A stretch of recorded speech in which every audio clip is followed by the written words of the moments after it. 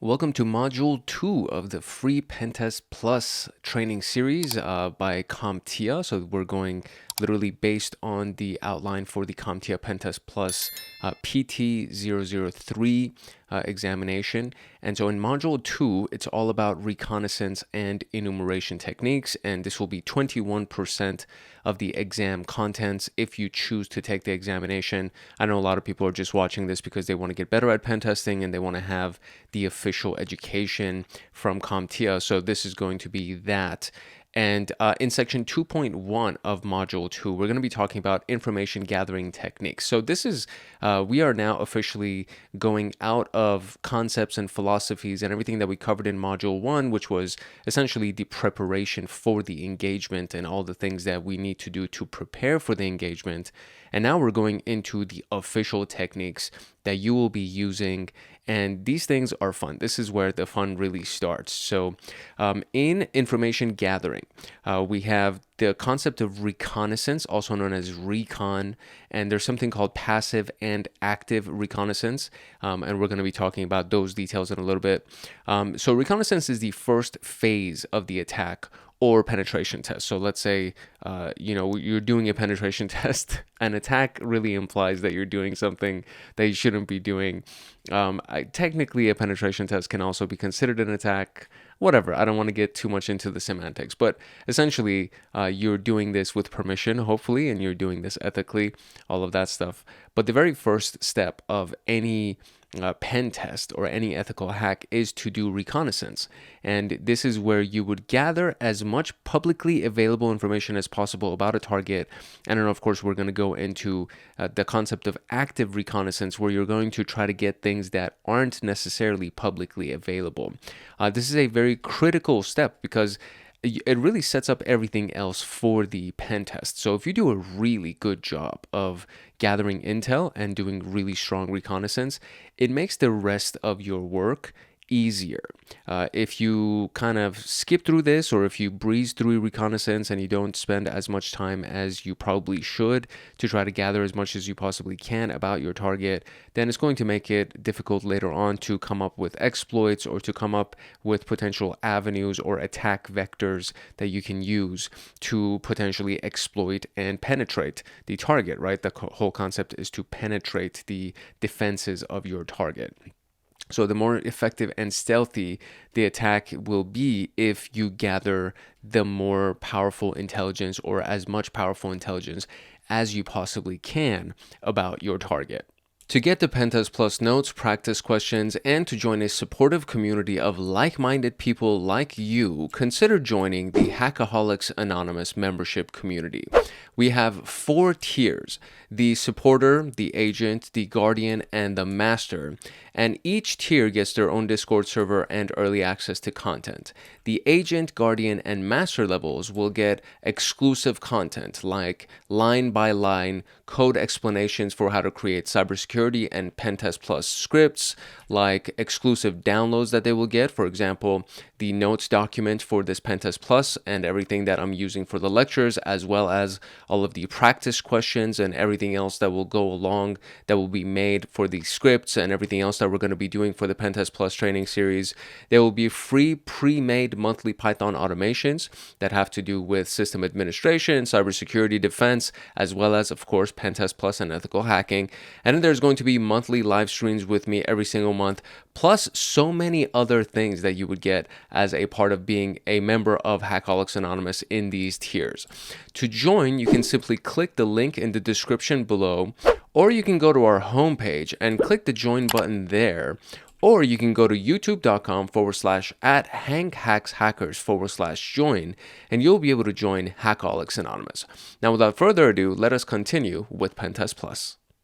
Under section 2.1 for information gathering, we're going to cover 4 subtopics. We have the the difference, the versus of active and passive. So active versus passive reconnaissance.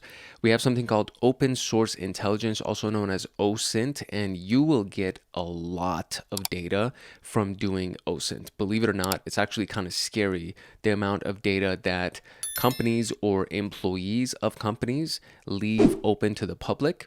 And it could be something that's on their social media, on a job board, repositories, DNS lookups, where you actually look at their domain name records, cached pages or cached pages. I don't know how you pronounce that. I always say cache, but I think it's called cached. So their cached pages, will be doing some Google dorking or Google hacking. There's a lot of amazing things that falls under open source intelligence, and you can get a lot from open source intelligence. Then we have cryptographic flaws and password dumps, which is also a very common thing.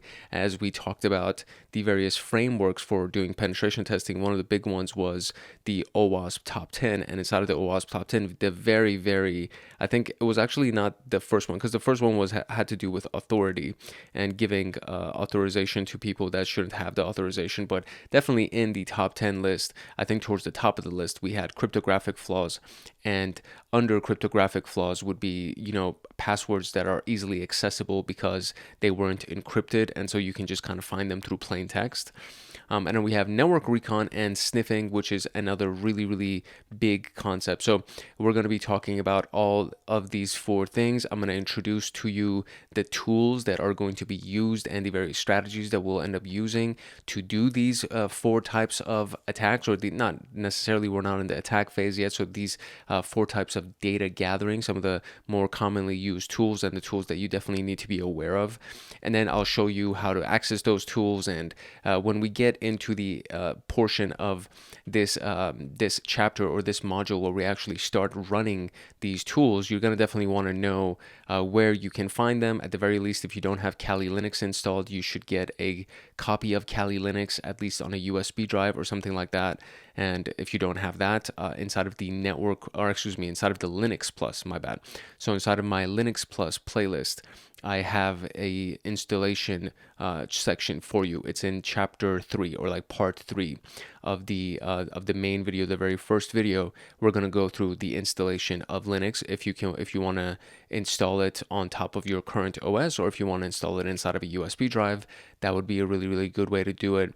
If not, you need to download the various tools, or at the very least create like an account. If it's an online based tool, you need to create some kind of an account where you can go ahead and use the tools that we're going to be talking about. And then later on, when we get to exploits, as we graduate from recon to actually exploiting and creating payloads and things like that, we're going to be using Metasploit and the victim version of Metasploit, which is Metasploitable, which is kind of like a victim machine that we can attack as much as we want without getting into trouble or anything. So these tools, and I already talked about it in module 1 at the very beginning of module 1, the introductory video. So hopefully by now you know that you need to get access to a good amount of tools to be able to pull off the labs that we're going to be talking about and using as we go through the rest of this PenTest Plus course. So just wanted to kind of give you just another reminder of that you're going to end up needing to use those various types of tools that we're going to be using and talking about. And if you haven't done so already, this would be a good chance. By the end of this video, you'll get another series of tools that you're going to get, and we're going to get more specific. And the more tools we talk about, I don't want you to just look at the philosophy behind it or the concept, the ideology behind it. I want you to actually use it.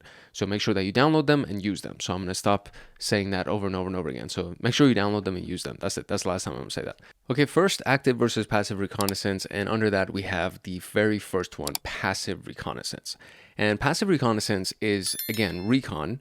You're doing it passively. So if you can think about the more quiet of the two, the quieter version of the two, that's what passive reconnaissance would be, right? So you are not directly interacting with the target system.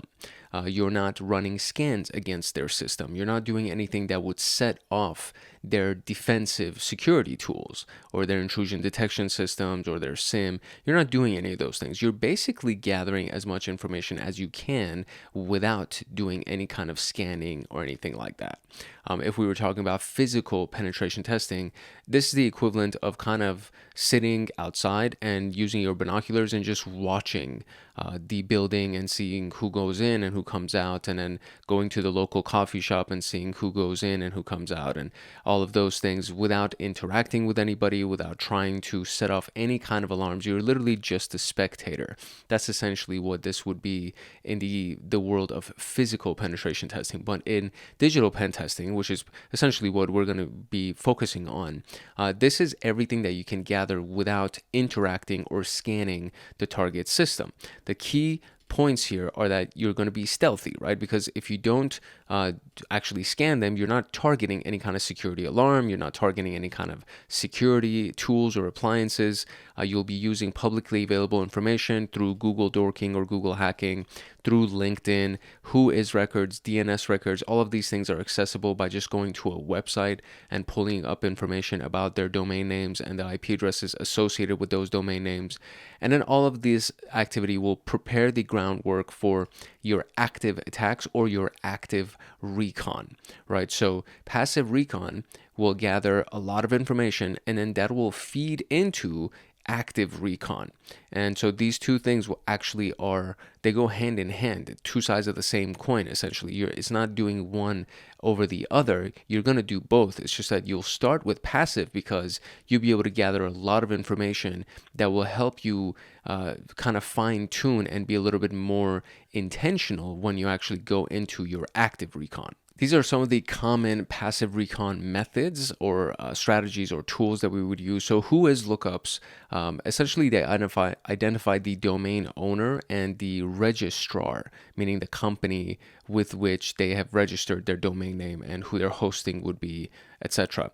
DNS records retrieves their subdomains, retrieves their mail servers, and the IP addresses that are connected to their domain names. And these two things can actually be done online without you using any kind of a command line tool. There are so many different online services right now that you can actually just do a Whois record search online for free without creating an account anywhere. You literally just land on the webpage and just type in the record. DNS records, same thing. And then OSINT tools, open source intelligence tools, are tools like Maltego, the Harvester, and the Harvester is definitely a command line tool. Maltego, I want to say it's also a command line, but there's also a GUI, a graphical user interface.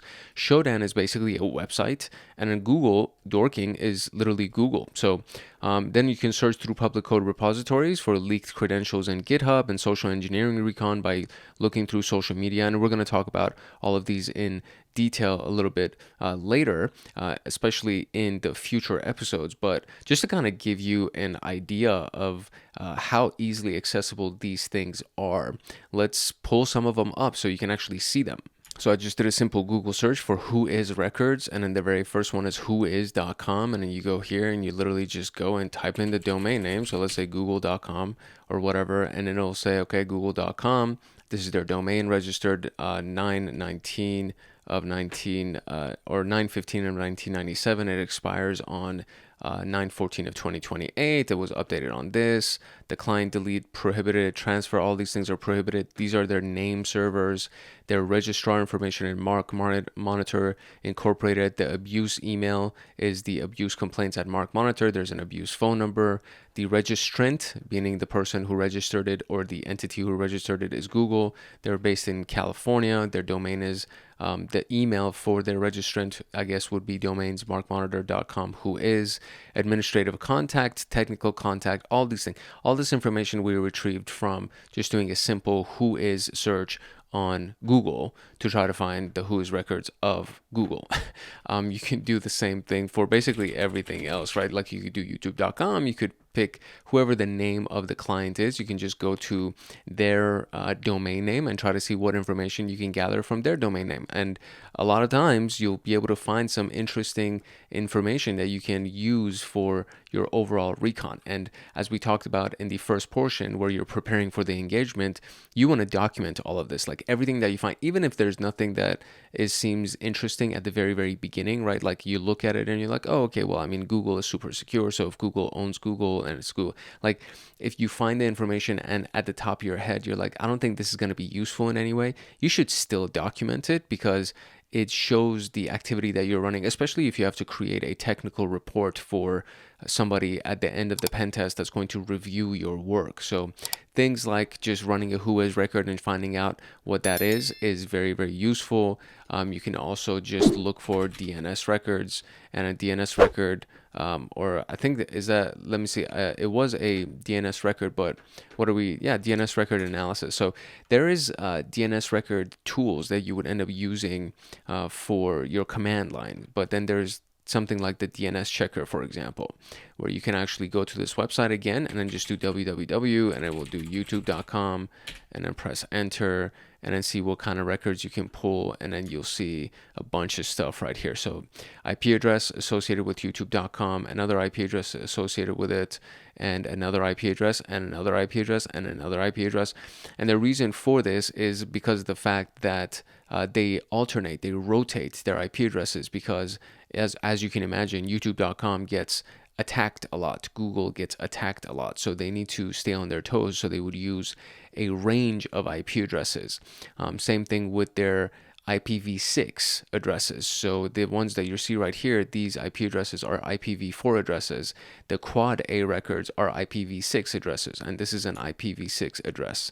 And these things are not commonly recognizable, because to the layman, to the average person, they just don't recognize what these things are. But if you really want to know the importance of them, you can go ahead and check out the CompTIA Network Plus playlist that I've created, so you can really understand the significance of IPv4 versus IPv6 and how to read IPv6 addresses and all of that stuff. Then you have their CNAME record, the canonical name. Oh my God, canonical name.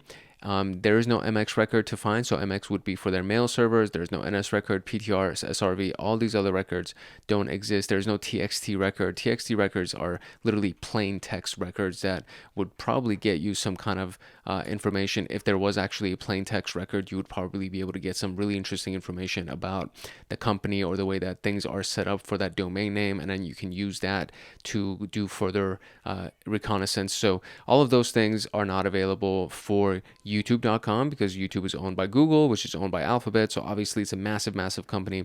But if you find a target domain that is not a massive $1 trillion company, then you can go ahead and try to run them. And especially for the company that you're hired to do a pen test for, you'll be able to get a lot of interesting information about their records. At the very least, getting a list of their IPv4 and IPv6 addresses is going to be very useful. And most likely you'll end up finding MX records and maybe CNAME records or something like that. You'll be able to find those types of things about them. So very, very, very useful little tool. And again, DNS checker was just another free one. And then of course we have the Harvester and Maltego, and then there's Shodan.io. So I'm not going to start running things on Shodan, because we have a segment that's actually dedicated to running Shodan queries. But Shodan.io is actually a publicly accessible website, as well as to be able to get as many things as you want, or to be able to get like a lot of different queries and responses. They do have a paid version. You can create a free account that will give you more information as well. But you can literally search for like types of devices, like let's say Apache servers, and you can search for Apache within a given country, or Apache that's for a specific company, and you'll be able to get a list of all of their IP addresses and all the open ports and everything that they have. Shodan is very, very useful. It's a very, very powerful tool to try to find records of actual devices inside of a company or a network.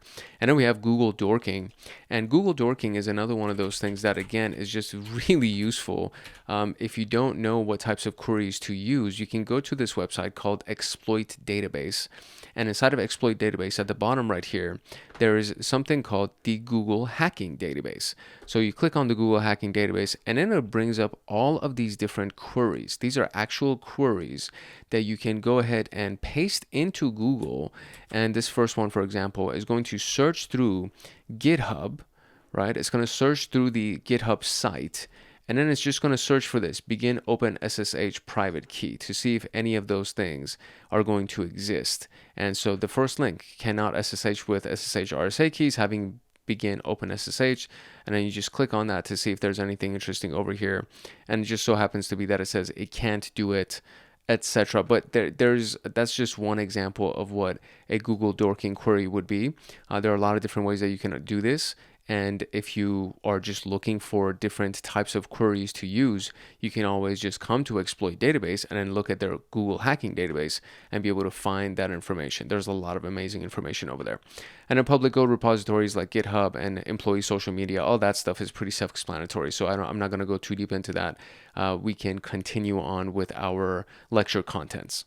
And that brings us into active reconnaissance. So active reconnaissance involves directly interacting with the target's network or their systems to probe for weaknesses. This is much more intrusive because you are actually starting to actively scan them. And this can trigger IDS or IPS, so intrusion detection systems or intrusion prevention system alerts, includes scanning and probing techniques, and it identifies live hosts. It identifies open ports and vulnerabilities. These types of things are definitely going to show up on their intrusion detection or intrusion prevention or their SIM software or their endpoint detection and response. It's going to show up on some kind of a tool, especially if the company is big enough where they actually have a security operations center or at the very least a security team that has set these things up. So for the most part, active reconnaissance is definitely a louder type of an approach compared to passive reconnaissance, because literally passive reconnaissance is you're just looking at the internet trying to find data online. Active reconnaissance involves actual scanning and probing against their systems and their network, and that just always shows up on some kind of a security appliance. Some common active reconnaissance methods would be scanning of ports, grabbing the banners from their websites, crawling the web or crawling their website, I should say, SMTP enumeration, SNMP queries. So port scanning, one of the most common tools, which is an industry standard type of a tool, is done through Nmap. And this is an example Nmap query that we can see right here, where they're doing a stealth scan. It's also known as a SYN scan. And if you don't know what that means you don't have a strong enough understanding of basic networking. So if you recognize the TCP handshake, where there's a SYN packet that's sent, and then there's a SYN acknowledgement packet, and then there's an acknowledgement packet. If you don't know what that means, then you need to have a much stronger understanding of basic networking concepts to be able to make sense of this. Again, PenTest Plus it requires that you have a very basic, at the very least, a very basic understanding of networking concepts. And so sending just a SYN packet means that you're not completing the full TCP handshake, the three-way handshake, and it's just gonna drop the connection right after the SYN packet has been sent. But it will tell you whether or not a port is live, right? If a port is actually open. And in this particular case, the -P says that we're looking for a given port, and then we've given it the port that we want to look at. Port 80 is HTTP, 443 is HTTPS, the secure version of HTTP, and then port 22 is the default port for SSH, secure shell, which is remote connections. And we're looking at it for the target.com website. So we're running Nmap against these different ports for target.com. You can also use the IP address of target.com or the IP address of any given company. And this is just a very basic query that you can use with Nmap to see if these ports on the target.com website are open. Now, you can actually run a given set of vulnerability scans that come pre-installed with Nmap as well, and run them against the target.com or whatever the target actually is, and end up finding, if there are any vulnerabilities, you'll end up finding some good information about the vulnerabilities and what possible ways you can go about exploiting those vulnerabilities. Banner grabbing is identifying the version of their service that's running. So for example, Apache 2.4.48 would be a version of a web server that's running. And one of my favorite ways to do this is actually use a tool called I forget the name of it, Wapalizer. So if we click on Wapalizer right now, I'm literally inside of Google Docs, so it's going to just show me what's going on with Google Docs. But it's going to say the analytics is being run through loglib. They have miscellaneous under PWA and Open Graph. JavaScript frameworks are here. Font scripts are the Google Font API. the code mirror as their editor, JavaScript libraries, etc. And this is a very, very easy, free plugin that you can install to your web browser. And from there, you'll be able to gather a bunch of information about the target website just by doing a quick little scan using Woppalizer, and it'll give you a bunch of good information, including, for example, the version of the services that they're running, so for their web server that they're using, or the database that they would be using. If they're using SQL, for example, it'll tell you what type of SQL database that they're using and what type of plugins that they have installed on their website. A lot of great information can be done by using Woppalizer, but then there are different things that you can also do. For example, Burp Suite is another really good way to grab a bunch of information about a website and what's running in the background of the website. Web crawling is extracting hidden URLs using a tool like GoBuster or a tool like Zap, where you actually go ahead and scan the website to see if you can find anything of note or anything that might not be easily findable by you just manually trying to go through their web links. And then GoBuster can help you find subdomains. It can help you find directories, a command line tool, very, very easy to use, very simple syntax to use, and really powerful. It can get you a lot of really good information. SMTP is for finding the mail transfer protocol. So it finds email addresses with the verify protocol that's available, and you're just enumerating to see if you can actually find any email addresses on a given domain name. And then we have SNMP that extracts network details from misconfigured devices, if they actually do have misconfigured devices, and trying to find some kind of detail about their network, the topology of the network, the IP addresses, so on and so forth. And so we already talked about this particular example that we have with Nmap, but as we go about doing more use of these different reconnaissance tools inside of the information gathering module, we're going to actually run these tools so you can see what they look like. Now that we understand the difference between active and passive reconnaissance, we can talk about specifically open source intelligence, also known as OSINT.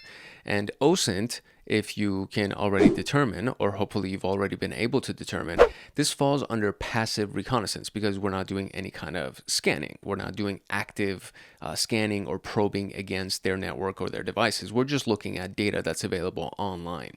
Now, social media reconnaissance is the most common form of recon in the modern era, mainly because employees tend to be careless. Sometimes they overshare company information on LinkedIn, Twitter, or Facebook. They literally put it inside of their bio's description sometimes, but if you end up watching them, they may be taking pictures of their workstation on Instagram, posting it on LinkedIn or on Facebook, and you can get a lot of information just from looking through their pictures. You can get a lot of information from the tags that they have, like the location tags, the geo tags that they have on these things. And of course, just people can be careless, especially if they haven't probably properly been trained on security concepts. They can be fairly careless, and then they'll overshare information about their company, overshare information about their own self or their user accounts on the company. If somebody puts their work email in their bio or on their LinkedIn page, for an attacker, that's like a really easy way to be like, oh, okay, their work email is being, in most cases, their work email is what's used to actually sign into their work email account or to some of their login pages, their admin login pages, or just general employee login pages. They use their work email as their username. So there is the work email that's being shared that ends up being one of the critical pieces of information that now I can just use that combined with, let's say, John the Ripper, and do some kind of a password attack against your work email login or your work account. And that's a really big issue. A lot of companies, to be able to kind of protect against this, to be able to account for this, they issue employee IDs to the employees so that they use the employee ID number instead of their email account to log into the critical systems and their services. Attackers can actually use this information to craft spear phishing campaigns, meaning instead of doing a big blast against everybody inside the company, if they find your work email, they can just use that information to do an attack against your against you specifically, using a targeted phishing campaign. And if they know that, based on the pictures that you've posted on your Instagram, I know that you go to this one coffee spot every Sunday or every Monday or whatever, and let's say Monday through Friday, like the coffee spot that's local to your job. So I know that you like this coffee spot. So I'm going to pretend to be the coffee spot, and I'm going to email you saying, hey, we have this great promotion where you can get, a 50% discount on your favorite coffee or whatever, or get a free cup of coffee if you just go ahead and share this with somebody else, or if you give us your feedback. You know what I mean? Like, any of these things seem so harmless to somebody who has their guards down, and they'll be like, yeah, I'll give you a little survey. Why not? I'll give you a survey and give you my feedback, and boom, they just click on the link, and next thing you know, the exploit has already run. By the time that they figure out what happened, the exploit is in their system and it's doing some of the other things that it needs to do. So social media recon is actually very powerful. It's literally taking advantage of the weakest link in the security chain, which is the human being. Common social media OSINT techniques would be LinkedIn profiling to identify employees, their job role, and the technologies that they use. Twitter monitoring, now known as X monitoring, which tracks leaked credentials or security incidents. Facebook and Instagram extracts personal employee data for social engineering. GitHub profiling searches for company-owned repositories and API keys, and all of these things actually fall under social media reconnaissance, which is, again, one of the easiest ways to gather OSINT, open source intelligence. Some really powerful OSINT tools for social media recon would be the Harvester, which we already talked about. It's actually a Python script, essentially. It's like a command line tool that you can run using Python that will extract emails and usernames from social media. Sherlock is another tool that can search for usernames across multiple social media platforms, which is really useful. Socialsearcher.com is a real-time social media monitoring tool that can monitor your social media to see if you have anything posted or keep track of you, so I don't have to necessarily have Instagram open or have my notifications turned on for your Instagram profile, for example. It's like real-time social media monitoring. So these are just some of the tools that are available for doing social media reconnaissance, but you can literally just Google and try to find a bunch of other stuff that would be available for use for this specific purpose. The Harvester is the most commonly used one and talked about one in the context of security and pen testing, and as well as Sherlock. These two are actually commonly talked about. I've talked about them in a lot of the pen testing videos that we did from Try Hack Me. So we've actually used the Harvester inside of a lot of tutorials that I've created on this particular channel. So this is not something that should be new, especially if you've been a follower of this channel for some time. So this is not something that you should not have heard about before, and most likely it's going to be something that you will be asked about because it is one of those commonly known tools. It's like one of those industry standard tools when it comes down to doing reconnaissance against social media accounts. This is a really big one. This is actually one that I have experienced a lot as I went through my job search. I recently actually just got a job when I moved to Las Vegas, so I'm no longer looking, but there was I can't even begin to tell you. I think it's like, it definitely goes in the dozens of job postings where inside of the job description, right, they give detailed technology information, and you can find this or use it to find software, operating systems, cloud services that the company has used, and they will literally say somebody that can work in Apache, MySQL, PHP, the LAMP stack, security tools that have been used. So experience using Splunk or SIM in general, the security information and event management concept, CrowdStrike. They will say these things. There's every company almost that's looking for a technology person will actually list, or not even somebody that works with technology. Let's say somebody that's supposed to be a data analyst. So the HR person that's creating the job posting isn't looking at it from the perspective of a penetration tester. They're literally saying, hey, I need to find somebody that knows what they're doing in this particular field with these particular tools. And the more specific I can be in the job description, the better type of candidate I can expect to find. And so they will say that, we're using these types of tools, and the ideal candidate will be able to use these types of tools, or they have experience with these types of tools. And then they'll even go further. Well, they'll be like, yeah, you're going to be doing X, Y, and Z with this tool. And it's like, dude, you're just giving away all the information to somebody who can really leverage information, who knows how to piece together information to create attack vectors, that's like gold. Cloud service providers must be experienced in AWS, IAM, and S3, which is identity and access management, as well as their S3 buckets, which is the simple storage system buckets. I mean, these types of things, again, you're just giving it away. You're telling the attacker, the pen tester, this is the type of stuff that we're using. And so this is job boards and recruitment sites are another one of these gold mines where you can get a bunch of intelligence about your target and the technologies that they're using. Now, to be able to find the type of stuff that you're looking for, you would go through these various websites. So LinkedIn job postings, Glassdoor, and Indeed job postings. And then you can use a Google Dork query. So we just literally talked about it. So you're looking for the LinkedIn website or through the LinkedIn website, and you're looking for the keywords hiring, Splunk, and or AWS. So if I literally just copy this and we go ahead and paste it inside of the browser right now, we'll probably end up finding something that's relevant to this query. So there we go. Jobs via Dice hiring, AWS cloud engineer, mid-level cloud engineer, Splunk SaaS, AWS EKS, AWS consultant with EKS Splunk or Datadog, Dexian hiring AWS EKS, global partner technical.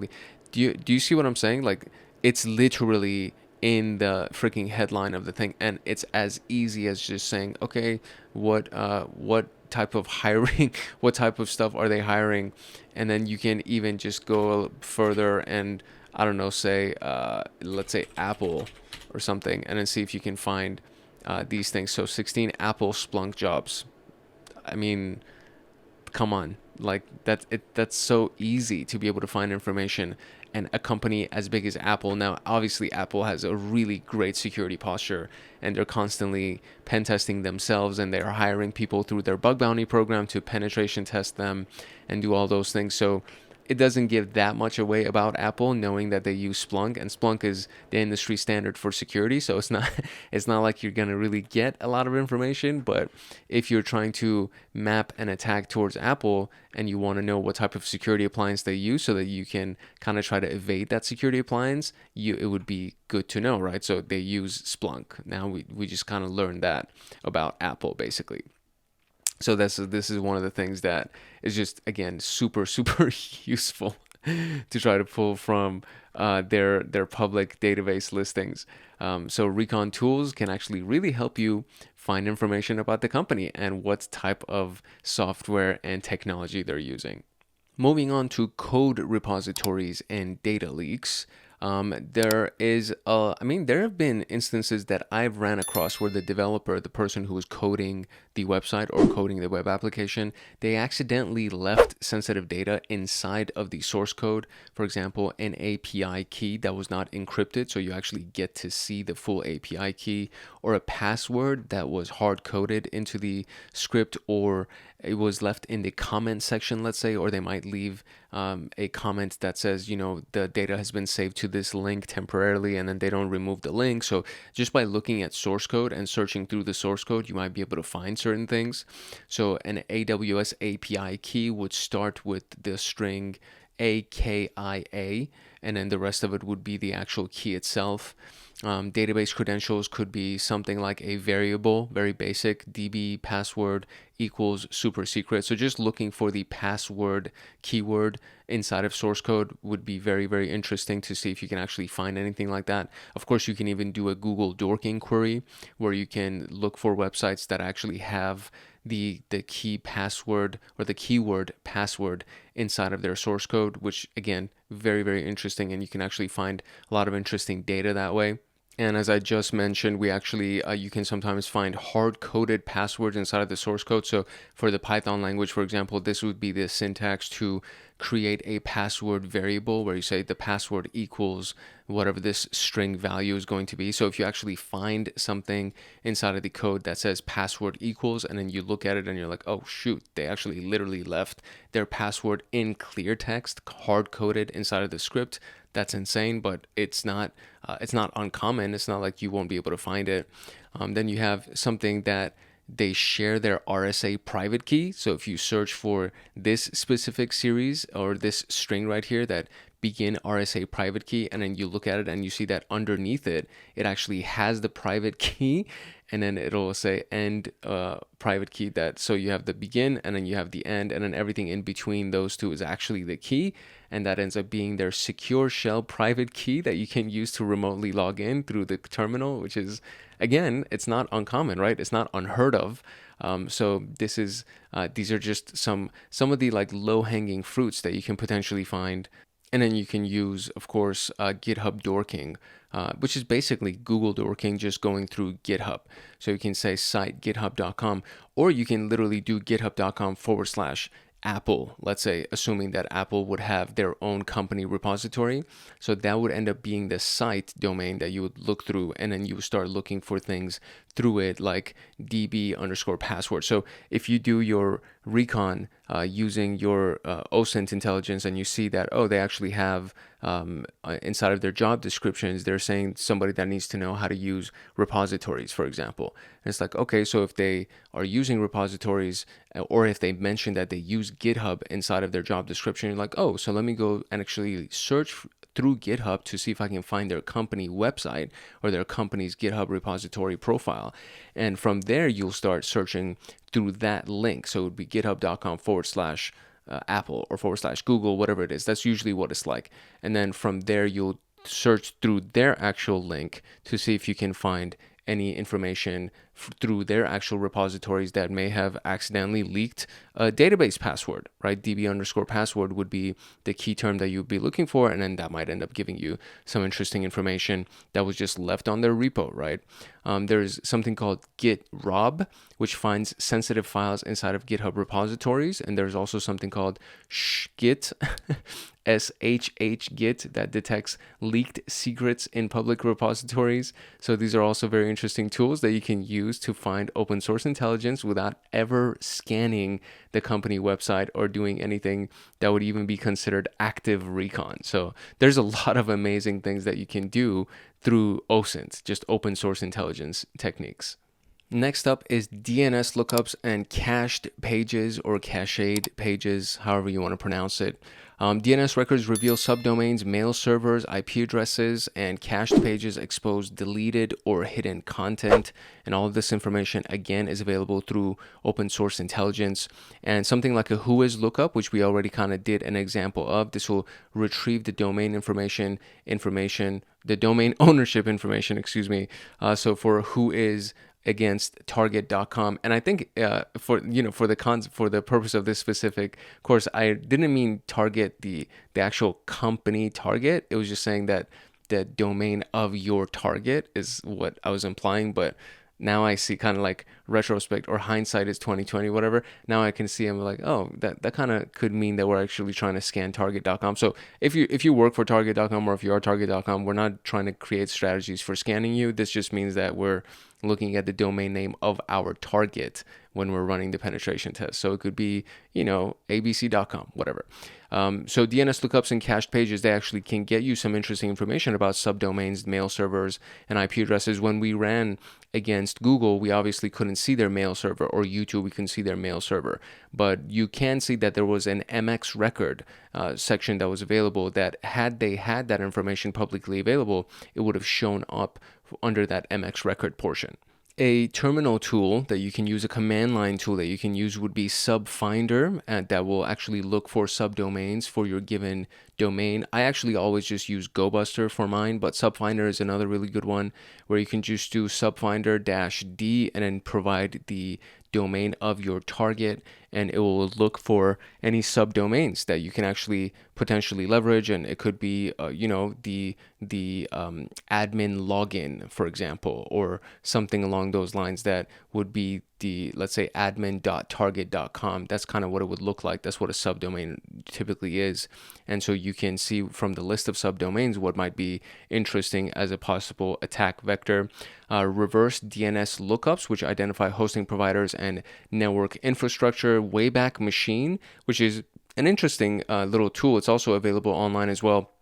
And you can literally just do a Wayback Records search, or like Wayback Machine search, something like that, to try to find it on Google. And this extracts the archived versions of web pages. And if those types of records have been distributed online because the website was not configured properly, and that information is still available online, you can actually find archived versions of web pages and maybe even find the content that might be interesting to you for your purposes. There are OSINT tools for DNS and cached pages. So DNSdumpster.com, which provides DNS mapping of a target, Wayback Machine, archive.org. There we go. There it is. I knew I had it somewhere. So archive.org for the Wayback Machine, which retrieves old website versions. Amass, which is automating the subdomain enumeration. There's also GoBuster, which we already talked about, that can do something like that for you as well, where you can just run it. It is through the command line. So you would run it and then you would try to see what you can find for these subdomains that are available. Typically, when you use GoBuster, though, you do need to use some kind of a word list to try to be able to find potential options for that domain. For tools like this, it doesn't seem to require that you actually need a word list. You can just run it and then it'll use an internal word list to see if it can find any interesting subdomains for you. All right, moving on to our next main section, which is the cryptographic flaws and password dumps. And under cryptographic flaws, you have encryption, right? So cryptographic is connected to encryption. Anytime you see cryptographic, think about encryption. Now, SSL and TLS are types of encryption standards. So the TLS 1.0 or SSL 3.0 are the older versions of these types of encryption standards, so they're vulnerable to the poodle attack.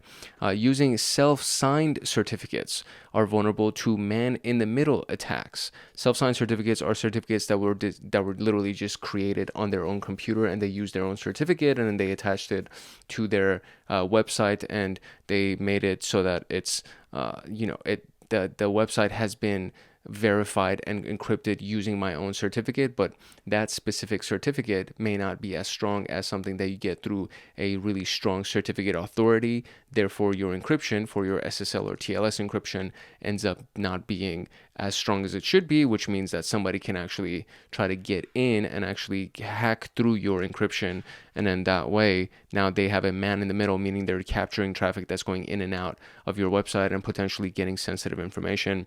There's the HSTS header, which prevents HTTPS downgrade attacks. And if that's missing, then now somebody can do an HTTPS downgrade attack against you.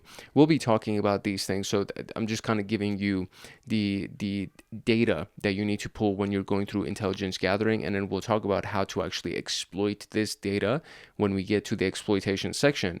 It's just that it's good to know whether or not somebody has an outdated version of TLS or SSL. And in general, like SSL is a little bit more outdated than TLS. So if you can actually see that they have SSL, it kind of means that they're a little bit more vulnerable than somebody who has TLS. And then if they have a self-signed certificate, which you can find by finding the name of their certificate authority, which is available by just literally going to the top right here, clicking next to the domain name, and then going to connection is secure, and then looking at certificate is valid. I'm using Google Chrome, but for Firefox, it might be something else. For Microsoft Edge, would be something else. But you can get it by just clicking on this button right here. And so when you click on that, it actually says, okay, this is the certificate, right? It's been issued to google.com and all their subdomains, and it's issued by WE2, which is under Google Trust Services, and issued on this date, expires on this date. This is the certificate's key and the public key, the SHA-256 hashes of them, and you can click on details to try to get more information about it. But when you click on that and then you see that, oh, they didn't get it through Google Trust, or they didn't get it through GoDaddy or AWS or these like really recognizable names, when you click on it and you see that, you're like, oh, I wonder if it's just something that they created themselves. And usually, if you've done some decent OSINT research, you would know that, okay, the name of their corporation is abc.com or ABC Incorporated, right? And their website is abc.com. So obviously, ABC Incorporated owns abc.com. And the organization here that has issued the certificate for them is ABC Incorporated. So ABC was the one that created their self-signed certificate. Therefore, we can actually probably try to get some information out of that and make it a little bit easier to try to hack into their website and capture their traffic that's going in and out. The OSINT tools for cryptographic analysis would be the SSL Labs scanner, which checks the TLS security on a website. There's testssl.sh, which is a website that scans for their misconfigurations. And then, of course, crackstation.net, which decrypts weak password hashes. We use this a lot inside of password cracking exercises. Really, really great freaking website because they have a giant database of password hashes. So you can't decode a password hash, but basically if it's a weak password, that means that the hash already exists in some kind of a database like CrackStation or one of the word lists for John the Ripper or something like that. And so if that's the case, then you can go ahead and easily decrypt that weak password by just using whatever the plain text value would be for that hash. We'll talk about it when we actually get into password cracking, but CrackStation is a really, really good web. I've used CrackStation a lot. It's actually my go-to before I run any kind of command line tool for cracking a password. I just go on CrackStation. I'm like, I wonder if this hash already exists on CrackStation, and you just drop the hash in there and it'll automatically detect it. You don't even need to tell it what kind of algorithm was used to create that hash. It'll just be like, oh, this is a SHA-1 hash and here's the plain text password. It's so easy to use. It's scary how easy it is to get some of this stuff taken care of, which is why it's like, dude, you want to be paranoid and you want to have strong security. But anyways, all right, moving on. Next up is password dumps and credential leaks. So I don't know if this has ever happened to you, but usually when I or it's not usually, sometimes when I log into a website or a service that I have an account with, and I log in with a password that's very short or like an old password or something like that, there will be a pop-up that says this password appeared in a data leak. We recommend that you change your password. And that has happened very, very frequently. One of the most common password documents, it's called a password dictionary, is the rocku.txt password dictionary. You can literally download it for free from Google. Super, super easy to get. It has tens of millions of passwords inside of it that were leaked at some point. And I think it was either, I don't know if it was like Adobe or maybe it was MySpace or something. It was like one of these like really big websites at one point that they got hacked, and so all the passwords that they had was dumped into a TXT file, and then now that's available online for free for people to use. There's also something called the SecList, SecList repository on GitHub that has dozens of dictionaries in it that can be used for enumeration or password cracking. There's also breach compilation. So there are literally billions of leaked passwords that when you combine these different sources, you can find so many freaking dictionaries that have a bunch of leaked credentials inside of them. It's kind of crazy. Dhashed.com searches for username and password combinations that have been leaked. Have I been pwned or owned, I guess, but it's PWNED. Have I been pwned is a website. So you can actually go to this website and run your email address inside of the little search box. You don't need to create an account or anything. And it'll tell you whether or not your email address has been pwned, whether your email address has been either sold or somebody at some point found it. And if you have like a lot of subscriptions to a lot of different newsletters and things like that, most likely your email address has been sold to somebody else, which means that you show up on this database, which means that you should not be using that specific email address for sensitive accounts and sensitive services. For example, your bank account. You should not be using an email that has been on this Have I Been Pwned website. You should not be using that email for your bank account. So attackers can actually use previously leaked passwords like these password dictionaries to perform credential stuffing attacks, which we will get to when we actually get to the password attack section of our PenTest series. And this is one of the most common ways to actually attack somebody. There are so many tools that are available that can be used for free, like Hydra, like John the Ripper, that you can actually use a password dictionary as long as you have somebody's username or you have somebody's email address, which again, if they listed it on their freaking LinkedIn profile, it's like, okay, well, now I have your work email address and I can use a rocku.txt password list to see maybe you were, this careless person, you were careless enough to put your email in your bio, so maybe you were also careless to create a really weak password. Therefore, I can probably use it to hack into your work email or something like that, or hack into your computer at work and then use that to escalate my privileges and do some lateral movements. And we'll talk about what all of that stuff means in a little bit. But yeah, it's not that hard to pull these things off. Okay, the next one is network reconnaissance and sniffing. So what is network reconnaissance? This is doing recon against the network, right? So you identify active devices, services, and vulnerabilities inside of a network.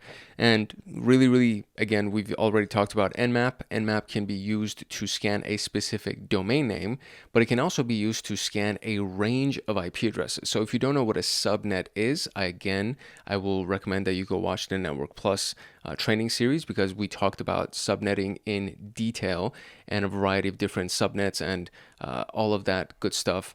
This specific subnet has the first 24 bits filled in. So these first 24 bits are the network. So 192.168.1. Each one of these is an octet. So when you have 3 octets, that means 24 of those bits have been filled in, which means this last 8 bits right here is where the addresses are going to be filled in for the various devices. So on this specific subnet, you can have up to 254 devices, or 254 IP addresses, I should say. So when you want to scan against these this specific network to see which IP addresses exist, you would use this type of syntax, and then you would run Nmap, and then Nmap is just going to be like, hey, I found all these different IP addresses for you. And then you will use a different option inside of Nmap to be like, okay, I want to know what services are running on every single one of these IP addresses. And then Nmap even allows you to dump all of the data that it collects into an output file, so you can use it later in case you don't want to look at everything inside of your terminal window. So really powerful tool. It's used very frequently, and this is another one of those things that's just freaking amazing. So identifying active devices, services, vulnerabilities inside of a network is all a part of network recon. And then there are obviously different ways that we can do this as well. ARP scanning is another one, which identifies live hosts inside of a LAN. So address resolution protocol is essentially the protocol that connects MAC addresses to IP addresses. So if you're inside of a LAN, or you're connected to, let's say, their Wi-Fi or something like that, you can actually be inside of the LAN.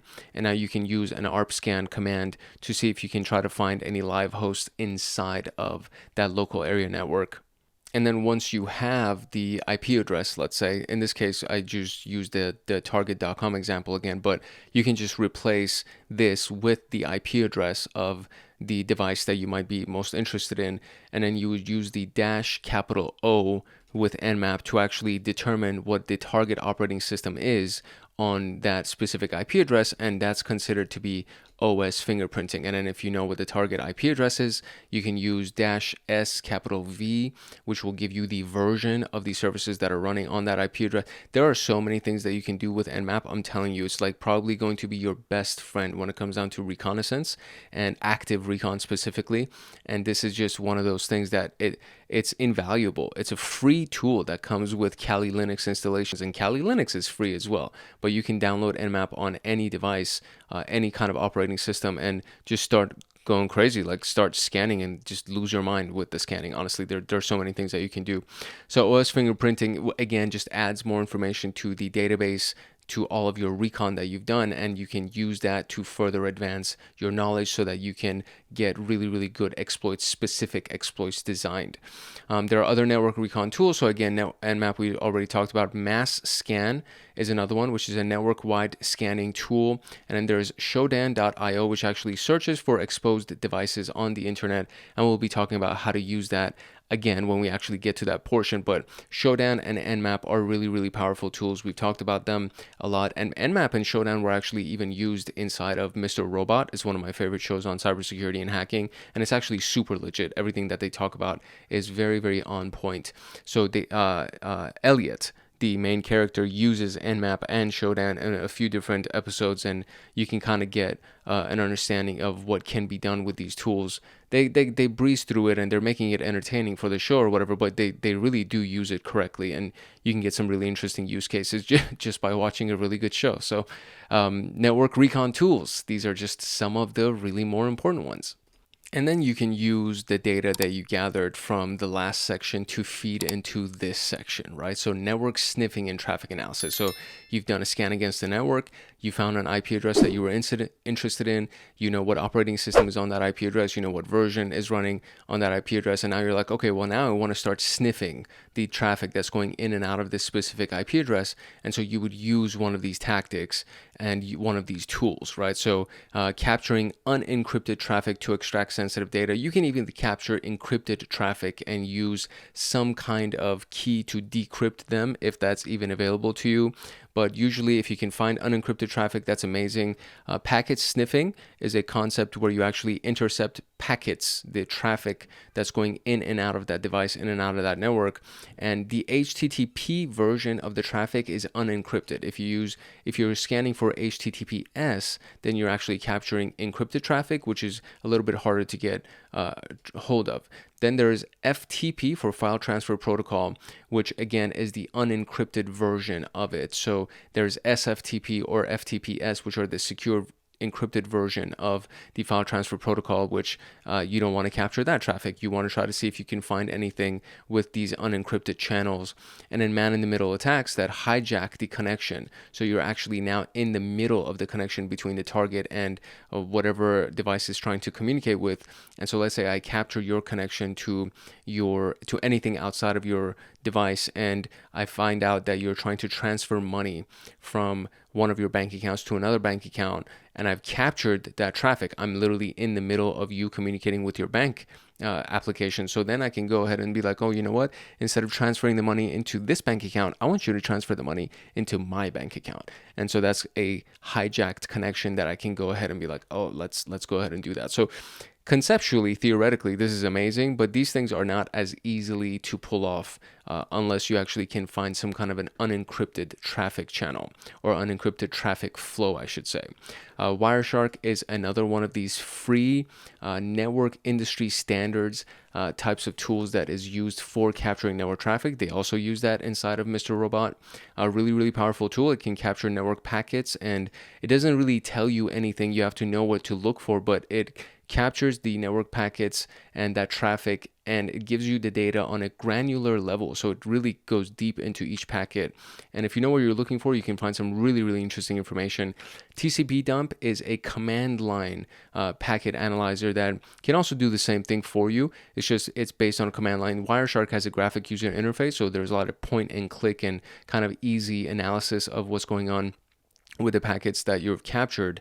And TCP dump is a command line version, so it's a little bit more challenging to the naked eye if you want to use TCP dump over Wireshark, but TCP dump is very, very quick in case you don't have access to Wireshark on the device that you're using. A lot of times you can access TCP dump, and then both of these tools will allow you to read PCAP files, which are packet capture files that is essentially traffic that was captured and stored into a file for review later.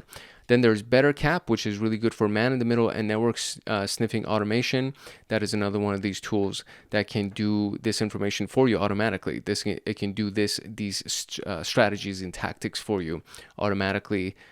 Again, just use these things with your discretion, and be careful and don't do it maliciously and all of that good stuff. But yeah, these are really powerful tools for network sniffing and traffic analysis.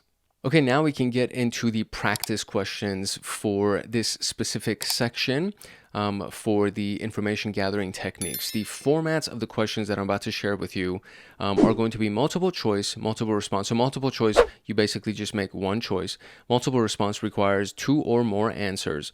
And there are performance-based questions like scenarios and drag and drop and things like that. Now for the format of the slideshow that I have, it's very difficult for me to create drag and drop and matching questions. So all of these types of questions are inside of this document that I'm using for this presentation, and you will get access to this from becoming a Hackaholics Anonymous member. If you become an agent level member and above, you can get access to this document, as well as the slideshow that actually has the rest of the practice questions in there as well.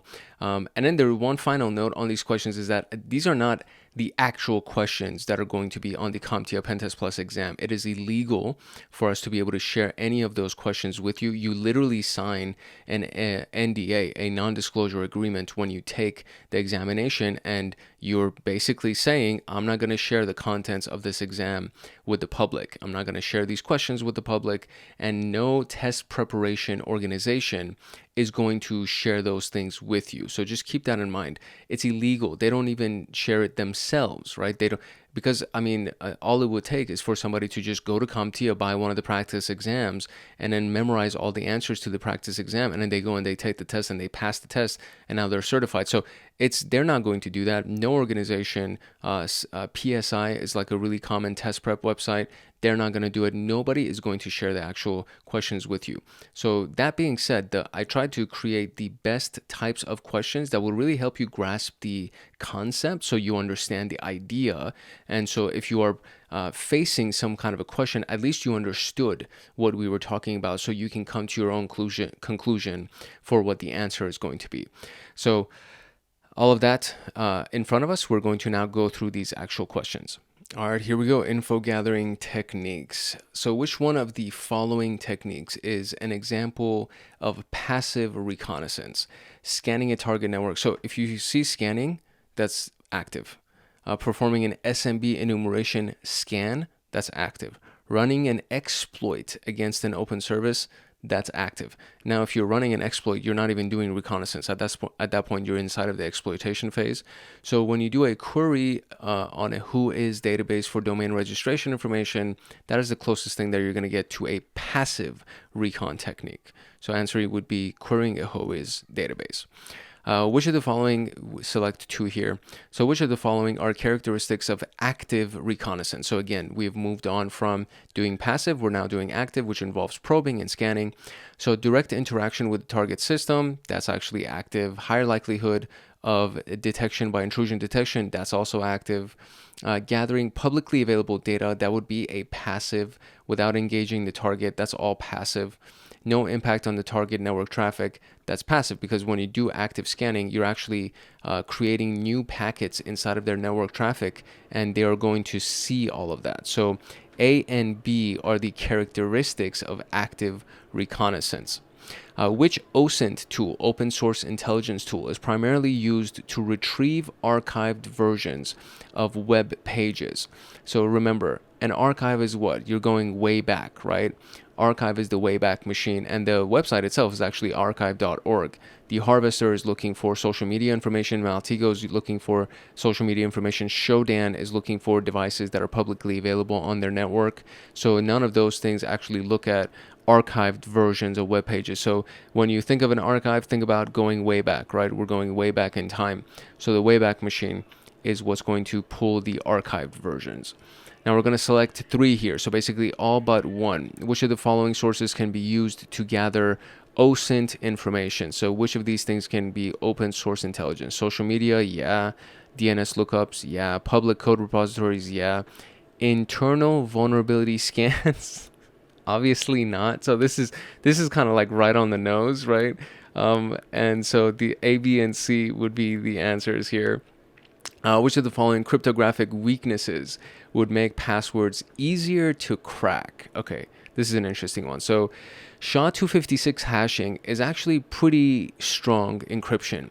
Salting is when you add even extra information. So let's say my password is cryptographic, and then I add, that ends up becoming my password that's encrypted. And then at the end of that, they add a salt, meaning they add 4 or 5 extra numbers and letters to make the encryption even stronger. So if you do use SHA-256 hash with salting, that's actually not a bad approach, and it's kind of strong. Storing passwords in plain text, I mean, dude, that is the most obvious no-no ever. So my answer would be B. PBK DF2 with 100,000 iterations is way strong. It's super strong. Implementing AES and Advanced Encryption Standard 256 encryption for password storage is also a really strong encryption standard. So I mean, it's kind of obvious, again, like right on the nose, right? But storing a password in plain text is a cryptographic weakness that will make a password really easy to crack. You don't even need to crack it. It's like it's stored in plain text. What are we talking about here? Which of the following are commonly used techniques to crack leaked password dumps? So two questions here. We're looking for techniques to crack a leaked password dump.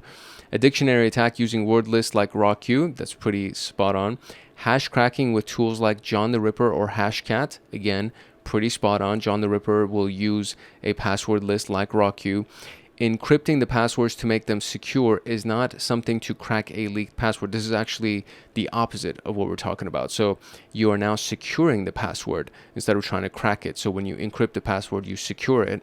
And then running a Nessus scan to find open services has nothing to do with cracking leaked password dumps. You're basically just trying to find vulnerabilities and open services on the IP address or the computer or the domain name that you're looking for. So it can lead to cracking a leaked password, but it's not a technique that's actually used to crack the leaked password. So A and B would be the two answers here.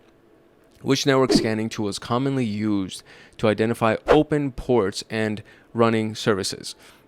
I just know, as soon as I see it, I know that it's Nmap. If I'm looking for open ports and running services, and it's a network scanning tool, so Nmap stands for Network Mapper, I just know that it's Nmap. Burp Suite can actually do this for you as well. It's most likely, actually, I'm going to take that back. Burp Suite is not going to find open ports and things like that. You would have to do all of that information in advance, and then you would use Burp Suite to try to capture the requests that are being sent to the web server and retrieved from the web server and try to modify those requests. So that was actually completely incorrect. Burp Suite is not the answer. It cannot be used to do what they're describing here. Wireshark can capture network traffic, and you can see data about the services that are running in the network traffic, but most commonly used would end up being Nmap, and then Hashcat is used for cracking hashes. So Nmap is the answer here. Which of the following tools can be used for network sniffing? So we are sniffing the traffic of a network, and we're using two tools. So we know that Wireshark does it. We also know that TCP dump does it. Nikto is a really good tool that you can use for gathering intelligence, and it's used for trying to find the vulnerabilities of a website. So Nikto can actually help you find vulnerabilities, but it's not going to capture network traffic. And SQL map is for trying to map the database information, for example, the tables and the version of SQL, for example, that's being used for a relational database that's being housed on a web server. So it gives you everything that has to do with databases. Nikto gives you vulnerabilities on the website. TCP dump and Wireshark are actually used for network sniffing or capturing network traffic. All right, so scenario here. A pen tester is gathering information about a target company without directly interacting with the network, so that's passive. The tester finds employee names on LinkedIn, looks up domain registration records, and searches GitHub repo using exposed or trying to find exposed API keys. What type of reconnaissance is being performed? That is passive reconnaissance. Lateral movement is when you're already inside of the network and you're moving around to try to find other usernames and credentials. Exploitation is the step that goes before lateral movement, so you exploit some kind of a vulnerability to get into the system, and then you can move around laterally. Active reconnaissance involves scanning, and of course passive reconnaissance is gathering information without directly interacting with the network. So passive recon is the answer. Pentester intercepts unencrypted credentials traveling over a network by using a packet sniffing tool. The tester then attempts to crack the captured hashes using a pre-computed hash lookup table. That is known as a rainbow table. Okay, so a rainbow table, imagine a spreadsheet, like an Excel sheet or a Google sheet. One column is just password hashes.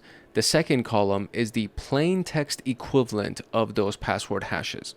And so when you're trying to crack a hash, you're not really reversing the hash. All you're doing is you're just looking through this table to see if that hash already exists in your database. And if it does, what's the plain text value of that hash? That's exactly what a rainbow table does.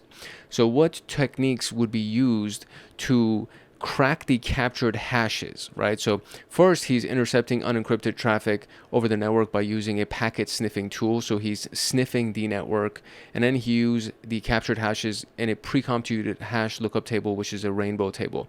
ARP spoofing is a scanning technique that's used inside of a network to try to find devices. SQL injection is an exploitation technique where you try to inject malicious code inside of a form to try to get access to data from an SQL database. So rainbow table attack and network sniffing are the two techniques that were used back to back. So network sniffing was the first technique to capture the traffic, and then the rainbow table was used to try to find the plain text of the hashes. So A and B. And that is it for our practice questions for this particular section. So that was a good section. It was a good introduction to all the techniques and tactics and tools that we're going to end up using. And then we're going to go deeper into enumeration techniques. So enumeration is the advanced version of information gathering. This is now where we actually go and try to find different IP addresses inside the network, different subdomains or directories inside of a domain name, etc. So enumeration, it also includes finding usernames and passwords. That's technically falling under enumeration as well. So when you enumerate something, you're essentially trying to look at all of the different entities that exist within a thing. What are the different assets that exist inside of this particular network or device, etc. So that's going to be the next thing. And then, of course, we're going to use all of this information when we get to exploitation. So section 2, module 2 is all information gathering. So we're going to be looking at all the different techniques to be able to gather some really, really good information that we can use to create exploits when we get to the exploitation module. So I hope you actually found a lot of good value in this particular video. If you have any questions about it, please drop it in the question and comment section below. And I will share with you in a couple of seconds what you can do if you wanted to get access to these practice questions and the notes document that I'm using for this test, or for this lecture, I should say, for this test. And that is pretty much it, my dear friend. So with that being said, we're going to wrap this thing up, and then I'll see you in the next episode for section 2.2. To get the PenTest Plus notes, practice questions, and to join a supportive community of like-minded people like you, consider joining the Hackaholics Anonymous membership community. We have 4 tiers: the supporter, the agent, the guardian, and the master. And each tier gets their own Discord server and early access to content. The agent, guardian, and master levels will get exclusive content like line-by-line code explanations for how to create cybersecurity and PenTest Plus scripts, like exclusive downloads that they will get. For example, the notes document for this PenTest Plus and everything that I'm using for the lectures, as well as all of the practice questions and everything else that will go along that will be made for the scripts and everything else that we're going to be doing for the PenTest Plus training series. There will be free pre-made monthly Python automations that have to do with system administration, cybersecurity defense, as well as, of course, PenTest Plus and ethical hacking. And then there's going to be monthly live streams with me every single month, plus so many other things that you would get as a part of being a member of Hackaholics Anonymous in these tiers. To join, you can simply click the link in the description below, or you can go to our homepage and click the join button there. Or you can go to youtube.com/@hankhackshackers/join, and you'll be able to join Hackaholics Anonymous. Welcome back to the CompTIA PenTest Plus training series. In this video, we're going to continue on with our Reconnaissance and Enumeration module. And inside of this module, we are now going to be talking about enumeration techniques specifically. So in the last one, we kind of did an overview. In the very previous episode, we did an overview of recon and enumeration. And now we're going to talk about actual enumeration techniques. And these are going to be the techniques that we're going to be running when we get into the practical section of this training series. And this is where you get a bunch of really useful information about your target system, your target network, and overall the assets that you're going to end up attacking. Officially, the description here is enumeration is the process of actively probing a target to gather detailed information about its infrastructure, services, and security weaknesses. While reconnaissance focuses on gathering passive intelligence, enumeration involves interacting directly with target systems to extract usernames, shares. Shares are file shares where data is stored, assets, files, images, spreadsheets, etc., where those things are stored. Services that are running on devices, API keys, and other critical data that we can use to create our payloads and create our exploits and really attack the systems that we have as our targets. In this particular section, we have 4 subsections, which is going to be the OS and service fingerprinting. Then we have DNS, directory directory, share, wireless, local user, and email account enumeration. So this is a pretty robust section right here. And then we have permission and secrets enumeration. So for example, API keys and session tokens and credentials. And then web crawling, robots.txt, which is a very useful text file that's available for websites that basically gives you the hierarchical structure of what's on that website. And we'll talk about that in a little bit. And then of course, the analysis of the website's sitemap. So I'm very excited about this section, and really just we're getting into all of the fun sections of PenTest Plus. So super excited to go on this journey with you, and I hope you are excited too. To get the PenTest Plus notes, practice questions, and to join a supportive community of like-minded people like you, consider joining the Hackaholics Anonymous membership community. We have 4 tiers: the supporter, the agent, the guardian, and the master. And each tier gets their own Discord server and early access to content.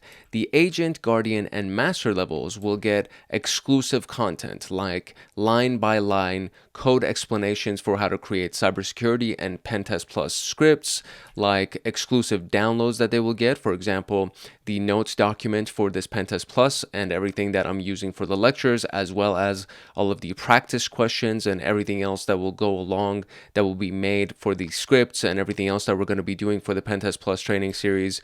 There will be free pre-made monthly Python automations that have to do with system administration, cybersecurity defense, as well as, of course, PenTest Plus and ethical hacking. And then there's going to be monthly live streams with me every single month, plus so many other things that you would get as a part of being a member of Hackaholics Anonymous in these tiers. To join, you can simply click the link in the description below, or you can go to our homepage and click the join button there, or you can go to youtube.com/@HankHacksHackers/join, and you'll be able to join Hackaholics Anonymous. Now, without further ado, let us continue with PenTest Plus. All right, let's talk about OS and service fingerprinting. So the operating system and the services running on that operating system or on that device, that virtual machine. So what is OS and service fingerprinting? What is fingerprinting in general, right? So it's the act of identifying the operating system and the running services on that target machine. And fingerprinting is just another way of saying enumeration. When you fingerprint something, think about what a fingerprint is, right? It is the identifier of a human being. When there's in the world of technology, there is more than one type of, or there's more than one version or more than one instance, I should say. So there's more than one time that you'll end up running across the same operating system or the same service. So it's not like a human being where their fingerprint is super unique and you're not going to find the same fingerprint on another human beings. That's not how it works in technology. In technology, you can find a bunch of Microsoft Windows 11 computers and a bunch of different instances of the Nginx server running, so on and so forth. So the idea, the concept behind fingerprinting is to identify what that thing is, right? So that's what we're doing by looking at the version of the service or the type of service that's running, the version of the OS that's running. You get a lot of really, really good information about how to narrow down your further activities and create specific payloads. For example, a payload that would be good against a Windows machine may not necessarily work against a Linux machine. So understanding what those things are will allow you to create really customized payloads and exploits and etc. And then so attackers will actually use this information, attackers as well as pen testers, because we're going to be pen testers. We're not going to be attacking an organization maliciously. We're doing it with permission. And our job is to use the information that we gather through fingerprinting to determine known vulnerabilities and plan our exploits and our attack vectors and everything that we're going to do once we have this critical information about what the OS is and what services are running, so on and so forth. So we're going to dive a little bit deeper into each one of these two. First up is OS fingerprinting. So OS stands for, again, operating system. So you have various operating systems that exist, meaning various versions of Windows, for example, Windows 7, or various versions of Linux, for example, Linux kernel 4 point whatever. And so the Windows 7 vulnerability, the most common vulnerability, or I guess we should say the most publicly known vulnerability that we have used in various exercises on this channel even, is the Eternal Blue vulnerability that exists, that you can literally run Metasploit and just pull up the Eternal Blue payloads that already exist and just run it, and you'll get a remote shell on the Windows 7 machine. And it's scary how easy it is.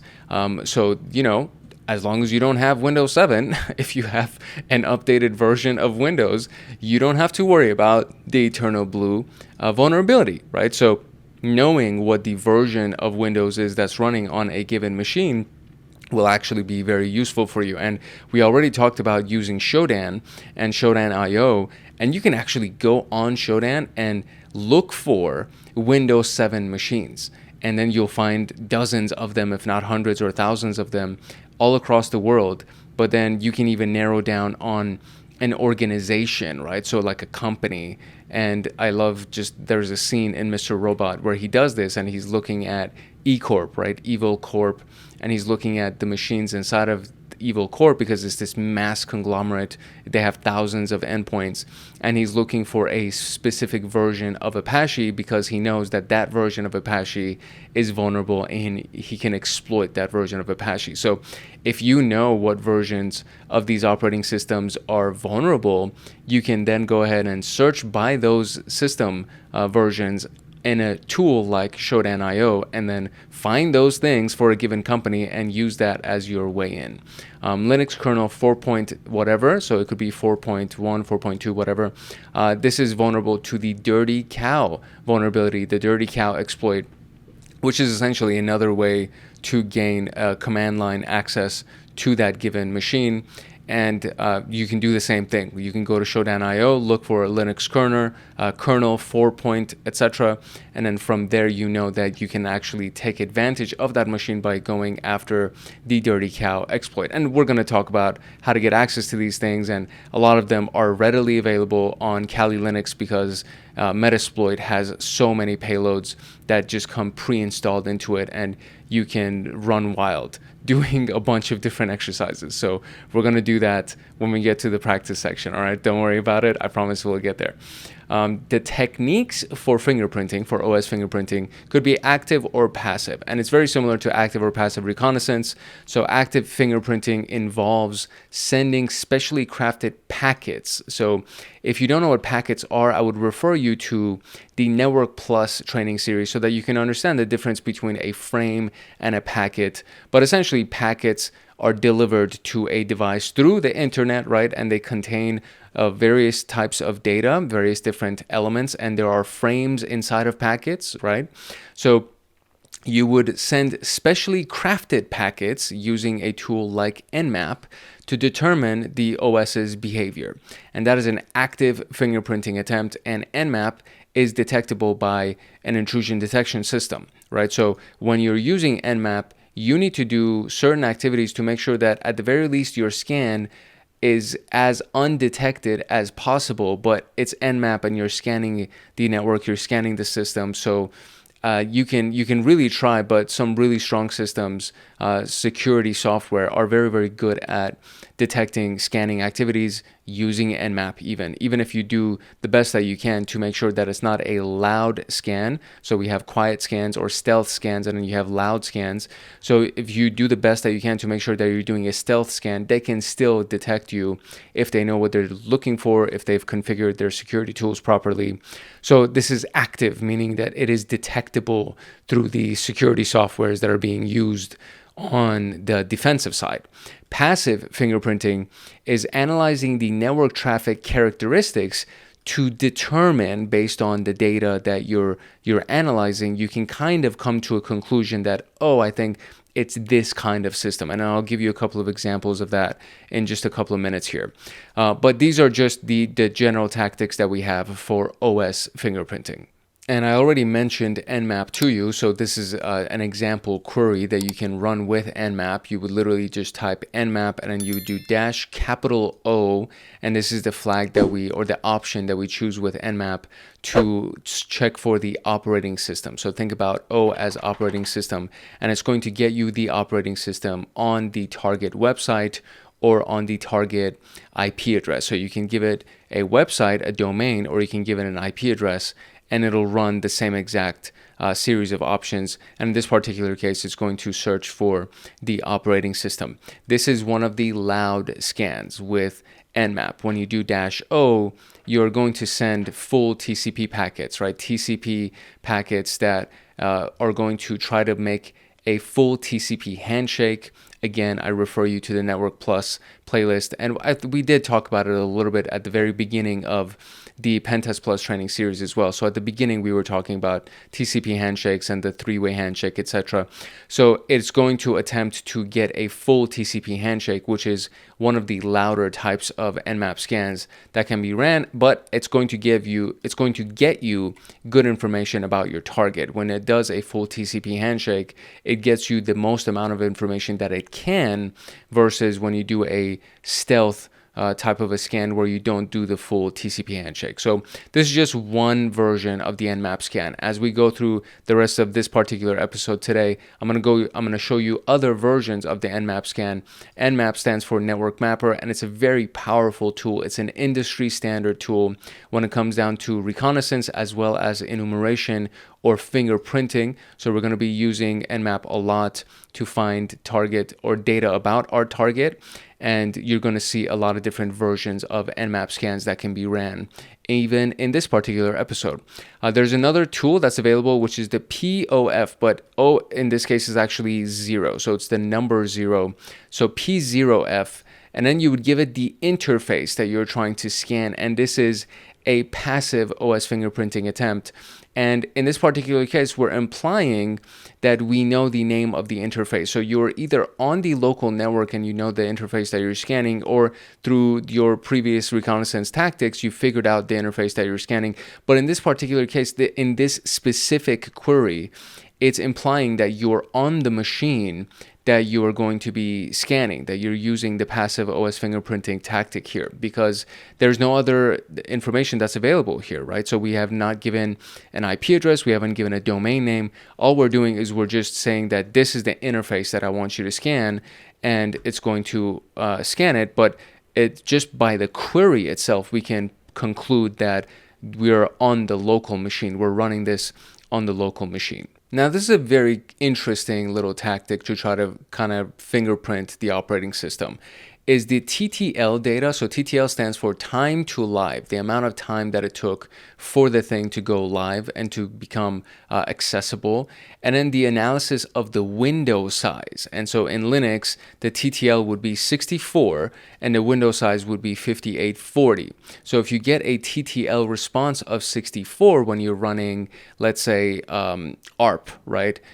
Or when you're running Nmap or ping, even like when you're running ping and you get a TTL of 64, a time to live of 64, you can rest fairly assured that you're dealing with a Linux machine. But then the window size is also very important here, because if you notice, FreeBSD also has a TTL of 64, but the window size is different.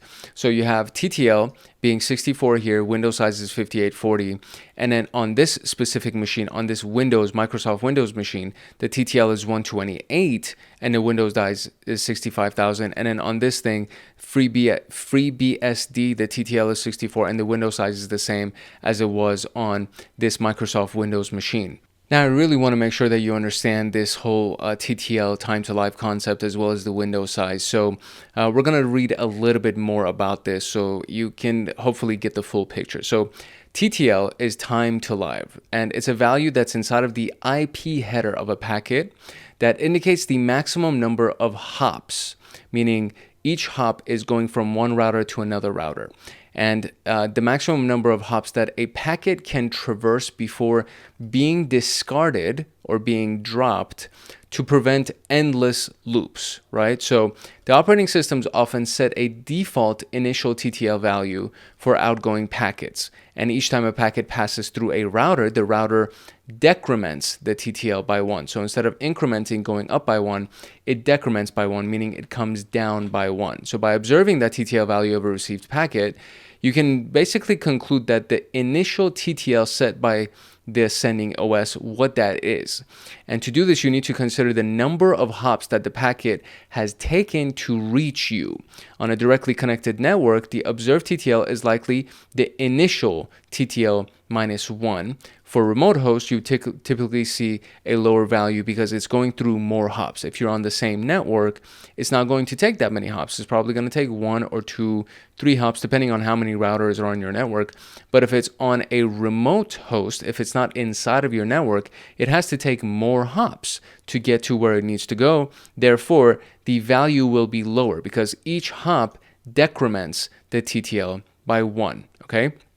So that is the basic understanding of TTL. Now, how this helps us in fingerprinting is understanding that different operating systems have historically used different initial TTL values. So remember, there's the default initial TTL value, and then every hop will decrement that value. It'll take 1 away from that initial value. It'll minus by 1.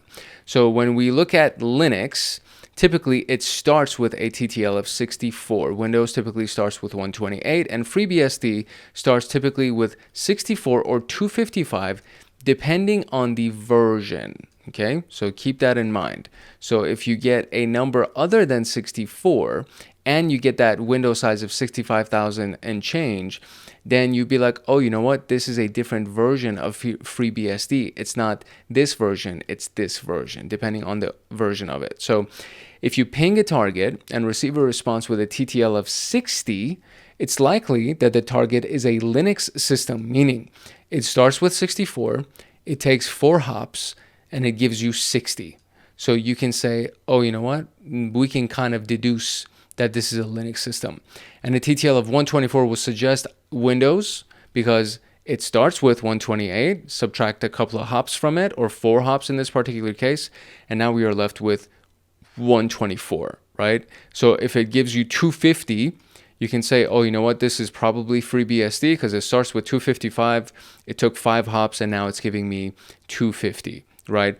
And typically it will take a maximum of 30 hops before it gets dropped. So if you have 34 and you know from your ARP query that it took 30 hops to get there, you can conclude that it's either Linux starting with 64 or FreeBSD, this version of it starting with 64. But to really get the more precise data, now we need to look at window size because both Linux and FreeBSD have a version that has a TTL, a starting point of 64. So now we need to understand what the window size is and how that connects to everything else. The TCP window size is a field in the TCP header, so not the IP header. Now we're in the TCP transmission control protocol header. And again, I refer you to Network Plus because we look at each packet in granular detail and very fine detail. So there are different layers inside of a packet, right? The OSI layers, and there is the TCP IP or the TCP layer, and then there's the IP layer, the Internet Protocol layer, also known as the network layer, etc., etc. So I would refer you to Network Plus, or at least a very basic understanding of the OSI model and the various layers inside of the OSI model, the 7 layers. If you don't understand that, it's going to be difficult for you to understand why these things are actually important. So the TCP window size is a field inside of the TCP header that specifies the amount of data that the sender is willing to accept in a single transmission without requiring an acknowledgement. It's a mechanism for flow control. Different operating systems and their TCP IP stack implementations often have different default or calculated initial window sizes. So how this helps us in fingerprinting is that the initial window size can be a strong indicator of the operating system. Older kernels of Linux often use a default size of 5840. Windows has various versions, and they can have different window sizes. It could be 65, 535 being common in older versions, and in other values like 81, 92 in the more recent versions. And FreeBSD commonly uses a default of 65, 535. So when we combine time to live and window size, using both of those things, we can actually increase the accuracy of our fingerprinting. So for example, TTL64 and a window size of 5840 is a strong indication that we're looking at a Linux machine. TTL128 and a window size of 65/535 often indicates Windows, though older versions have other configurations, right? 64 and 65, or a TTL of 64 and a window size of 65/535 points towards FreeBSD or potentially other Unix-like systems. So again, it's not as accurate as running an active enumeration scan using Nmap or a similar tool, but you're deducing based on the data that you're capturing from a packet, and you're saying, okay, the TTL is 64 and the window size is this.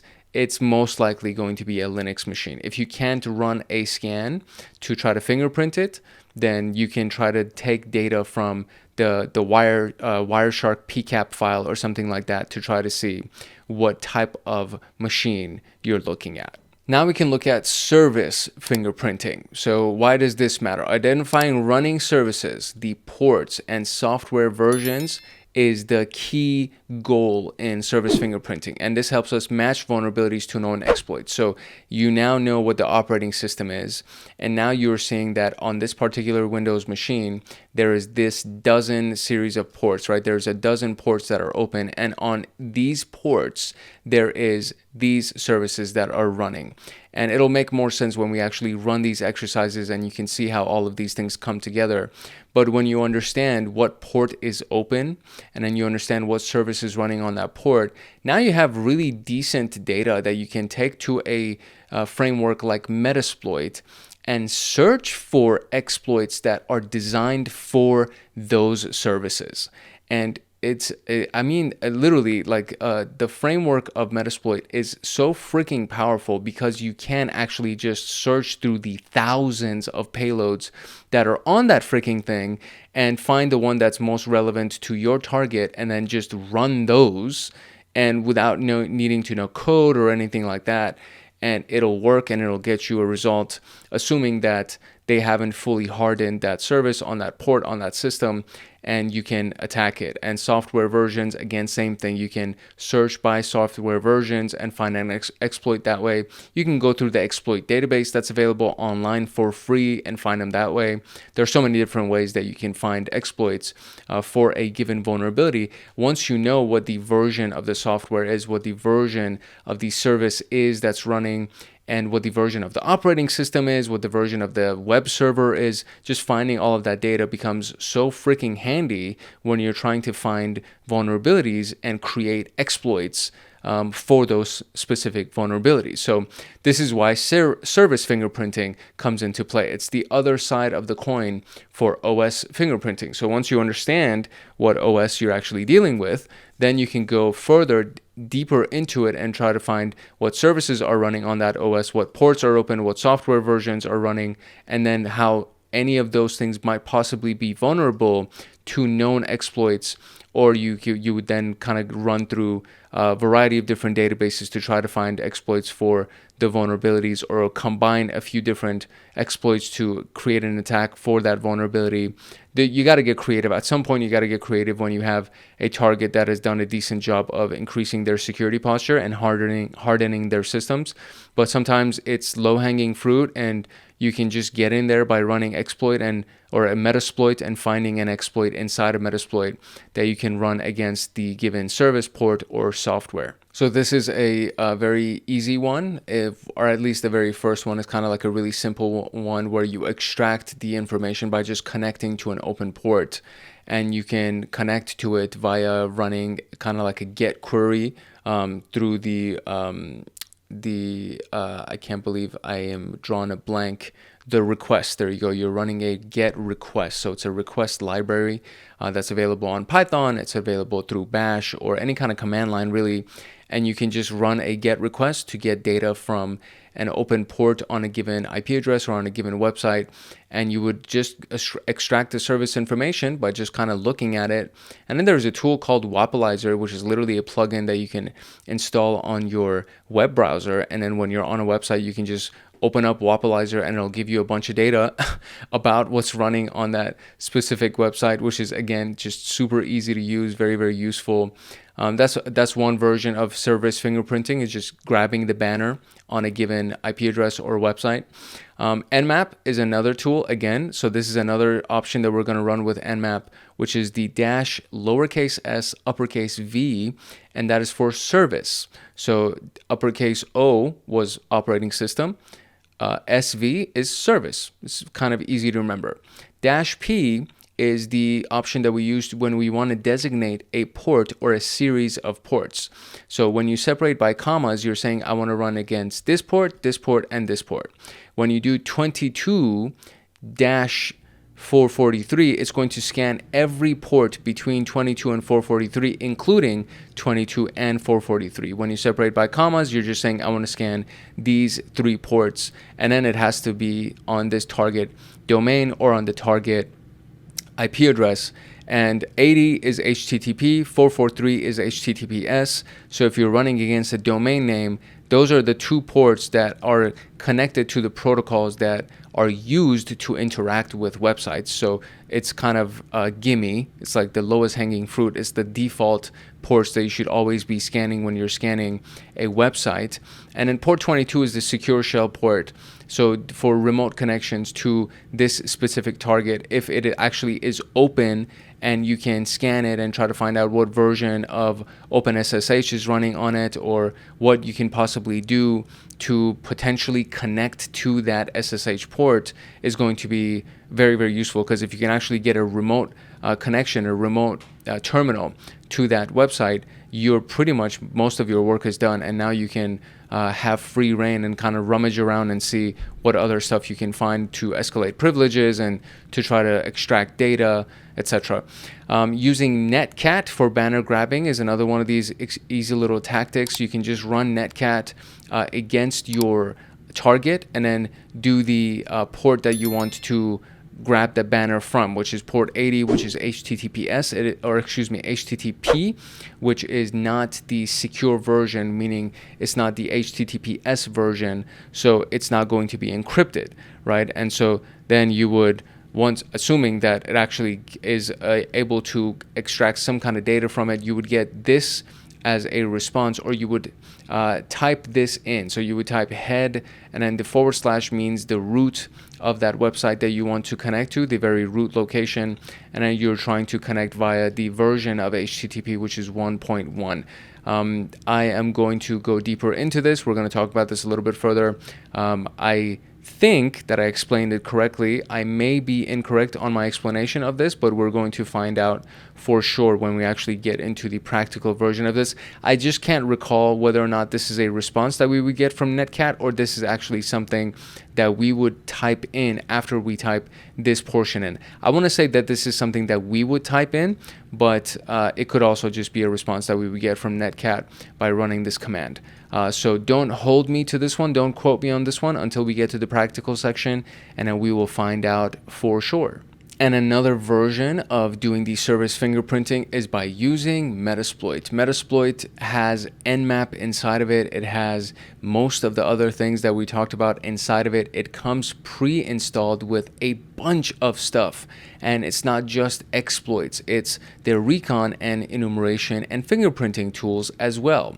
So using the auxiliary module inside of Metasploit is by just doing use, that's the keyword, the verb we're going to assign it, and then this would be the auxiliary module. Now, prior to this, let's say you don't know what auxiliary you want to actually use, you would literally do search, you would use the keyword search, and then you would do search, Microsoft Windows 7, or like search Windows 7, something like that.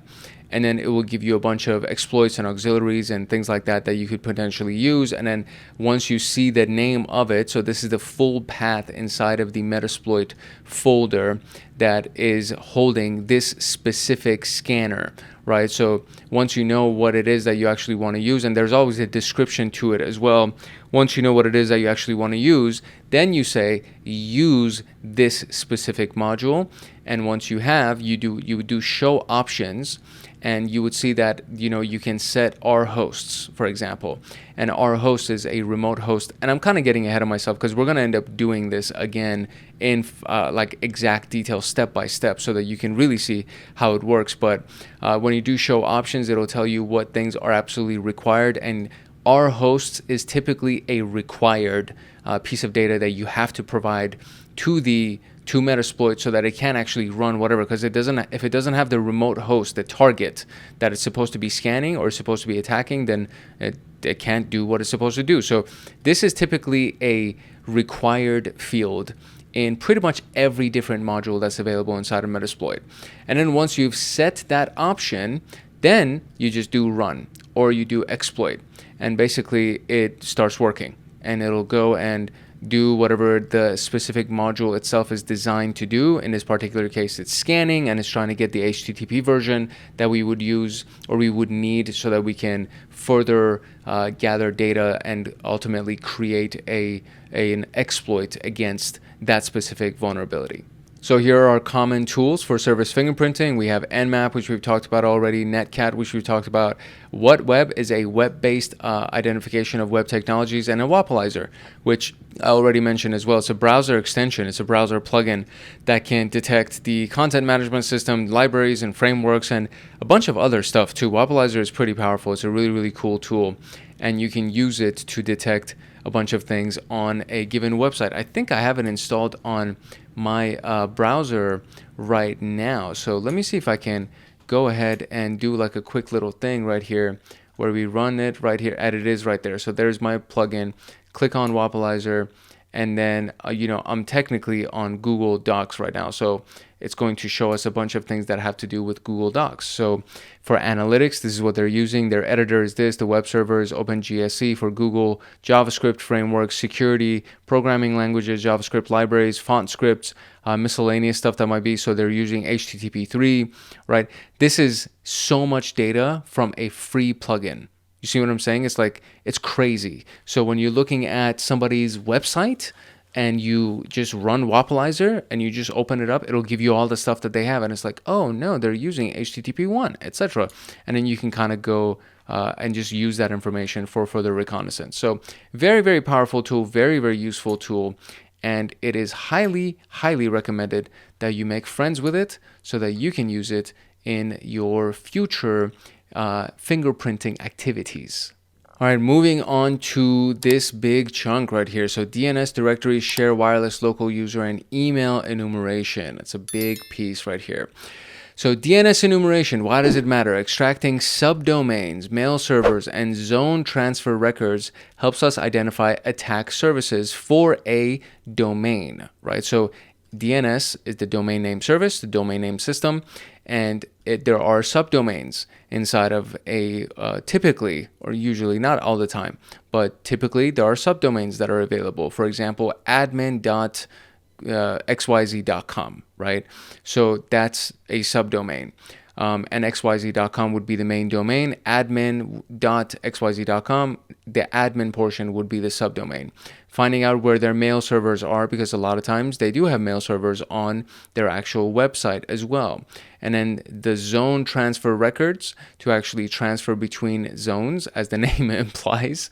And all of these things, they just allow you to identify various attack surfaces, that might be available on that specific domain name. There are a couple of common DNS enumeration techniques. One of them, the very first one, is the whois lookup. You can actually type whois inside of your terminal and then just give it the domain name, or the typically the domain name that you're looking for.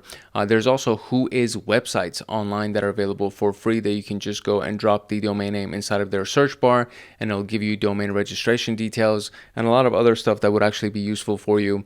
Then we have the DNS zone transfer, the AXFR attack that's available by by using dig. Now, dig is a command line tool that you can use to extract similar type of information that you would get from Whois, but you also get a lot of other information.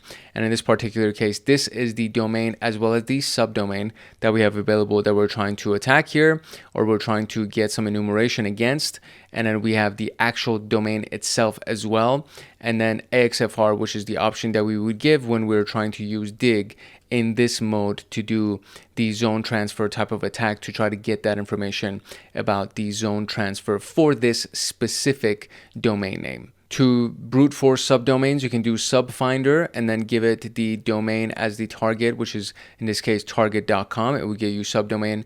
You can also use GoBuster. GoBuster is one of my favorite tools when it comes down to domain enumeration, and GoBuster has directory finder as well as vhost, virtual host finder. It has a bunch of different options that you can use to get subdomains, to get extensions to the domain. So like target.com/admin or /login, all of those it'll find for you. It'll find subdomains for you. It can find virtual hosts for you. Very, very powerful tool. But then you can always just use subfinder as well. Then we have the reverse DNS lookup. So if you do NS lookup, which is another one of those kind of default command line tools that's available, and you would use this to see what the domain name is for this IP address, or the other version where you do NS lookup and then you give it the domain name and it'll give you the IP address. You can also use web-based NS lookup tools. One of them is nslookup.io, and then you just go there and you type the IP address or the domain name, and it gives you a bunch of information about that IP or domain. The common tools for DNS enumeration would be DNS Dumpster, which finds subdomains en masse, which is an automated DNS enumeration tool, and the Harvester, which is a Python series of scripts that you can use to extract emails and subdomains from public sources. Really, really powerful series of scripts inside of the Harvester suite. And I've actually used it in a couple of videos before as well. Very, very useful tool. You just need to download it and make sure that it's installed and unpacked so that you have it available, and then you can just run the Python script for the Harvester. Next up is the directory enumeration, and this covers it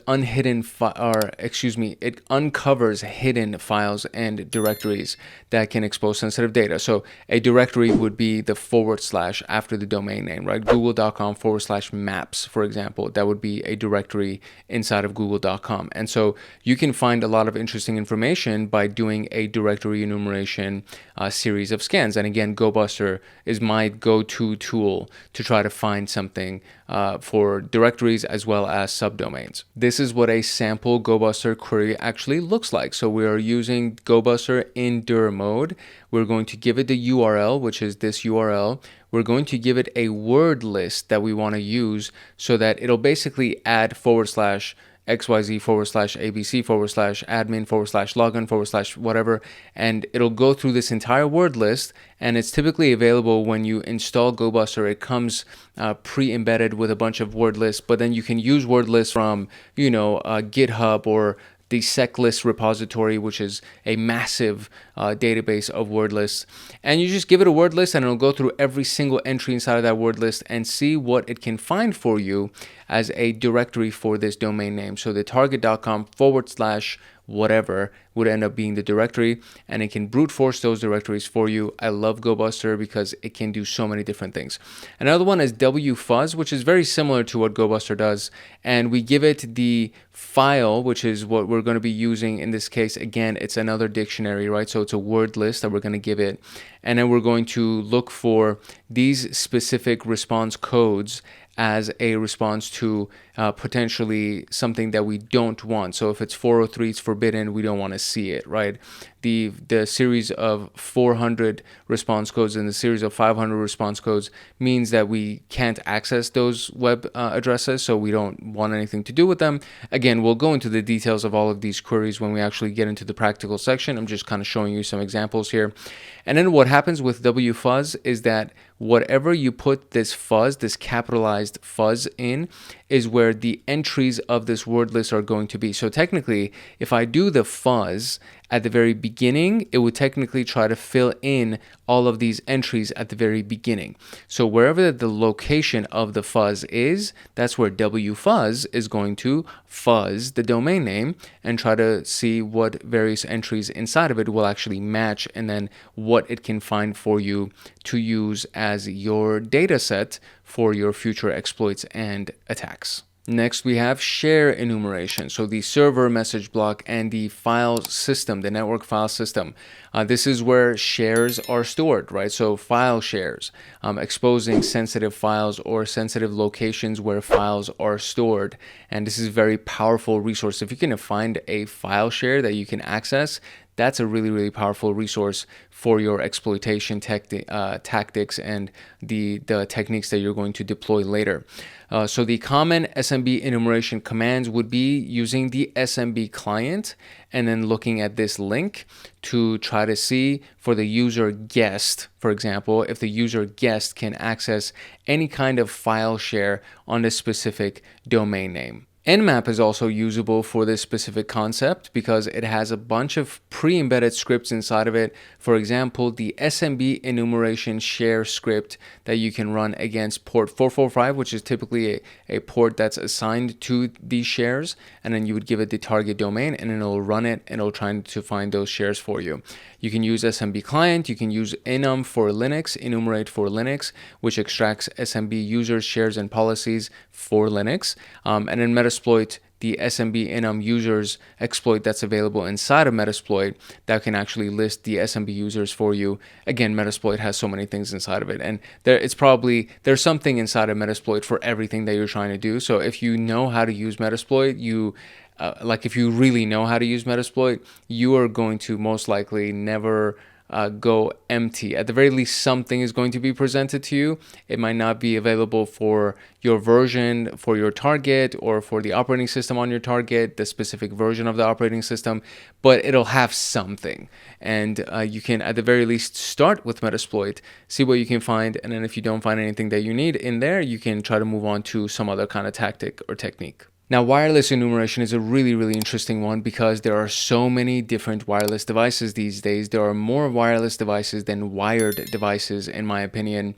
For example, cell phones and laptops and things like that. So you're looking for open, weakly encrypted, or hidden wireless networks, and that is the entire purpose of enumerating wireless devices and wireless networks. So you have the detection of a Wi-Fi network that can be done with IWList, which is another command line tool, and then you're looking to scan this specific Wi-Fi network or something that would be by that name, for example, so it can detect those networks that would be available on this specific interface. Let's say it could be available for that interface. If you have a wireless LAN interface on your device, you can run it and it'll try to see if it can find anything that would be available as far as wireless networks are concerned for your wireless interface. A really, really popular tool for this tactic or for this specific enumeration section is Airmon and AirCrackNG.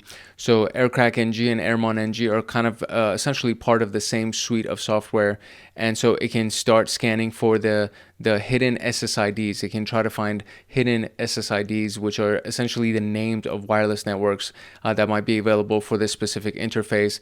AeroDumpNG, again, part of the AirmonNG suite of tools. AirCrackNG suite of tools does very similar, which is it finds the hidden SSIDs. You can use Wiggle.net to map a Wi-Fi network. You can use Kismet, which wireless packet capture, and it can try to capture packets on a wireless network. And then, of course, AirCrackNG, used for network sniffing to try to find Wi-Fi networks. And then you can even use AirCrack and Airmon to try to brute force the login into a Wi-Fi network or a Wi-Fi connection, which is really really crazy stuff. But you need a specific type of wireless router, like a wireless adapter.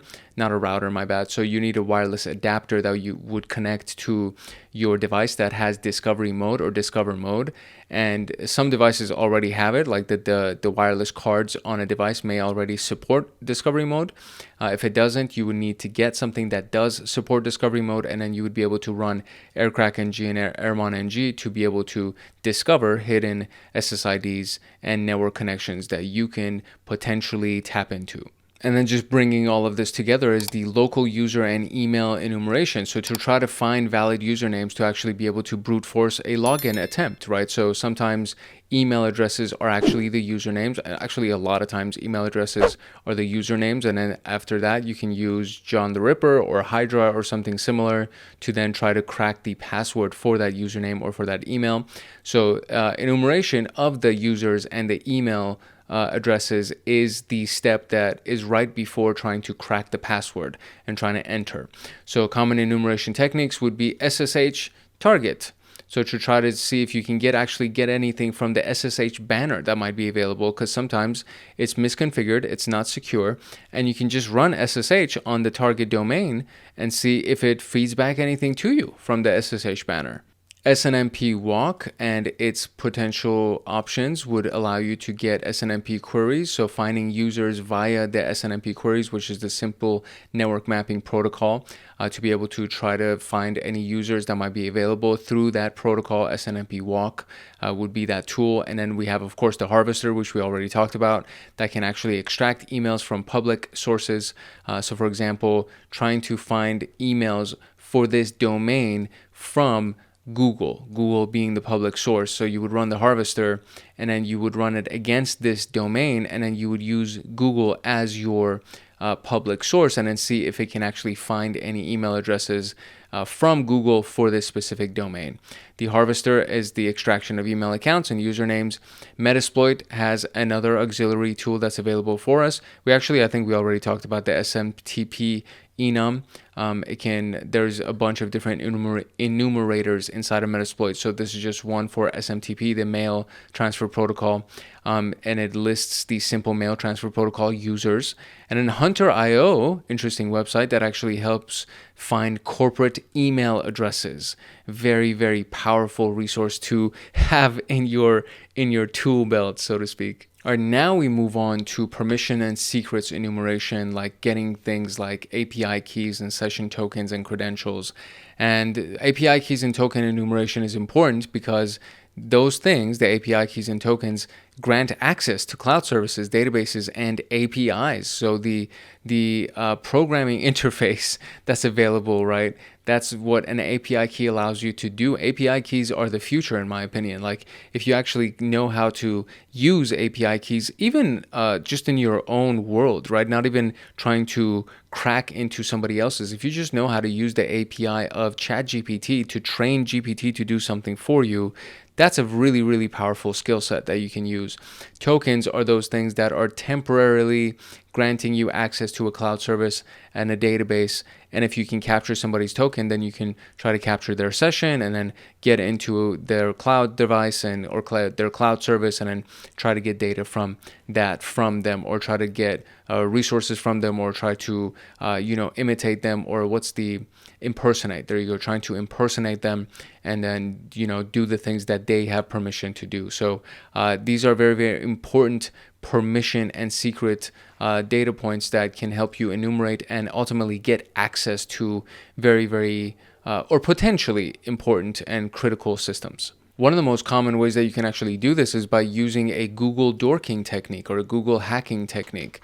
So by looking through GitHub, which is the site that we've assigned, we're going to look for the phrase API key or AWS secret access key to see if anything can be pulled up. You could just search for API keys inside of GitHub with the thought in mind that whoever the developer was that developed a certain repository didn't remove the API key, or they didn't remove the secret access key. And these are key specific terminologies. These are technical phrasings that exist that would actually be inside of source code that you would find next to this, you would find an API key. Next to this, you would find a secret access key for AWS, because that's the technical jargon. You can use the curl command that will basically just pull the data from this specific web page right here. And then through that web page, you would then grep for the API key variable and then see if there's anything that's available as far as the value for that variable. And then that very, very basic command, you're just using a curl command to pull the information from this website, but you're just looking at the source code of that web page. You're not seeing the graphical version of it. You're pulling all of the source code, and then within that source code, you're going to grep for a specific key term. And grep is another way of saying searching. So you're just searching for that key term inside of the source code, and then maybe you'll find it, maybe you won't, but at the very least you tried, and you can move on to the next tactic. The common tools for API key enumeration would be TruffleHog, which scans GitHub for leaked secrets. I believe this is actually a paid service. It might have a free tier. There's GitRob, which finds sensitive files in repositories. So finding things inside of repositories is one of those things that, obviously, as you can tell, is kind of like a tactic that you should at least try, because developers can be careless, or they may not know any better, and they just kind of uploaded source code with API keys inside of it, and that would be a bad thing for them. But you trying to penetration test could actually find something very useful. So if you know what the site location is for a given company, like if you know that they have a GitHub repository, and you can go to the address of their GitHub repository and then start searching for these types of things in all of this stuff in their repo, you might be able to find something, and then that would end up being a low-hanging fruit for you. And then you can document that in your notes and be like, hey, I was able to gain credentials because you guys were silly and you didn't clean the source code that you uploaded in your repo, and I found your key inside of your source code. And finally, we are at web crawling, the robots.txt file, and sitemap analysis. So web crawling and robots.txt. Robots.txt allows, or it contains, disallowed directories that attackers can exploit. So it basically contains the sitemap, so to speak. And it's a text file that contains that information. And inside of that, it could potentially contain disallowed directories. If they have not cleaned up their robots file, then you can potentially find directories that are sensitive directories. So if you curl the HTTP targets robots.txt, and for search engine optimization, for SEO purposes, it's encouraged for websites to actually have a robots.txt file, because search engine crawlers go through that file to try to find all of the different extensions or directories for a given domain name so that they can index it. So this is actually something that we're trying to leverage, because we know that it's a requirement for websites to have a robots.txt file. And if the web developer if they were careless and they didn't clean up their TXT file, and there were certain directories that should not be publicly accessible, if they're still inside of this, then we can leverage that information to go ahead and further our attack. This is a wget query that can find hidden links for you as well. So wget mirror convert links, and then this would be the target domain name. And then these options from wget will potentially discover hidden links for you on this specific target domain. These are some other tools. Burp Suite Spider. So Burp Suite is another one of these really common tools that you're going to hear about a lot, especially in the context of web application pen testing or website pen testing. Very, very cool tool, very powerful tool. The community version of it provides a lot of different options for you and a lot of different tools that you can use. And then the paid version is massive. It's super, super robust and useful. And it's with one of the most common tools, like one of the industry standards when it comes down to web application testing. And inside of Burp Suite, there's the spider tool that will map the website structure. It will act like a search engine spider, and it'll go through the entire thing and try to find it for you. Find all the different links and domains within subdomains and directories inside of that website for you. Nikto is a very, very useful tool as well. It's a command line tool that scans for vulnerabilities against a website.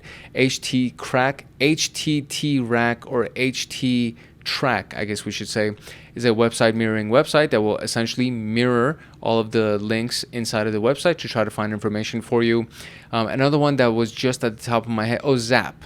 Zap is from the OWASP people, and it's another one of those open source things that will allow you to spider or crawl a web application to try to find all the different links and the directories and subdomains inside of it. And with all of that, we are now at our practice questions for section 2.2. As usual, we have multiple choice questions, multiple response questions, and then there will be some performance-based questions. But the performance-based questions are not going to be in the slideshow that I'm about to share with you. They're actually inside of this Google document that I'm using for the lecture. So if you actually sign up for Hackaholics Anonymous, you'll get access to the Google document as well as the slideshow, and you'll get some notes, I think, throughout this whole thing, at the very beginning at least, and towards the end of every single episode. I do give information on how you can join Hackaholics Anonymous. You can also look at the description below this video to get instructions on how you can join Hackaholics Anonymous. And on top of this specific notes document, on top of the practice questions and everything else, there are so many other perks that are available for Hackaholics Anonymous, and I'm not going to do a full plug right now, but it's definitely worth it for you to check it out. So let's jump into our slideshow and look at some multiple choice questions and multiple response questions, and there are some scenario-based questions inside the slideshow as well that we can use for our training. All right, here we go. Enumeration techniques. Question number 1 is, which of the following tools is most commonly used to perform OS and service fingerprinting? So Hydra, I mentioned, is one of the password crackers. Nikto is for web crawling, so for trying to find vulnerabilities for a website. SQL Map has to do with structured query language mapping, so trying to find databases. So the only one here that actually does OS and service fingerprinting is Nmap, and the answer is B, Nmap. Which of the following are techniques used in OS fingerprinting? So we're now looking at techniques for operating system fingerprinting, and we need to select 2. So TCP/IP stack analysis, that was one of them. ICMP for the Internet Control Message Protocol, I think that's what it stands for. The response behavior for the pings, basically, that's what a ping is. It's an ICMP packet that's being sent out. HTML tag parsing, password hash analysis. So definitely not password hash analysis. I think it's also not HTML tag parsing. I think it would be A and B, the techniques for OS fingerprinting. Let's see. It is A and B. Excellent. So TCP/IP stack analysis and ICMP response behavior comparison. So a ping response behavior comparison. That was the TTL, right? The time to live and the window sizes. Those are the things that we would get from sending a ping out. Which DNS record type is used to identify mail servers responsible for accepting email for a domain name? So the A record for a DNS is the IPv4 address, and then you'll see quad A, so 4 A's after another. That's the IPv6 address. The C name is not, it's just, it has to do with the name itself. So the name that's associated with the IP address is the domain name itself. PTR, I don't even know what that stands for. MX is for the mail. So the mail exchange is what MX is. And so we're looking at mail servers, which would be the MX record. Very good. Which of the following tools are commonly used for DNS enumeration? We need to select 2. So DNS enum, that's kind of a gimme. I wonder if that's actually one of our answers. Dig is for DNS enumeration. Aircrack was for Wi-Fi, and Burp Suite was for web application. So DNS enumeration, I'm going to say for sure Dig, and I think DNS enum. So, okay, there we go.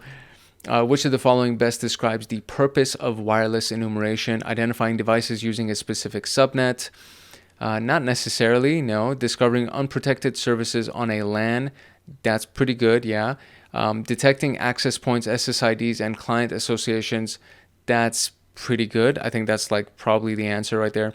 Exploiting SQL injection vulnerabilities has nothing to do with trying to find wireless enumeration or trying to run wireless enumeration. You're trying to get database information and injecting queries into a database by doing SQL injection. So that's not even relevant here. So I would say the answer is C. Excellent. Detecting access points, SSIDs, and client association. Which of the following techniques is most effective for identifying hard-coded API keys or secrets in public GitHub repository. So stuff that's inside of their source code. Whois lookup gets information about the domain registrar. Metadata scraping, I'm going to say no. I don't think inside of the metadata there's going to be API keys. It could, but I don't think it is. Regex-based pattern search, that could be an answer. So regular expressions, using patterns for searching through stuff with regular expression patterns, that could be it. DNS brute forcing is trying to brute force domain name, subdomains, and directories, and I don't think that's the answer. So it's definitely not A. It's definitely not D. I would say it's between B and C, and man, it could be. It's a toss-up. I'm gonna say it's C, but I feel like it could also be B. So let's see, what is it? It's C. Excellent. So regex. So regex-based pattern search. So using regular expression patterns. If you don't know what that is, there's a video on this channel, a very good video, if I may say so, about regular expressions and what they are and how you can learn them and use them to do searches through a bunch of data by creating patterns of things that you want to search for. And that's a very, very powerful skill set. So if you don't know what regex is, I would highly recommend you learn it and go watch that video. All right. Which of the following represent valid enumeration targets during secrets discovery? And we need two. So environment variables containing API credentials, that's great. So when you're doing secrets discovery, right? So you're trying to find secret information. So API credentials, very, very useful. Configuration files in web roots or repositories, that's useful, yeah. License keys in EULA agreements, user agreement, I think that's what EULA stands for. SSL certificates used for public key exchange. I don't think it's the SSL certificates. Environment variables is definitely one. Configuration files in web roots or repositories, license keys. I'm going to say A and B. Okay, great. Configuration files have a lot of great information in them. And if they're inside of a web root or a repository, there's a lot of information inside that config file. And an environment variable like that API key, right, or the AWS secret, whatever that thing was, that contain API credentials are very valuable as well. They count as secrets. What is the primary purpose of analyzing the robots.txt file? And we're trying to find things that are hidden, right? So trying to find links that are not available to the search engine. So locating files in boot process, that has nothing to do with this. Identify files and directories the site administrator wishes to hide from the search engines. That's the answer. I don't even need to look at the rest. To brute force credentials for login pages, that's not it. To detect SQL injection vulnerability, that's not it either. So the answer is B for sure. Yeah, identifying files and directories that the person wants to hide from their search engine. Which of the following are useful tools or techniques for web crawling and content discovery? Select three. So the Burp Suite Spider for sure, Sitemap XML for sure, ARP scanning.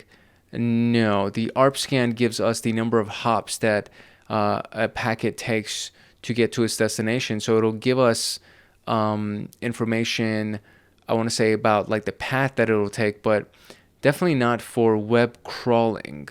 So Burp Suite, yes. Sitemap XML, yes. GoBuster for sure, because it can give us subdomains as well as directories.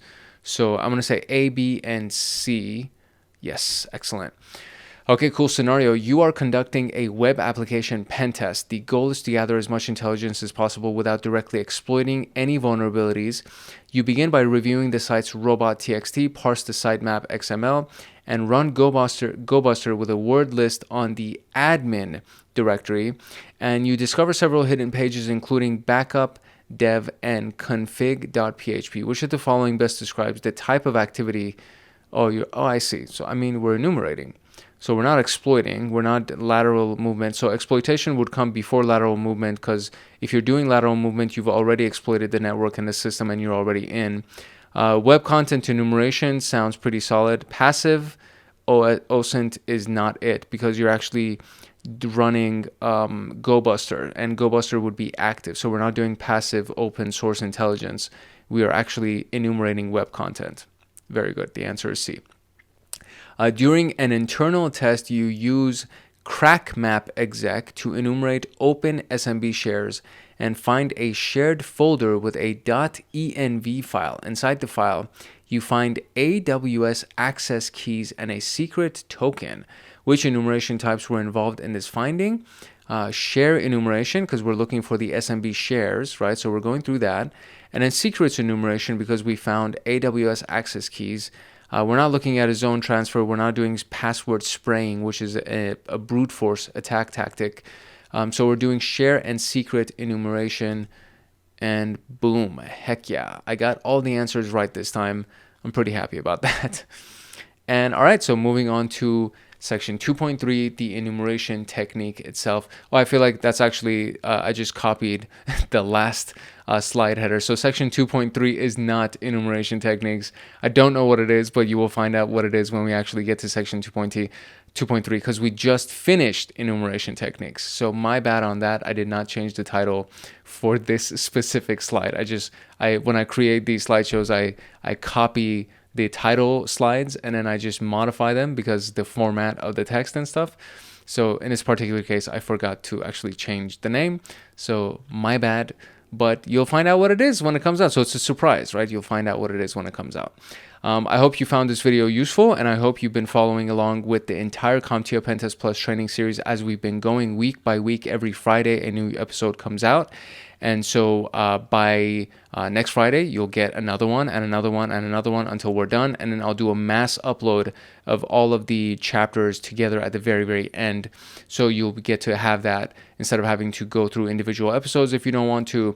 But if you want to go through individual episodes and try to find specific information, now you have that available for you as well. So that's all we got for enumeration techniques. It's your boy Hank Hackerson at Hank Hacks Hackers, your favorite network and system attacker / protector. If no one else loves you, Hank loves you. Love, peace, and chicken grease, and I'll see you in the next episode. Stay tuned for a quick plug on how you can get access to the slideshow that you just saw, all the practice questions that are here, as well as the Google document that has all of the notes and all of the other types of questions that are inside of it, so that you can use that for your studies. And if you don't already know, this is a $1,000 value that you would be getting by joining Hackaholics Anonymous.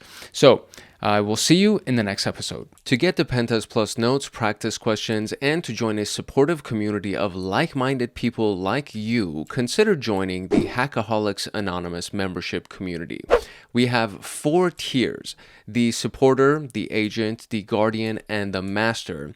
And each tier gets their own Discord server and early access to content. The agent, guardian, and master levels will get exclusive content like line-by-line code explanations for how to create cybersecurity and PenTest Plus scripts, like exclusive downloads that they will get. For example, the notes document for this PenTest Plus and everything that I'm using for the lectures, as well as all of the practice questions and everything else that will go along that will be made for the scripts and everything else that we're going to be doing for the PenTest Plus training series. There will be free pre-made monthly Python automations that have to do with system administration, cybersecurity defense, as well as, of course, PenTest Plus and ethical hacking. And then there's going to be monthly live streams with me every single month, plus so many other things that you would get as a part of being a member of Hackaholics Anonymous in these tiers. To join, you can simply click the link in the description below, or you can go to our homepage and click the join button there. Or you can go to youtube.com/@HankHacksHackers/join, and you'll be able to join Hackaholics Anonymous. Welcome back to the CompTIA PenTest Plus training series, and we're just picking up exactly where we left off. We are currently inside of the Reconnaissance and Enumeration module, and we are in section 2.3 of the Reconnaissance and Enumeration module. And in this particular section, we're going to be talking about scripting and automation and everything along those lines. And automating reconnaissance and enumeration makes things move faster, if you can imagine it. And at the same time, it'll also make sure that you don't skip anything as you're going along, because sometimes if we're doing things manually, it tends to, if your mind is distracted or if something's going on, somebody walks into the room as you're working, there are so many variables that can kind of throw you off. So when you create a script, not only does it make things faster for you, not only does it make it easier and more convenient, but it also runs this script every single time in the same manner. The same commands will be ran, the same tests will be ran, the same enumeration, scans, and reconnaissance, all of those things will be ran.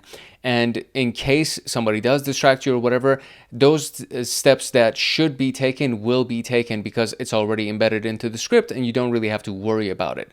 So there is the efficiency and accuracy part of it. The accuracy specifically is what I'm kind of more interested in, because efficiency is amazing. I love it. I love repeatability. I love all of those things. But the accuracy part is something that I've personally experienced, and it's like, it's just really nice to be able to rest assured that the script is going to run exactly how it should every single time. It's going to be repeatable, and then from there, nothing is going to be missed, meaning you are going to get an accurate series of scans or an accurate series of steps that will be taken, and overall, you will have a really great recon and enumeration phase that will take place. Instead of manually gathering intelligence, scripting allows you to extract data, analyze systems, and scan for vulnerabilities at scale, which is really freaking helpful, let me tell you. So in this particular section, what we're going to go through is these various elements. So we have Bash, Python, and PowerShell for recon and enumeration. So Bash is native to Linux environments. Python is cross-platform, so you can use it cross-compatible against Windows and Linux. And then PowerShell is unique to Windows. It's native to Windows. So we're going to be talking about these various elements. And of course, when we actually get to the practical section for PenTest Plus, we're going to be going through a series of automation scans. And I've already created several of these for our Hackaholics Anonymous members, and the language has been Python. So I've used Python to do a variety of different scripts, automations, for cybersecurity and for system administration, as well as pen testing. And those things are available to anybody who's in Hackaholics Anonymous, and you get access to the Google Drive link, and from there you can just kind of go nuts. So then we have logic constructs, which are important in pretty much every language, in every automation language. Things like loops that will repetitively continue. So they're called for loops, while loops, conditional statements, meaning if something happens, do something. So if this, then that. That's essentially what a conditional statement is. And various operators, greater than or equal to, greater than, equal to, etc., etc. And then we have libraries, functions, and classes for reconnaissance and recon scripting. So very, very excited about this. This is one of my favorite topics. Scripting in general is one of my favorite things because I just love automating things because it makes my life easier. So I'm really excited to share this with you. And this is a very big piece in the overall approach to being an ethical hacker and a penetration tester, because a lot of times when you get access to a device, if you get remote login into something, you can't really sit there and do all of the scans and everything that you want manually. So it's important to get remote access, put your script in there and activate the script, maybe schedule it to be one of these scheduled tasks, and then anytime that scheduled task is triggered, the script will run and you no longer have to be there manually inside of the system, remotely connected. There's so many freaking benefits. When it comes down to pen testing specifically, there's so many benefits to automating your activities. So that being said, let us jump into it. To get the PenTest Plus notes, practice questions, and to join a supportive community of like-minded people like you, consider joining the Hackaholics Anonymous membership community. We have 4 tiers: the supporter, the agent, the guardian, and the master. And each tier gets their own Discord server and early access to content. The agent, guardian, and master levels will get exclusive content like line-by-line code explanations for how to create cybersecurity and PenTest Plus scripts, like exclusive downloads that they will get. For example, the notes document for this PenTest Plus and everything that I'm using for the lectures, as well as all of the practice questions and everything else that will go along that will be made for the scripts and everything else that we're going to be doing for the PenTest Plus training series. There will be free pre-made monthly Python automations that have to do with system administration, cybersecurity defense, as well as, of course, PenTest Plus and ethical hacking. And then there's going to be monthly live streams with me every single month, plus so many other things that you would get as a part of being a member of Hackaholics Anonymous in these tiers. To join, you can simply click the link in the description below, or you can go to our homepage and click the join button there, Or you can go to youtube.com/@HankHacksHackers/join, and you'll be able to join Hackaholics Anonymous. Now, without further ado, let us continue with PenTest Plus. So I've already covered this question pretty much in the intro, but why automate reconnaissance? It obviously saves time because you can automate repetitive scanning and enumeration tasks.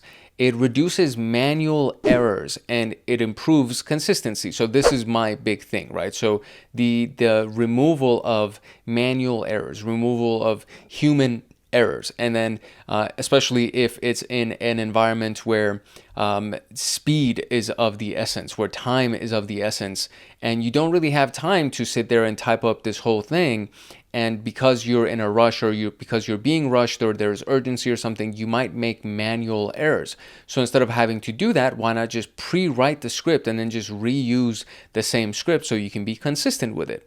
And then it enables custom workflows that are not possible with off-the-shelf tools. This is another one of those things because there's a lot of tools that are available for us. So for example, the Metasploit framework. It's amazing, it's robust. There are so many modules and different payloads that already exist inside of Metasploit.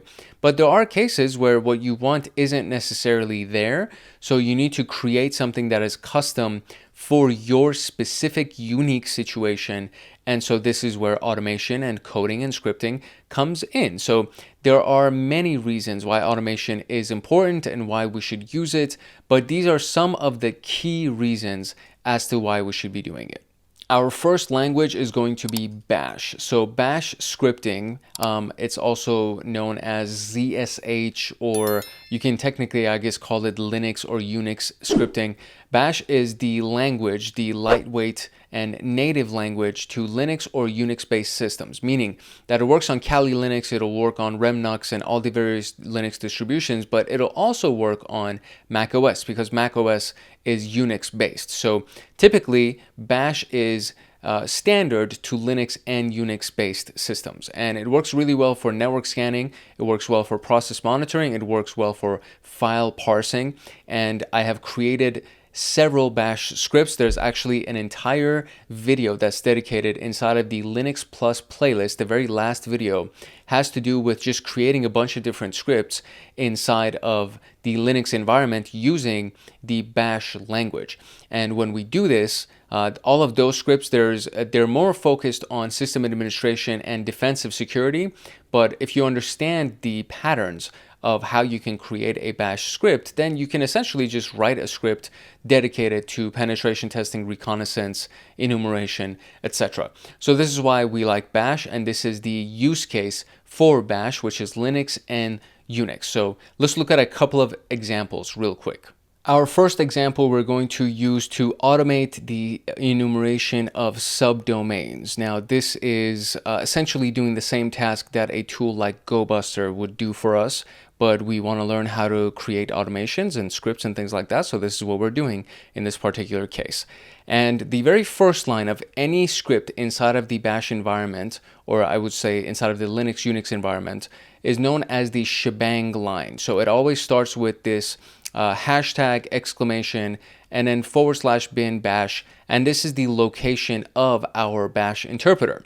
And you could do the same thing by giving the location of your Python interpreter, and then when the system reads it, when you run the actual script, what will happen is that the system knows that, oh, this is a Bash script, and so I should be using the Bash language to interpret the rest of the commands. If you put the Python path over here, then it'll be like, oh, this is a Python script. I should be using the Python language to interpret the rest of the script. So this is a very important line right here. The shebang line is a very important line. So now that we have that, the very next thing is going to be our domain variable. And then we have a word list variable over here as well. So these are assignments that we're doing. So the value of the domain variable in this case is going to be the first argument position. So there are things known as arguments or args, and we can see the example right here. So this is them running the script, and then example.com in this case would be the argument. And so this argument will be stored inside of the domain, right? So the domain variable. And so that's what that does for us. Now, the next one is the word list variable. And in this particular case, we actually assign a path to that word list, which is this text document that presumably has a bunch of subdomains inside of it. So, HTTP, HTTPS, admin, etc. So it would be like admin.example.com. That's kind of what we would be doing. So it has all of the subdomains in it, and there's one subdomain per line. Okay, that's in the ideal case, that's what word lists or dictionaries should be doing. There should be one value per line, because this is essentially the meat of, or at least this part right here, this is the meat of the script right here, where the bulk of the actual functionality of the script is happening. And so before that happens, it's going to echo into the screen. It's going to say enumerating subdomains for this domain. So it would be enumerating subdomains for example.com, right? And then this is what's going to happen. So this is the key element here.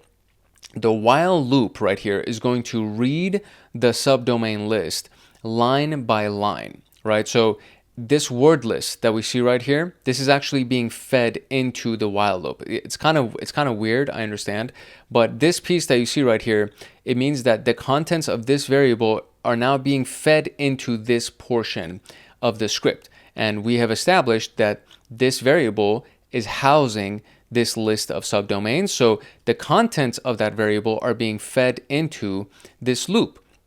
So while the condition is true, essentially, while there is an item inside of this list, right? So it'll keep going until the list is fully exhausted. So it will read each iteration. So every single time that it runs, it'll read each line of this text document, and it will house it or store it inside of this variable. So while it's reading, it's going to store it inside of the sub variable. And so while that's happening, it's going to do this, right? It's going to insert the sub variable inside of or before the domain variable. So it'll be email or mail, I guess I should say. It'll be mail.example.com. Right, so sorry about the noise in the background. I don't know if you heard that. That's my dog losing her mind inside of my room. So it's going to put mail dot, and then it's going to put whatever the domain variable is, which is what we have in our argument, which is what we're assigning to it when we actually run the script. And so it'll do mail.example.com, it'll do admin.example.com, it'll do http.example.com. So it'll just run through every single line of the subdomains text file, and in that, it will grep has address for us, right? So the has address part is essentially redirecting the output of this piece, right? It's redirecting the output of that, and it's filtering whatever that is to keep only the lines that actually contain the phrase has address. So it's going to run through everything. If the response of this command right here, checking for the host for mail.example.com. If that command, this command right here, responds with this has an address, it's going to say to us that, hey, I found an actual address for you, right? And then it'll cut. So this is the piece right here. That's kind of one of these sorting, filtering pieces right here. It'll go ahead and cut the results. So it'll take the output of the grep command, and it'll take that output, feed it into the cut command, and it'll specify that the fields are separated by a space, right? So this is a delimiter, as you can see right here, the dash D, and then these empty brackets. There's technically an empty space inside of that. So it's saying that cut anything that has a space as the delimiter, and then extract the first and fourth fields, the output of those things. So for example, going from the first to the fourth, so it will say, as an example, if this command gives us a good response, it'll say something like, www.example.com has an address, right? Has address of, let's say, 10.10.10. Whatever the IP address is going to be, and it's going to give you that full thing. So the first element would be www.example.com. That would be the first position, right? The next one is going to be the word has. The next one is going to be the word address. And then the last word is going to be, or the last section will end up being the IP address. So it'll be example.com has the address, IP address, and then those will be the first 4 fields, right? So it'll get all of that information for us. And so this whole thing is going to essentially run through this entire list, and it's going to find whatever subdomain that actually exists using the host command, using the domain variable, using the word list variable, and it's going to go through all of those. And assuming that something does exist, it'll grep it, meaning it'll search for it, it'll find it for us, and it'll display it onto our screen for us. Now, all of this, so this is the script, right? So we created the script. All of this needs to now be saved inside of your bash file. So let's say sub_enum.sh. The sh is implying that this is a shell script or a bash script. And so once this is done, we need to then give it executable permissions. This is a very key element in Linux and Unix environments. When you create the file, it automatically does not have executable permissions. You have to actually give it executable permissions in order for you to be able to run it. And when you do that, you then go ahead and run it. So the dot represents that we're inside of the directory. So we're in the actual directory that this script exists from. If it was inside the downloads directory and we're not inside the downloads directory, we would have to say downloads /sub_enum.sh.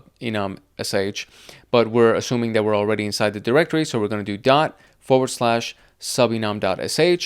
example.com being our argument. And then it's going to go through this entire list, and then it's going to search for any subdomain for example.com that exists, and then it'll print it onto the screen for us. So hopefully that explanation makes sense. Hopefully I didn't butcher it and give any redundant explanations. I do a lot of shell scripting inside of the Linux Plus playlist in the last video. So if you're interested in learning how these things work and what the various elements are, and then going and creating your own scripts and all those things, I would highly recommend that you go check that video out. Let's look at the second example real quick. This one is a little bit simpler, as you can see, and it starts again with the shebang line at the top because we want to use bash as our interpreter. And again, we are feeding an argument into the target variable. So whenever we do run this script, we need to provide an argument to it. And then what happens is that it's going to essentially run nmap for us, right? And it's going to do everything over here.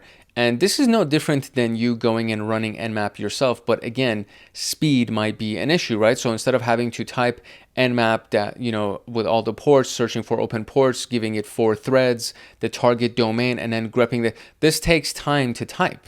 This whole thing takes time to type. So instead of doing that, you can literally just name the file nmap.sh, right? And then so you would do nmap.sh, and then you would give it the domain that you want to scan or the IP address that you want to scan, and then it'll just run this whole thing for you. And so what it's doing is that it's looking at all of the 65,000 plus ports. When you do -p-, it literally scans all of the ports, and then it's going to look for open ports. It's going to run with 4 threads to make it a little bit faster, and then we give it the target, which is going to be our argument, which is going to be example.com or whatever the IP address is going to be. And then we're feeding the output of this command into our grep command, and we're searching for open. And then we're going to take all of this and save it to the openports.txt file. And when it's done, we're going to get a little report onto the screen that says open ports have been saved to openports.txt. So this one is much simpler than the last script that we just saw, but it's also extremely functional. So this is not something that just because it's simple, we can discount its ability and say, oh, it's probably not that valuable. This is actually very valuable, and this saves time, and it ensures that you type everything correctly, and every single time that you run this particular script, you're going to get exactly the result that you want, so long as you give it the IP address or the domain name of your target and you type that part up correctly. It'll run exactly the same every single time, and it'll just generate this lovely little report for you. Our next language is going to be Python, and Python is my personal favorite. I have multiple tutorials on this channel for Python. My favorite one is the cybersecurity algorithms. So Python for cybersecurity, if you search that phrase on the channel, you'll be able to find the video, and it's a pretty long video. I think it's like 6 or 8 hours, something like that. It's a pretty long video. And it takes you from the very, very beginning of how to install Python, how to install your development environment, and how to create your very first Python program. And then it'll gradually take you to creating algorithms for cybersecurity. And I love it. Python is my favorite language by far. And the main reason for it, and as we'll go through it, is because the syntax is actually really easy. It's very easy to wrap your head around the syntax. There are no weird verbiage or words that are used. It's very easily readable with the naked eye. So it's user-friendly is what I'll say. And it has a lot of functionality, and Python is like one of those universal languages that applies to so many things. And you can import libraries like the request library, the beautiful soup library for scraping data, the escapee library for networking and parsing and all of those things. And it easily integrates with APIs. So this is one of those things, the application programming interfaces that are available for everything. So let's say the Shodan, the IO website, the VirusTotal website, Census. I've actually created a VirusTotal API integration Python script for Hackaholics Anonymous. It's already been given to them. It exists inside of their downloads folder. So if you actually are not a part of Hackaholics Anonymous, if you join Hackaholics Anonymous, the link will be in the description below. If you join that as an agent or above, you'll get access to these different scripts that we have. And the VirusTotal database, it provides an API for you. It's free, and it's a massive database that has, I think, like 95 or something like that antivirus companies that provide their databases to VirusTotal, and then you can check files against it. You can check IP addresses, domain names, hash values against their database to see if anything is malicious, right? So it's very, very powerful database. Same thing with Shodan, same thing with Census. And these things have APIs. So you can integrate with those APIs using Python, because you can just import either the relevant library to do it, or you can easily just get an API token or an API key and then code it, or I wouldn't hard code it inside of my script because it's like a security issue. But you can create a command prompt. You can create an input prompt that will prompt the user to enter their API key. And then once they're prompted, they enter their API key. And then now they can interact with any of these APIs, with any of those platforms.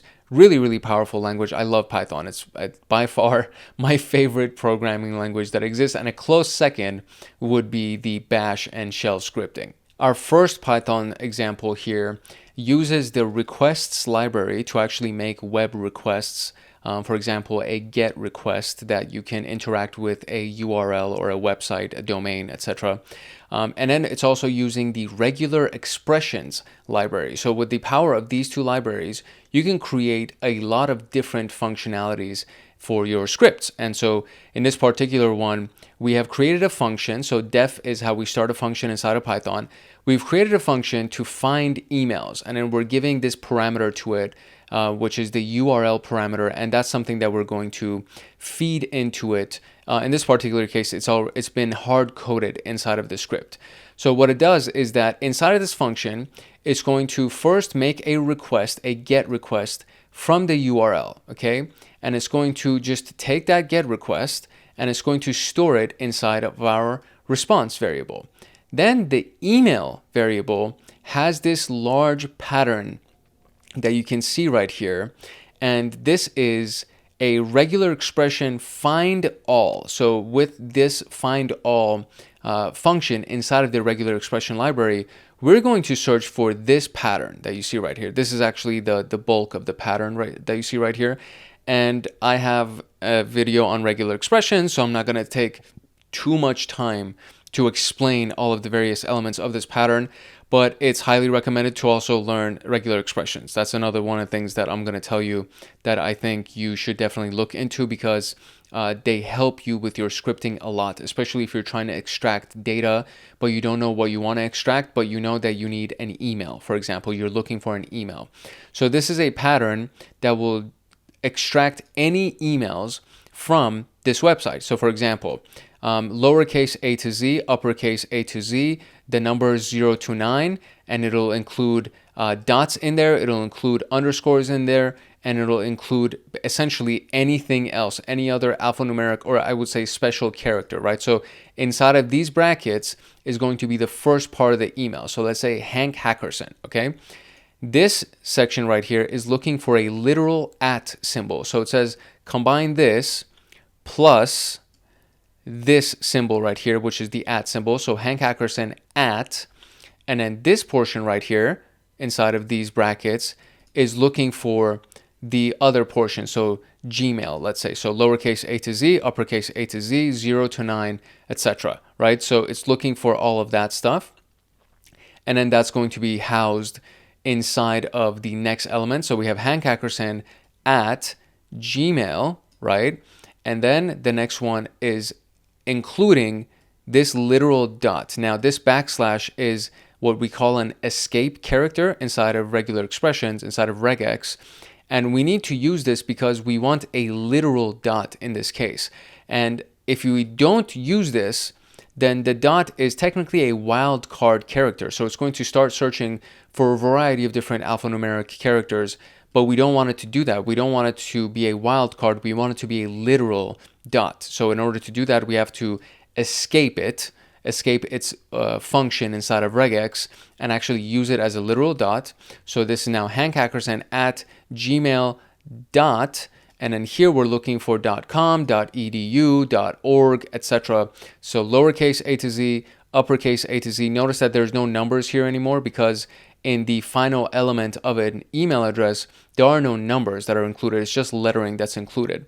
And what happens is that it's at least 2 characters long, and it can be as long as whatever. So it could be .io, .co, .ca, whatever. It could be .com, it could be .org, it could be .mail, whatever, right? So it's at least 2 letters long, and it can be as long as possible. And so this full thing that we see right here is the pattern to find an email address. So we're going to go and from the response that we've gotten from querying this URL, we're extracting all of the email addresses that we can find. And then this comma right here says that we're looking for the text from this response. So the text attribute inside of this response, we're going to search through it with this regular expression. And then whatever we find is going to be housed inside of this email variable, and we're going to return the contents of that outside of this function right here. We're going to return the contents to the rest of our script for it to use, right? So now we give it the rest of the stuff. So we have URL, and this is the URL that we want to search for, which is going to be fed into our parameter right here as an argument to our function. And then we have the emails variable that's going to call on the find emails function. So anytime you create a function, you actually have to call on it. Otherwise, none of this will actually work. So what you can do is you can actually call on it by assigning it to the emails variable and then feeding it the URL, which you have here. And then you say print emails found, etc. So that's it. This is the Python script that essentially goes and finds any email inside of whatever your URL is that you're searching for. And I'm not going to get into the nitty gritty of it, but technically you can take the value of this URL and you can have it be a prompt to the user that says, hey, what URL do you want me to search?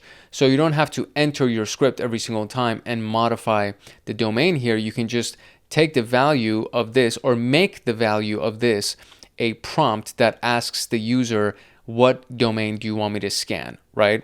And that's it. And it'll go ahead, run it, and then it'll say emails found, and here are the emails. So very, very useful little script if you want to extract email addresses from web pages, which is actually super freaking useful.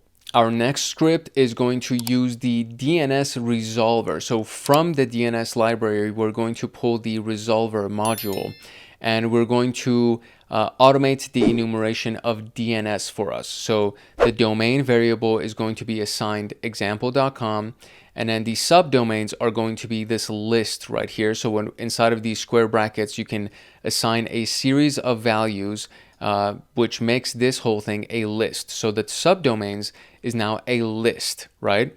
And then we create a for loop, an iterative statement that says for every sub in subdomains, right? So this could be for X in subdomains, for underscore in subdomains. This part of it doesn't really matter, right? You can essentially assign any variable to this. In this particular case, to make it user-friendly, you just say for sub and subdomains. Or you can say for subdomain in subdomains, whatever. It really doesn't matter, right? So in this case, we've said for sub and subdomains, try this. So it's going to take the dns.resolver.resolve, and then it's going to create a formatted string, meaning that we can embed variables inside of this formatted string. And inside of this formatted string, we're going to resolve for the sub, which is any of these guys, right? In the domain, which is any of these guys. And if you're going to refer to a variable inside of a formatted string, you need to put it inside of the squiggly brackets. So for any of the subs inside of the domains, or for that domain, and then adding the word a at the end of it, right? So, or the letter, excuse me. So it's going to create this, and then it's going to add a literal a at the end of it.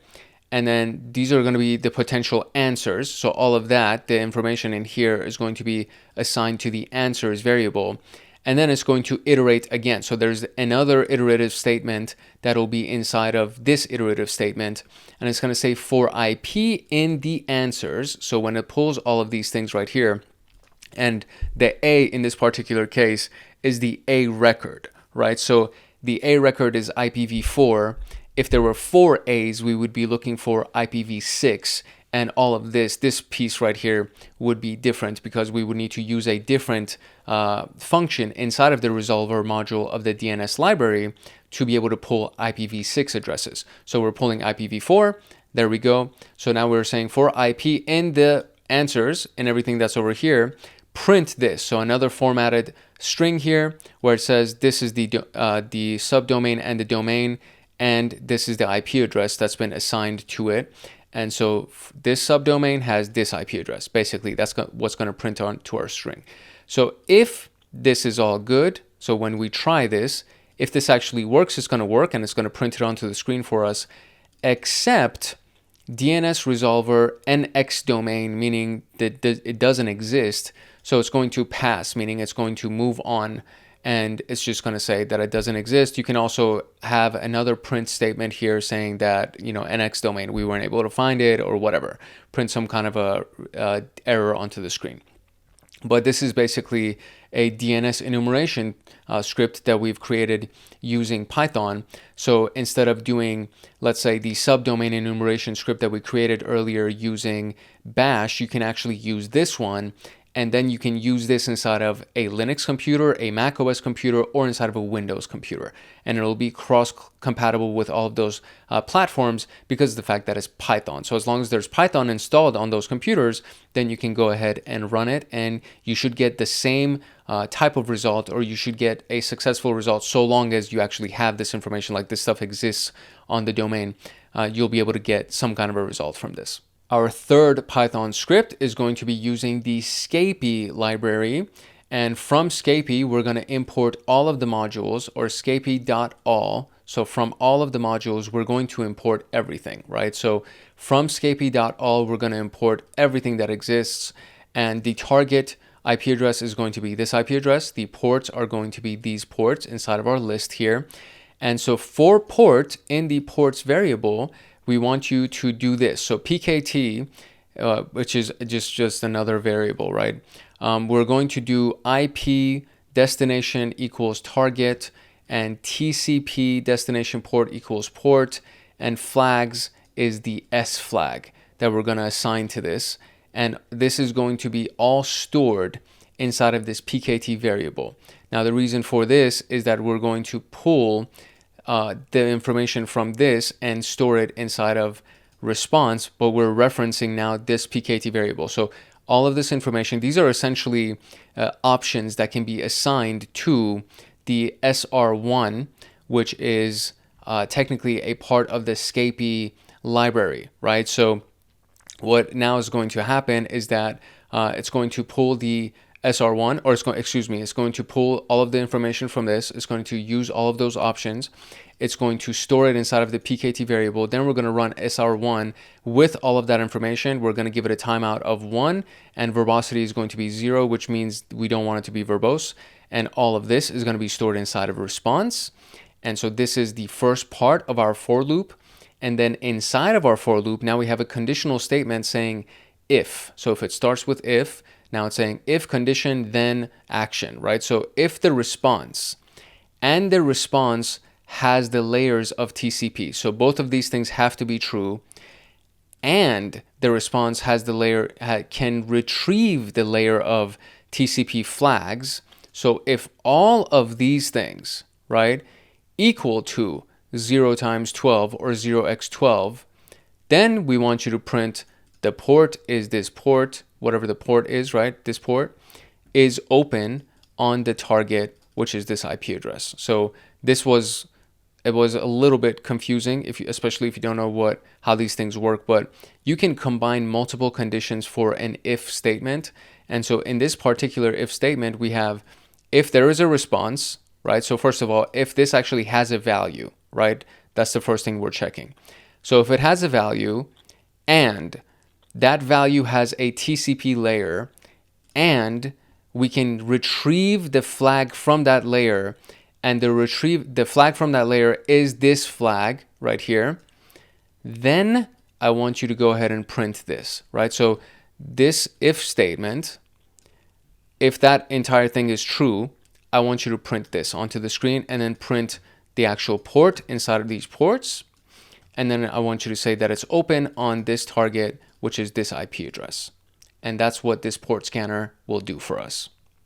All right, now we can move on to PowerShell scripting for Windows. So PowerShell is native to the Windows environment, and we can use PowerShell to create a variety of different scripts for Windows. So in the event that you can't install Python or you don't have Python installed on your Windows machine, this would be the language that you would use to create your scripts. Now, PowerShell has things called commandlets. So it's native to Windows. It makes it ideal for Active Directory and system enumeration on a Windows machine. You can retrieve local users, you can retrieve open ports, running services, and a variety of other things because there are so many commandlets.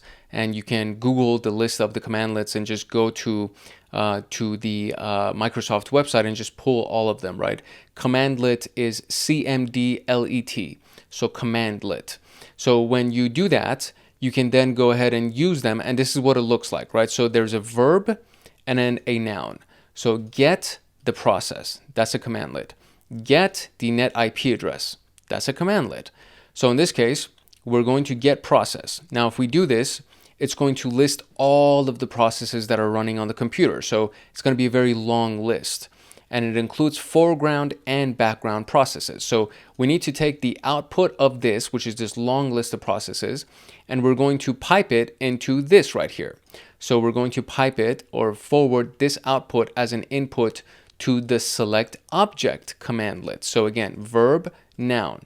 So you're going to select an object and you're going to pull the name, the ID, and the CPU stats from that object, or these objects, excuse me. You're going to pull these objects, right? So from all these processes, you're going to pull these objects, and then you're going to forward that. You're going to pipe that into the sorting of the objects. So you're going to sort, that's the verb, the object, by the CPU. So we want to see basically in descending order, so the largest to the smallest. So we want to see out of all these processes, which one is using the most CPU resources, basically. That's what we're doing. So enumerating running processes on a Windows machine. That's all we're doing here. We're just sorting them. So we're going to get the processes. From those processes, instead of pulling all of the process attributes, again, we can say, or properties. There you go. That's what they're called. So instead of pulling all of the properties, we're going to pull just the name, the ID, and the CPU for all those processes. And then we're going to sort them by the CPU stats in descending order. That's basically what that does. In example 2, we're going to extract network configuration information. And so that would be done using the get net IP address commandlet. And then so we would pull this, which will get all of the data. And then we're going to pipe it into, again, select object, and we're going to pull the IP address and the interface alias. And that's it. We're not sorting this one or anything. We're just extracting network configuration information because of the fact that there are very many fields or properties or attributes, whatever you want to call them. When you do this, there are a lot of them. So it kind of pollutes your screen, and it makes it a little bit harder to get the information that you need. So what you really want is the IP address, and what you want is the interface alias, the name of the interface that is assigned to that IP address or that IP address is using. And that's basically it. That's like a really easy PowerShell script to be able to pull that for you. Now, there's something called PowerShell ISE, which is a coding development environment, essentially inside of Windows, because you can actually pull up PowerShell as a command line and just interact with it via the command line.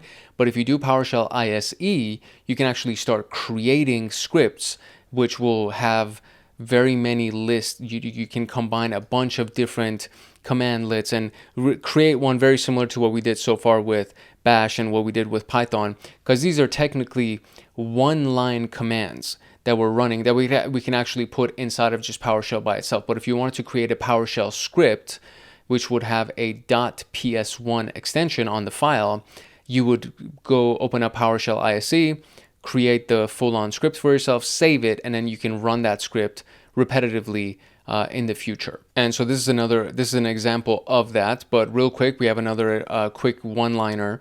So we're going to get the local user, and then we're going to format the table that we've retrieved.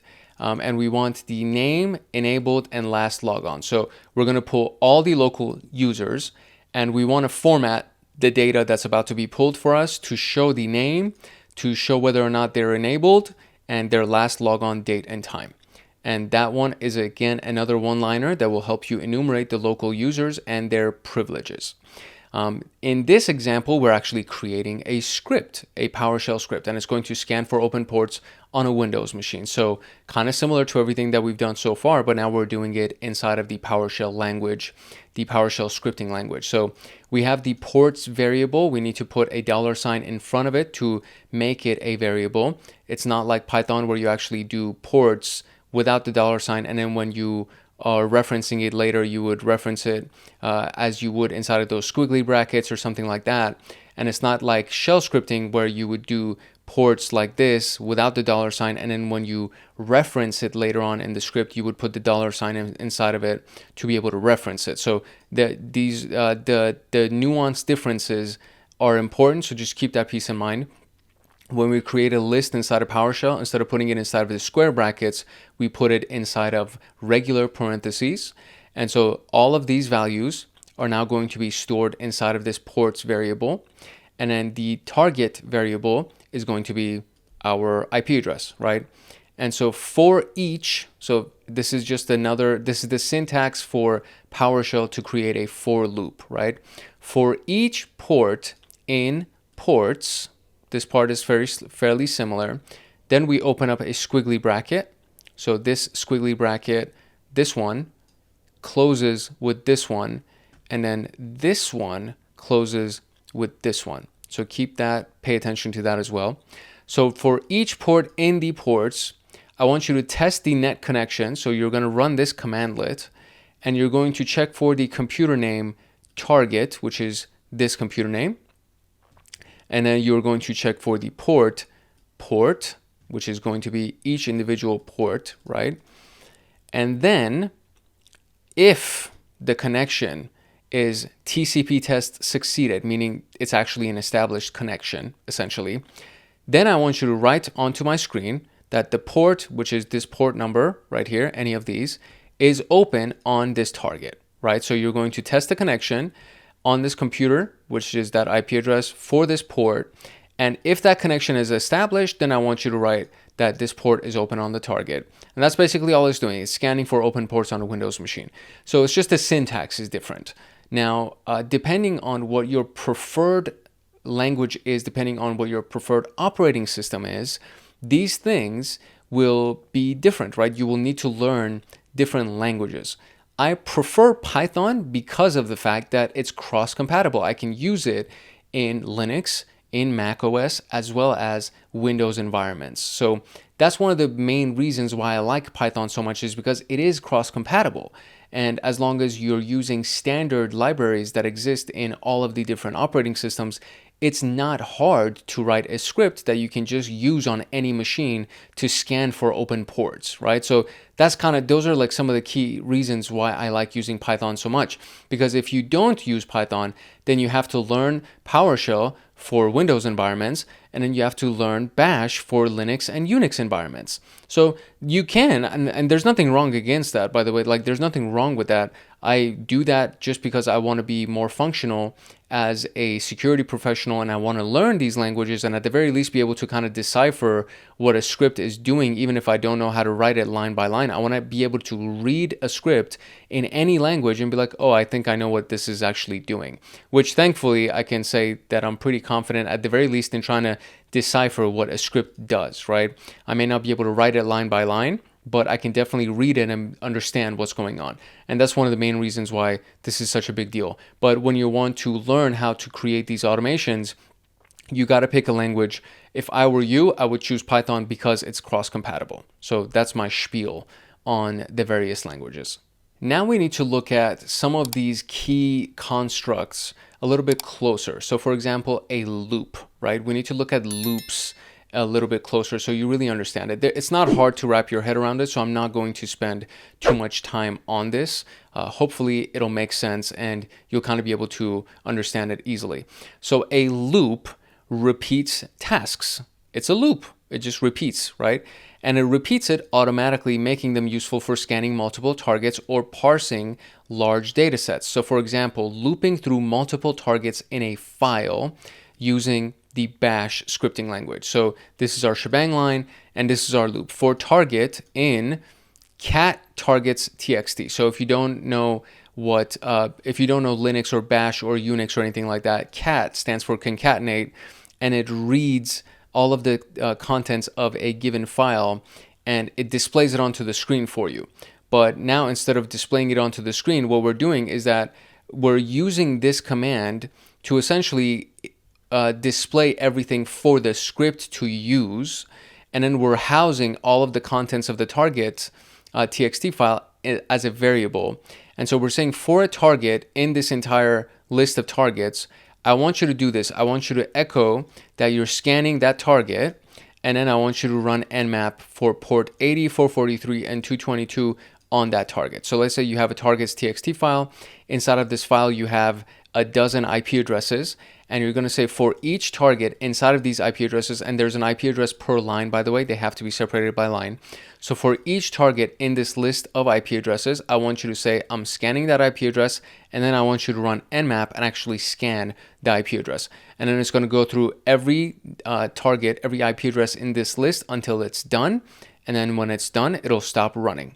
So very, very useful little script for actually going through multiple targets inside of one file. Here's a for loop using Python. So we're going to loop through subdomains inside of Python. So we have a subdomains variable that has this list of subdomains, www, mail, and FTP. And the domain itself is example.com. So we want to put www.example.com, mail, example.com, FTP, example.com. So we're going to say for sub in subdomains, I want you to print onto my screen. So the formatted string so that we can actually put variables inside of it. So you have to put this F, otherwise these things won't work for you. It'll just print sub.domain onto your screen and it won't actually iterate through these things. So for sub and subdomains, you're going to say, I'm checking www.example.com. I'm checking mail.example.com, ftp.example.com. That's basically what it's doing. But then after this, obviously, you need to put the logic for it to actually check the domain to see if, I don't know what it's going to do, but it would check it for something, right? So assuming that we're just checking for the existence of it, we would say, okay, we're checking for that existence. Obviously, you would need to import the request library so that you can go ahead and actually pull those requests or some other kind of library to make this fully functional. We're just trying to display what a for loop looks like in Python. Now we need to look at conditional statements. So the for loop is called an iterative statement because it'll iterate through every option until that the list of options is exhausted. A conditional statement, just like the name implies, it acts differently based on the condition, based on the results of the condition. So if a port is open, trigger an exploit. If condition is met, do this action. So in bash scripting, we want to check if a website is online. So we're going to shebang import our bash interpreter, and then we're going to say if the curl command for this example.com. Curl is when you essentially pull the data from a website, right? You're curling the website to see if the website can get you anything and what the response would be. So if the response of this website is 200, right? 200 means that it was successfully queried and the website is up, right? So if this is up, right, then I want you to just print onto my screen. Echo is a print statement. I want you to print that the website is online. Otherwise, so if this is true, then I want you to do this, right? That's if this is true, I want you to then do this. Else, so if this is not true, I want you to print that the website is down. And inside of bash scripting, we need to wrap our loops. We need to make sure that the conditional statement has an end to it. And in this particular case, it's just the reverse of it. For the most part, it's like this as well. So for loops, there is no ROF at the end of it. I think for loops, it just says end at the end of it. For if statements, it has fee at the end of it. And then there are other statements as well, and there are other what we can call the constructs inside of bash scripting that are similar to this. I'm not going to kind of digress from that, but this is basically what what a conditional statement looks like inside of bash scripting. This is what it will look like inside of a Python script. So we're looking for identifying open ports, right? So we have a ports variable. And so the square brackets were lists, right? The squiggly brackets are dictionaries, and a dictionary consists of key value pairs. So the key here is 22, then we have colon, and then we have SSH being the value for it. And then there's a comma to separate this pair from this pair. So the key here is 80, and then you do colon, and then the value will be HTTP, and 443 will be HTTPS. So we technically have 3 items inside of this dictionary, right? The items consist of key value pairs, and this would be the key, this would be the value. So this is our dictionary. And now for port and service inside of the ports.items, right? So because we know that this is a dictionary, we know that it consists of items, and the items have key value pairs. Now you can say for key value, or you can say for port service, or you can say for X, Y. It doesn't matter, because when you do ports.items, it's going to assume that you're looking at all of these things, right? So you're looking at these sets of values, these sets of items. So we're going to say for port and service in the items of this dictionary, I want you to check to see if the port is equal to 22. So this is when you do a single equal sign, it's an assignment. When you do a double equal sign, it's comparative. You're comparing. So you're trying to see if the port is 22, then you're going to print that SSH found on port 22, which is the port right here, right? So that's basically it. That's the if statement, the conditional statement inside of a for loop, the iterative statement. So we've kind of combined these two to make a little bit of a fancy little script right here. And now we need to look at operators, which is the manipulation and comparison of data. So comparative types of operators inside of a script. Inside of bash scripting, you have these types of operators. So -EQ would be equal to, NE would be not equal to, LT would be less than, and GT would be greater than.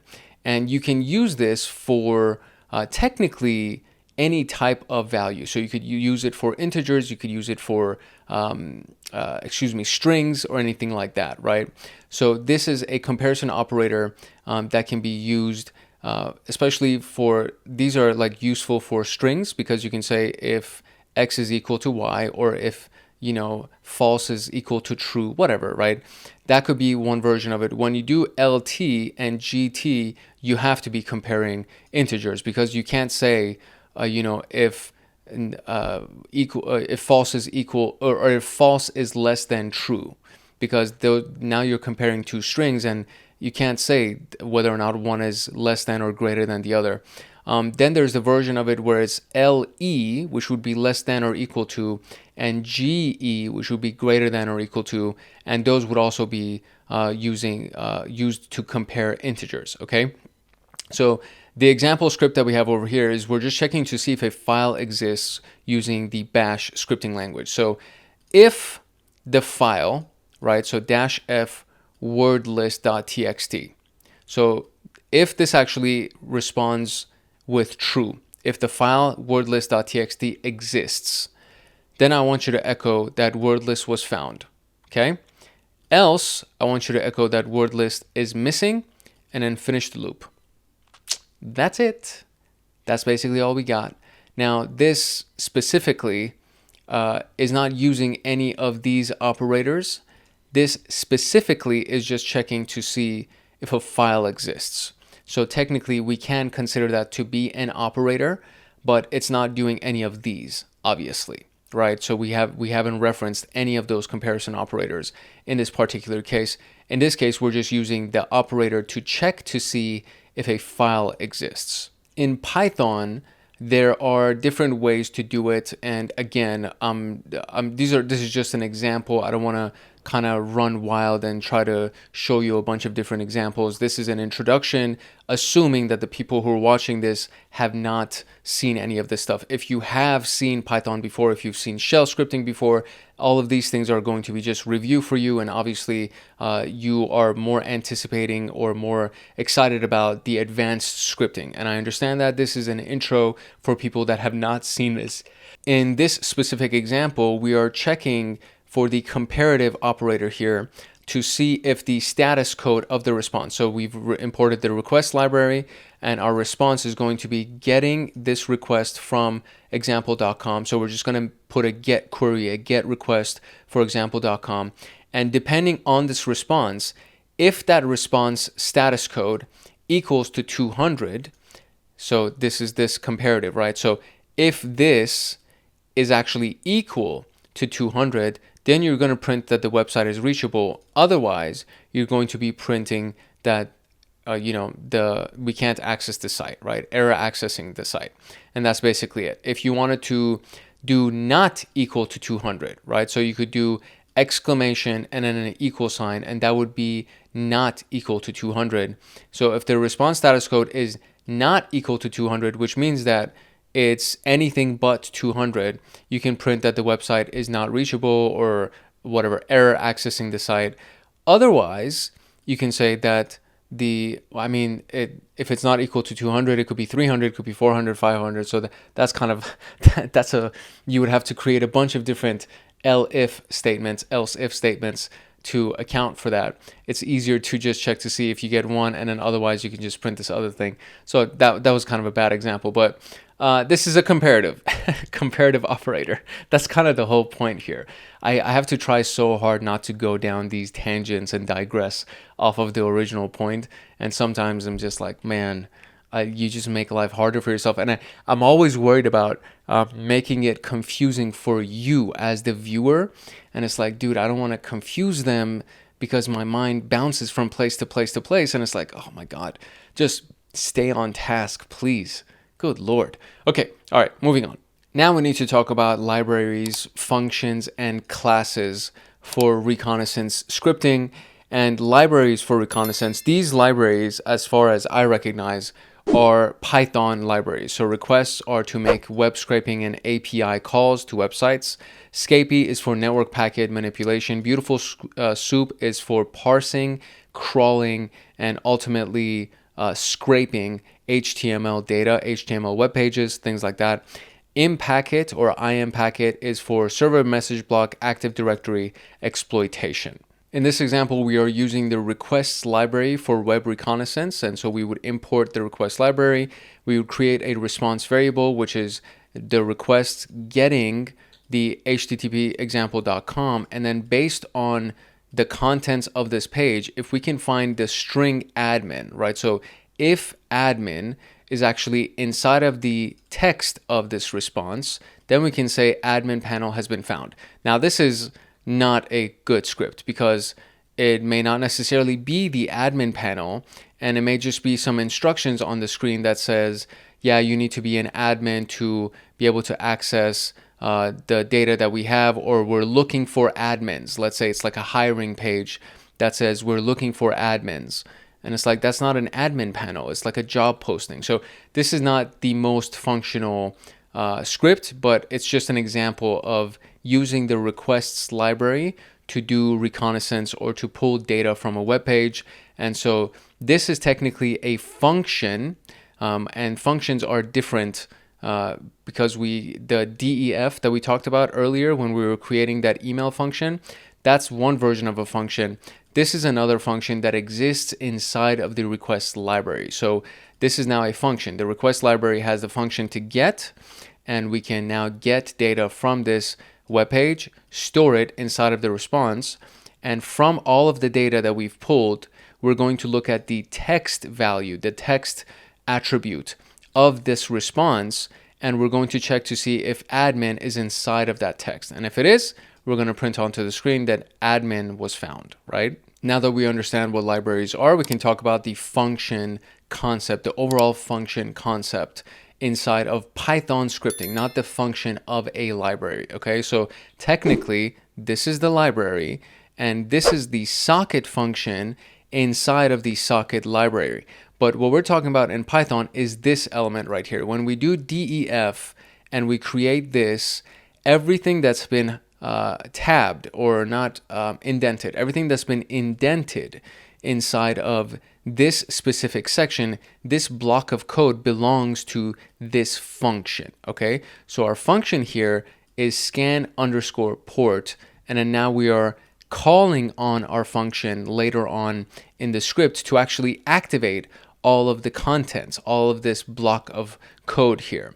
So the function is to scan a port, and we give it two parameters. One of them is the IP parameter and the other one is the port parameter. And these are basically placeholders, right? So when we actually call on the function later on, you can see that there's an actual IP address that's been assigned to it. And then separated by the comma, we now have the port that's been assigned to it. So these are placeholders so that somebody who's reading the script kind of knows how they're supposed to be using the script, okay? So inside of this function, every time that we call on this function, so I could technically say scan port and then give it this IP address and this, and then I can just copy this in my script, paste it right below it, and then give a different IP and a different port, and then it'll run everything inside of this function twice.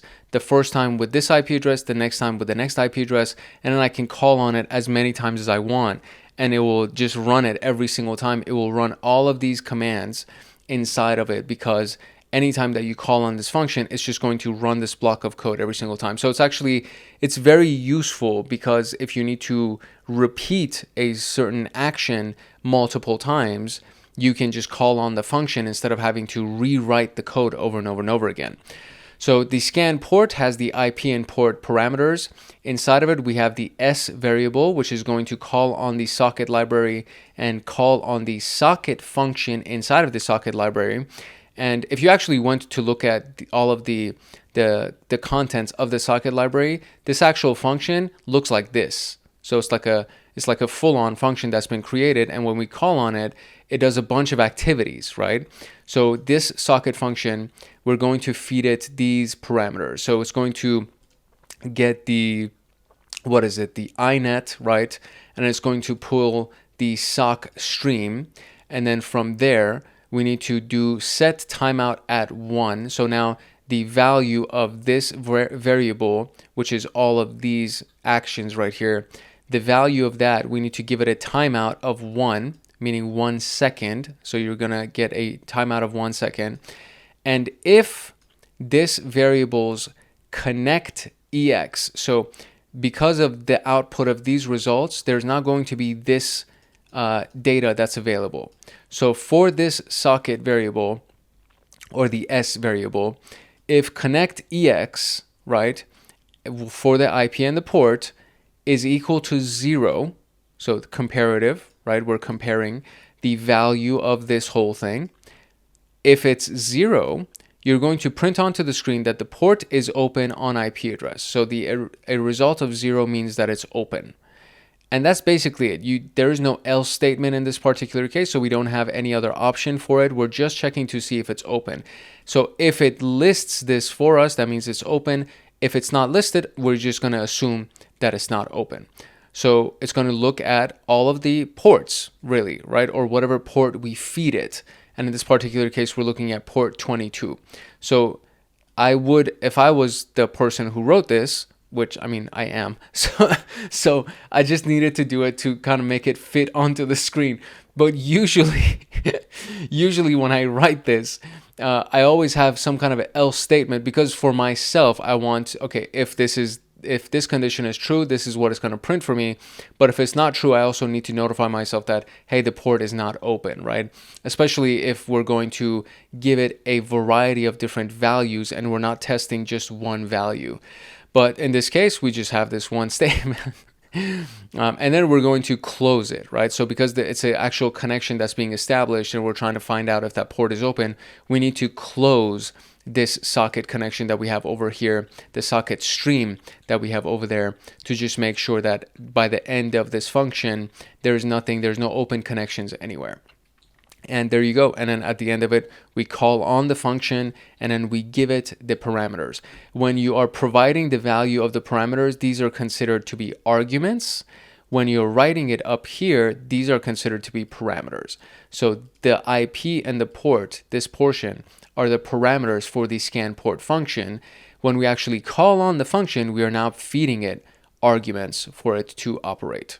And I don't have any examples for it right now, but just to give you an idea of what a class is. So if we can think about each individual line of code acting as itself, and then inside of a function, we have a block of code that does a variety of different things. Inside of a class, we have multiple functions existing inside of the class. So when we call on that class, each class will do a variety of different functions. And this is how you start developing complex series of code. And in the interest of brevity and simplicity, I didn't go deep into creating classes or demonstrating classes even, because this is not a coding tutorial. This entire training series is meant for pen testing and things like that, and I'm just trying to teach you the things to keep it functional for you. There's a very, very high likelihood that you're not even going to have to worry about classes should you choose to go take the PenTest Plus examination, but it is good for you to know that a class is essentially a series of functions that are housed inside of it, and each class will have whatever number of functions, and each one of those functions will actually launch and it'll do what they're supposed to do every time that you call on the class. So that's just something that I wanted to make sure that you understood, because I did put it over here, but I don't have any examples of it, and I just want you to know what it actually is, or at the very least understand the description of it, so in case we ever run across it, you'll kind of at least know what it is.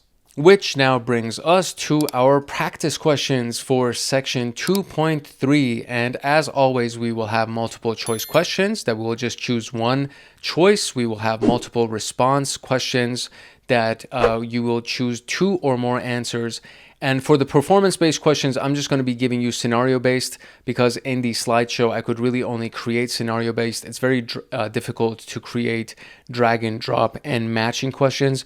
But inside of this notes document that I'm using for this lecture, there is going to be drag and drop and matching type questions that are available here that you can use for your reference. And all of this is going to be available if you're a member of Hackaholics Anonymous as an agent or higher. So the exclusive downloads like the practice questions and the notes documents and all of those things are available for people who are agents, guardians, or masters inside of Hackaholics Anonymous, our cybersecurity supporters get access to the Discord chat, lifetime membership. Really, I haven't removed anybody from those Discord chats, even though I see people kind of logging off sometimes or like discontinuing their membership sometimes. I still keep them inside of the Discord chat. So literally, you get lifetime membership as long as you really just pay once, which I don't know if that's a good business model or not, but whatever, you get all of that value if you wanted it. So the early access will be removed though. If you cancel your membership, you won't get early access as a cyber supporter,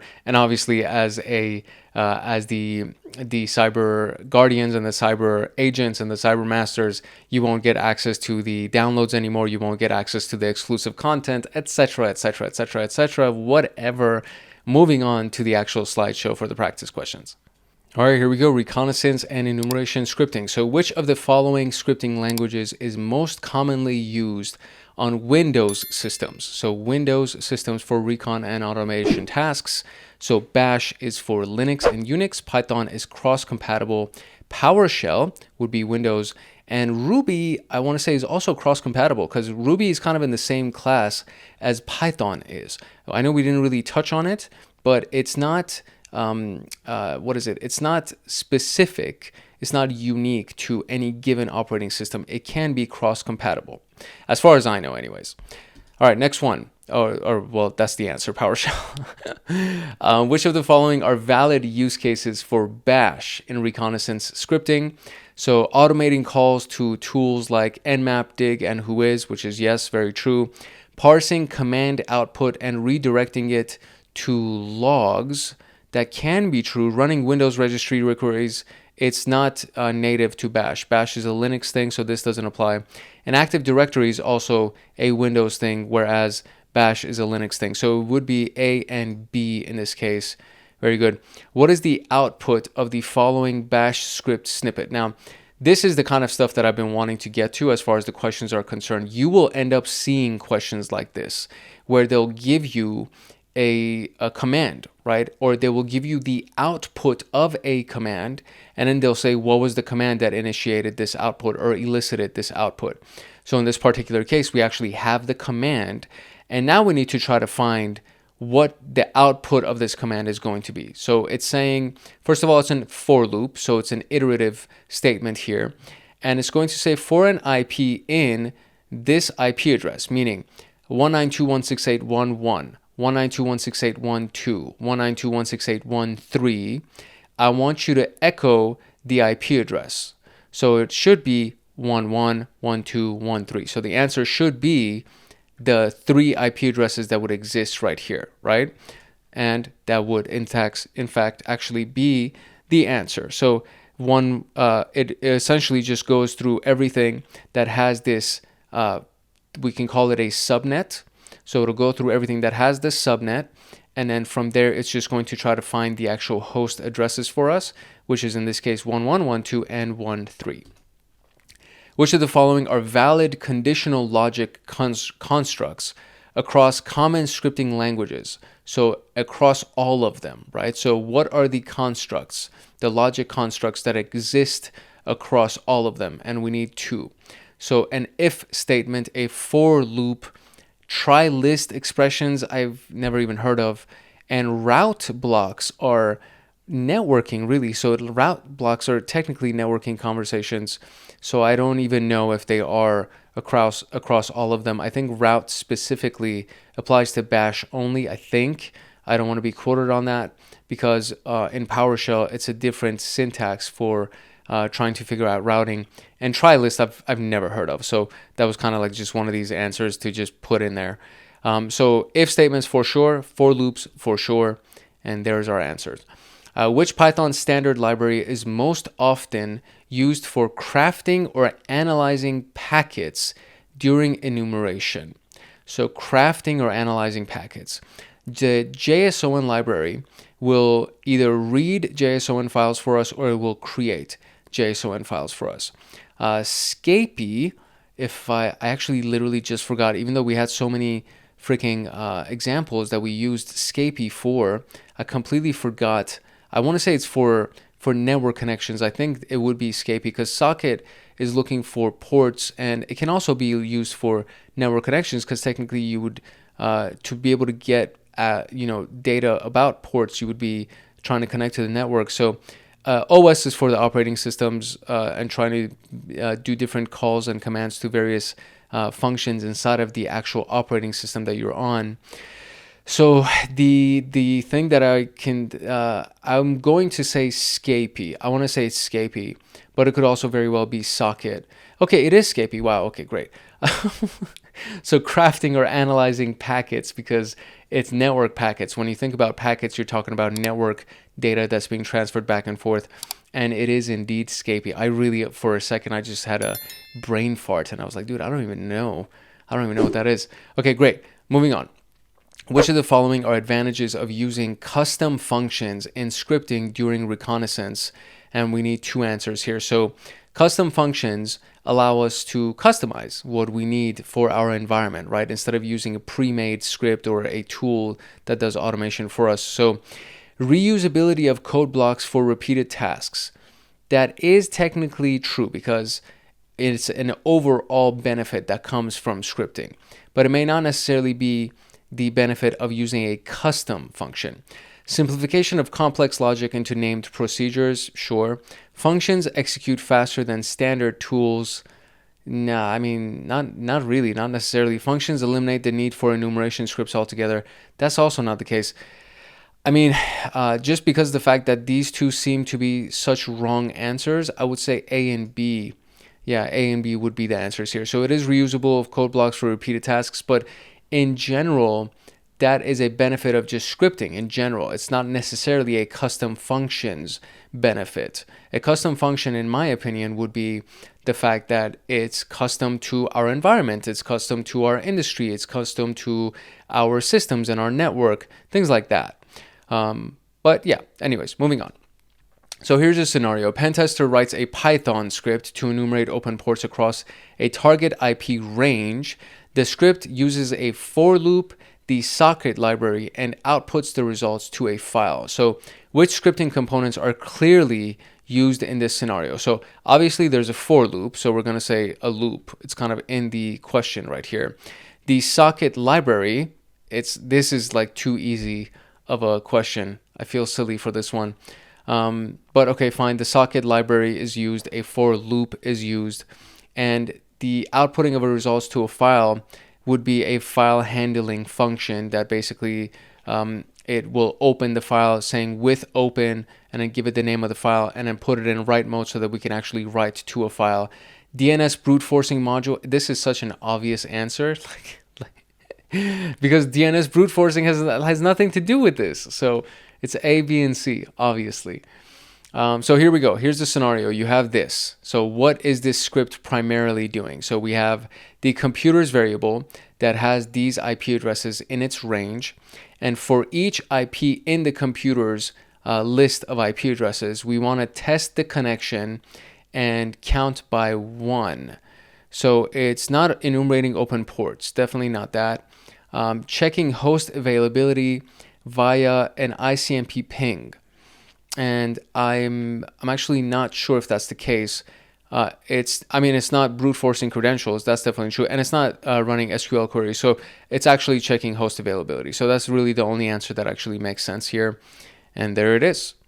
And that's it. So that was all of our practice questions that we had for section 2.3. Section 2.4, we're actually going to go through all of the lists of the tools that we will be using for reconnaissance and enumeration. And we're going to get the description of the tools. We're going to look at their websites and how you can get access to them, how to download them, how to install them, all of that good stuff. And then it's going to prepare you for the practice labs, the practical videos that I'm going to put together for PenTest Plus, where we're actually going to we are going to completely come out of lecture mode and we're just going to be using the tools, and we're going to be setting up scripts and doing a bunch of different things. So there is, for each section that we're going to go on from here, there's going to be the last module, which is going, or the last section of the module, which is going to be the outlining of the tools that we're going to be using for all of the concepts that we covered inside of that module. So for example, in this module, we were talking about reconnaissance and enumeration. So we need to get all of the tools that we will be using for reconnaissance and enumeration practical exercises and the practice labs. So that's going to be the content of next week's episode, in episode 2.4. And if you want access to this slideshow as well as access to the notes document, stay tuned for a quick little message from Hackaholics Anonymous. To get the PenTest Plus notes, practice questions, and to join a supportive community of like-minded people like you, consider joining the Hackaholics Anonymous membership community. We have 4 tiers: the supporter, the agent, the guardian, and the master. And each tier gets their own Discord server and early access to content. The agent, guardian, and master levels will get exclusive content like line-by-line code explanations for how to create cybersecurity and PenTest Plus scripts, like exclusive downloads that they will get. For example, the notes document for this PenTest Plus and everything that I'm using for the lectures, as well as all of the practice questions and everything else that will go along that will be made for the scripts and everything else that we're going to be doing for the PenTest Plus training series. There will be free pre-made monthly Python automations that have to do with system administration, cybersecurity defense, as well as, of course, PenTest Plus and ethical hacking. And then there's going to be monthly live streams with me every single month, plus so many other things that you would get as a part of being a member of Hackaholics Anonymous in these tiers. To join, you can simply click the link in the description below, or you can go to our homepage and click the join button there, or you can go to youtube.com/@HankHacksHackers/join, and you'll be able to join Hackaholics Anonymous. All right, welcome back to the CompTIA PenTest Plus training series, and we are going to go over the tools for reconnaissance and enumeration, and this is the last section of the second module. And as we move forward, every single module is going to have its own section for all of the tools that will be used for exploitation and payloads and everything else that we're going to be doing.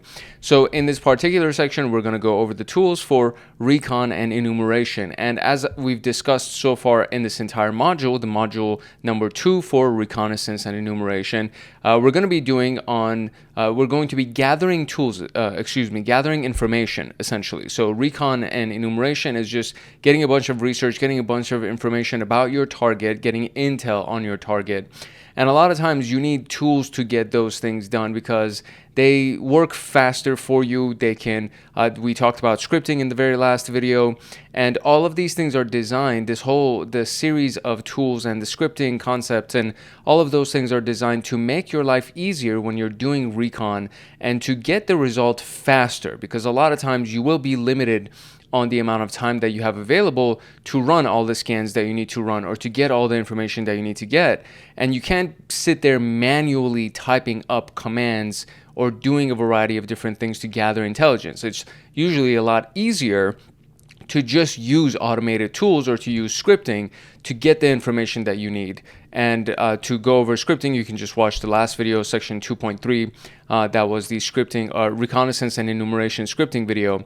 And in this particular video, we're going to be talking about all of the tools that are going to gather this information for us. And these are tools that actually are falling under the OSINT category, so open source intelligence, DNS lookups, network scanning, wireless reconnaissance, and packet analysis.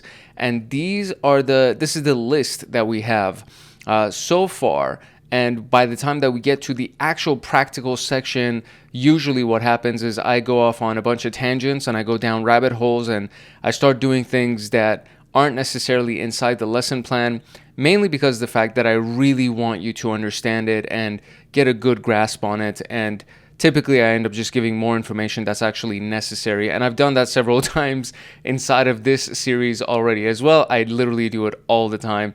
I just go outside of the lesson plan because I nerd out about these things, and then I just want you to have more information than you actually need, so that if it's ever presented to you, you never go lacking. You know what I mean? That's the whole purpose behind it. I just want you to be super equipped and prepared. So for the web-based stuff, we have the Wayback Machine. We're going to review it. Maltego, Recon NG, Shodan, and Spiderfoot. These are the web-based recon tools.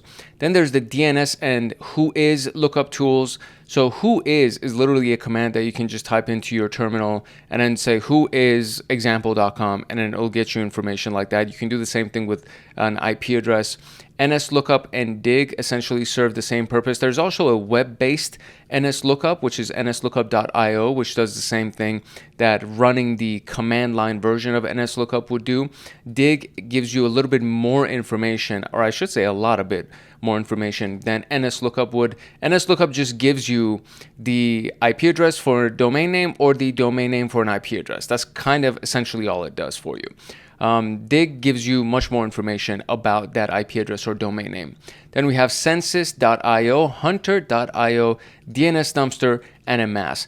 And for the most part, all of these tools are going to be getting you DNS information, the records for the DNS, as well as Whois information. All of those things, again, just fall under gathering information about the DNS, gathering information about potentially the registrar, the register, the registerer, I guess that's the phrase, the company that's assigned to it, any contact information that may be available, and a variety of other things that could potentially serve useful to us as we move forward with exploitation and payloads and the rest of PenTest.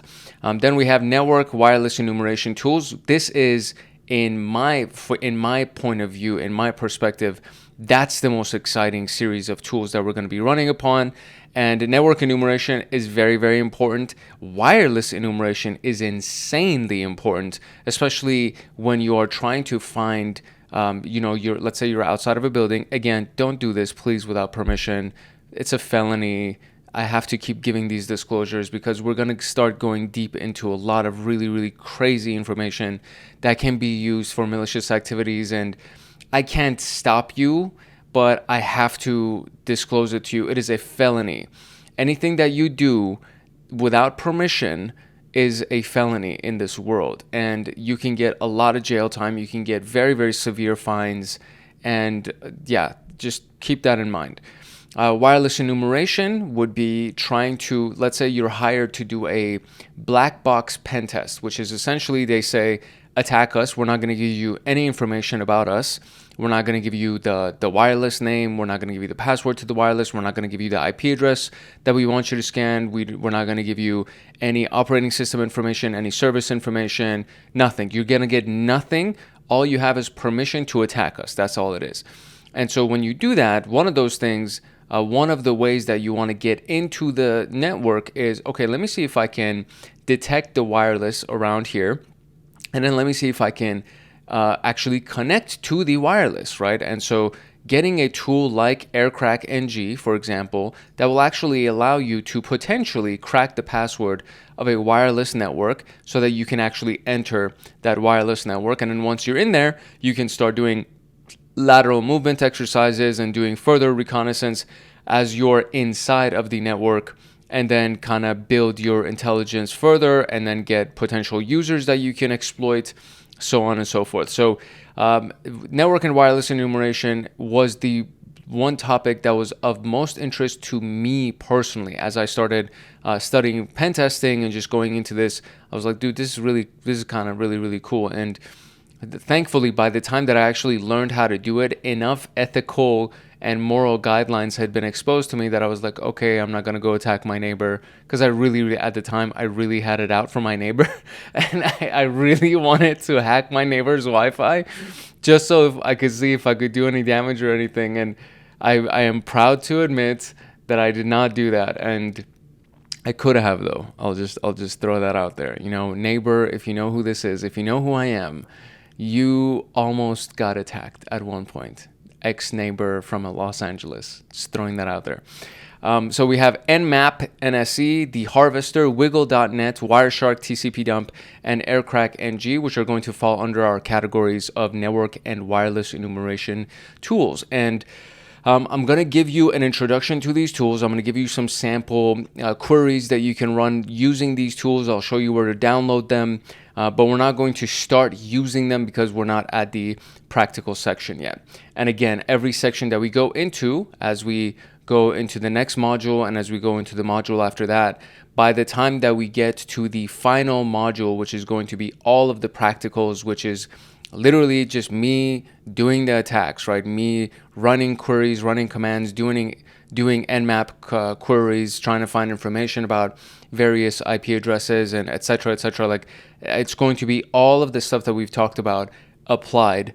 Until then, every single module is going to have a section similar to this that's going to say tools for exploitation, tools for fill in the blank. So this is kind of what it's going to be like. And for each one of those modules, each one of those sections, I'm going to introduce the tool to you. I'm going to show you what it does. I'm going to show you where to download it, how to run some sample commands, so that by the time we get to the practical section, and assuming that you're a person that, isn't watching this as I launch them, I'm assuming that there are people that will find this, several months down the line, and now they're binge watching all of these things, and they want to know where to get these tools so that they can prepare themselves for the practical portion and start running them. So this is all to prepare you for those series of videos.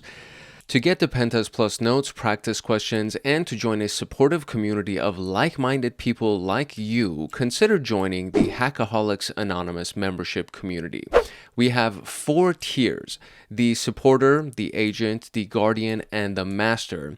And each tier gets their own Discord server and early access to content. The agent, guardian, and master levels will get exclusive content like line-by-line code explanations for how to create cybersecurity and PenTest Plus scripts, like exclusive downloads that they will get. For example, the notes document for this PenTest Plus and everything that I'm using for the lectures, as well as all of the practice questions and everything else that will go along that will be made for the scripts and everything else that we're going to be doing for the PenTest Plus training series.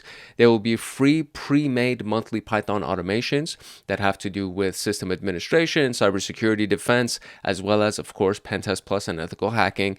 And then there's going to be monthly live streams with me every single month, plus so many other things that you would get as a part of being a member of Hackaholics Anonymous in these tiers.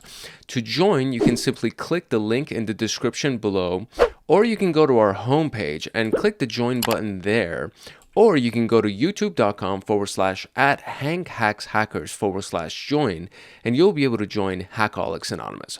Now, without further ado, let us continue with PenTest Plus. Our first web-based recon tool is the Wayback Machine, and it's web-based, so it's a website that you can actually access and retrieve information from. It's an internet archive. Basically, that's what the Wayback Machine is, and this is the domain name for it. Okay, so it's I originally, when I first heard about this, I was trying to Google Wayback Machine, and it took me a little while to find out that it's actually web.archive.org. And it stores historical snapshots of websites, and you can retrieve deleted pages, leaked credentials, or removed endpoints. Now, if a company has a strong security posture, they will have deleted these leaked credentials or the endpoints that may be vulnerable, or versions of web pages that contain API keys. All of these things, in a good environment, in a secure environment, those things should be deleted, right? You should not be able to access them by simply looking at the archive of the company. However, some companies don't do that. Some companies just have an automated kind of update that's turned on, and they don't have a web developer. They don't have anybody that's on their security team. It could be a sole prop or a really small LLC, but they are the target, or they have hired you to do something and they don't know what their security posture is like. And the business owner, this happens a lot, by the way, the business owner goes to a place like Upwork or Fiverr and they'll hire somebody to install their website for them. They'll hire somebody to teach them, okay, this is where you go to, look at your user list, and your client list is here, and this is where you go to edit your web pages, etc. But they are not taught security philosophy, security concepts. They're not taught any of these things. So the developer, the original developer that was hired on Fiverr, just sets up the website. Then they're like, go here to log in. This is how you create web pages. This is how you look at your user list or your client list, etc. This is how you collect payments. This is where you go to change your payment information, etc. Right? And then they hand it off to the owner of the company. And the owner of the company is the person that just manages the website. And then they have a few people in their shipping department that ships out products or orders. They have a few people in customer service. They have their personal assistant. Nobody in that company is there to handle security, okay? I know people personally that are doing several $1,000,000 per year in their company, and this is their setup. They have a handful of employees. The CEO is the person that handles most of the stuff with the website, if not everything on the website. And then if they need to do anything, they'll just hire somebody, a contractor, a freelancer from Upwork or from Fiverr to do the thing that they do. And that's it. They just leave it at that. So they don't look at removed admin panels or hidden directories or exposed APIs or API keys or sensitive data that used to be in past versions of the web pages or retrieved deleted page. They don't look at any of these things because there's an automatic update that's set up. And then once that automatic update just updates, it doesn't necessarily remove the old pages, right? It doesn't. And that's the thing. This is where the attack vector exists, is looking at a website or looking at a web page or whatever it is and seeing what you can retrieve from the old versions of it. So that being said, let us now actually go and check out what the web archive or web.archive.org actually looks like. And here we go. So this is the Wayback Machine, the Internet Archive.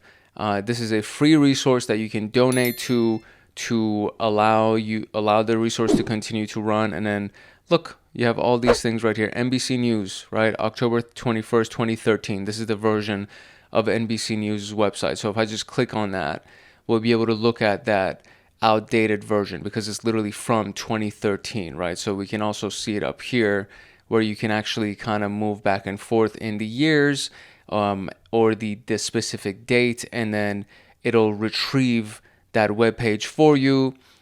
This specific web page, I guess, has to do with, I don't know if this is like, I think this is like a sample of their home page, because right here, if we look at it, it just says NBCnews.com. I don't think there's any specific article. And so this just happens to be the headline on NBCnews.com. 2 killed and 2 wounded in shooting, etc., etc., etc. And so you get to see this. Now, there are a lot of different ways that we can try to analyze this specific information on this page. So if I actually click on this and do inspect, more often than not, I'll actually get to inspect the way that this specific page was set up, right? So if we look at that, so if we go over here and scroll further down, we can see that we actually have, oh no, you know what? I stand corrected. So this seems to be just the stuff that's available through the Wayback Machine. This is not actually anything about the web page itself from the old version of NBC News. So I was really going to try to see if we could actually get source code that is available on this web page, but it seems to be that we cannot get the source code that's available on this web page. So this is just a version of NBC News from 2013. Essentially, that's what it is. So if we go back to the homepage of Wayback Machine, you can always just go and search for the various, or browse through these various websites that are here, or you can just go here and click on this search portion right here. And then from here, you can, I'll do this, right? I'll just, since we already have it, I'll just do NBCnews.com. And then we can see that NBCnews.com over the span of what? Since 2000, it's been a very long time actually, since 1999. So the first series of snapshots of this webpage started in 1998 actually, because you can see something at the very, very end of 1998.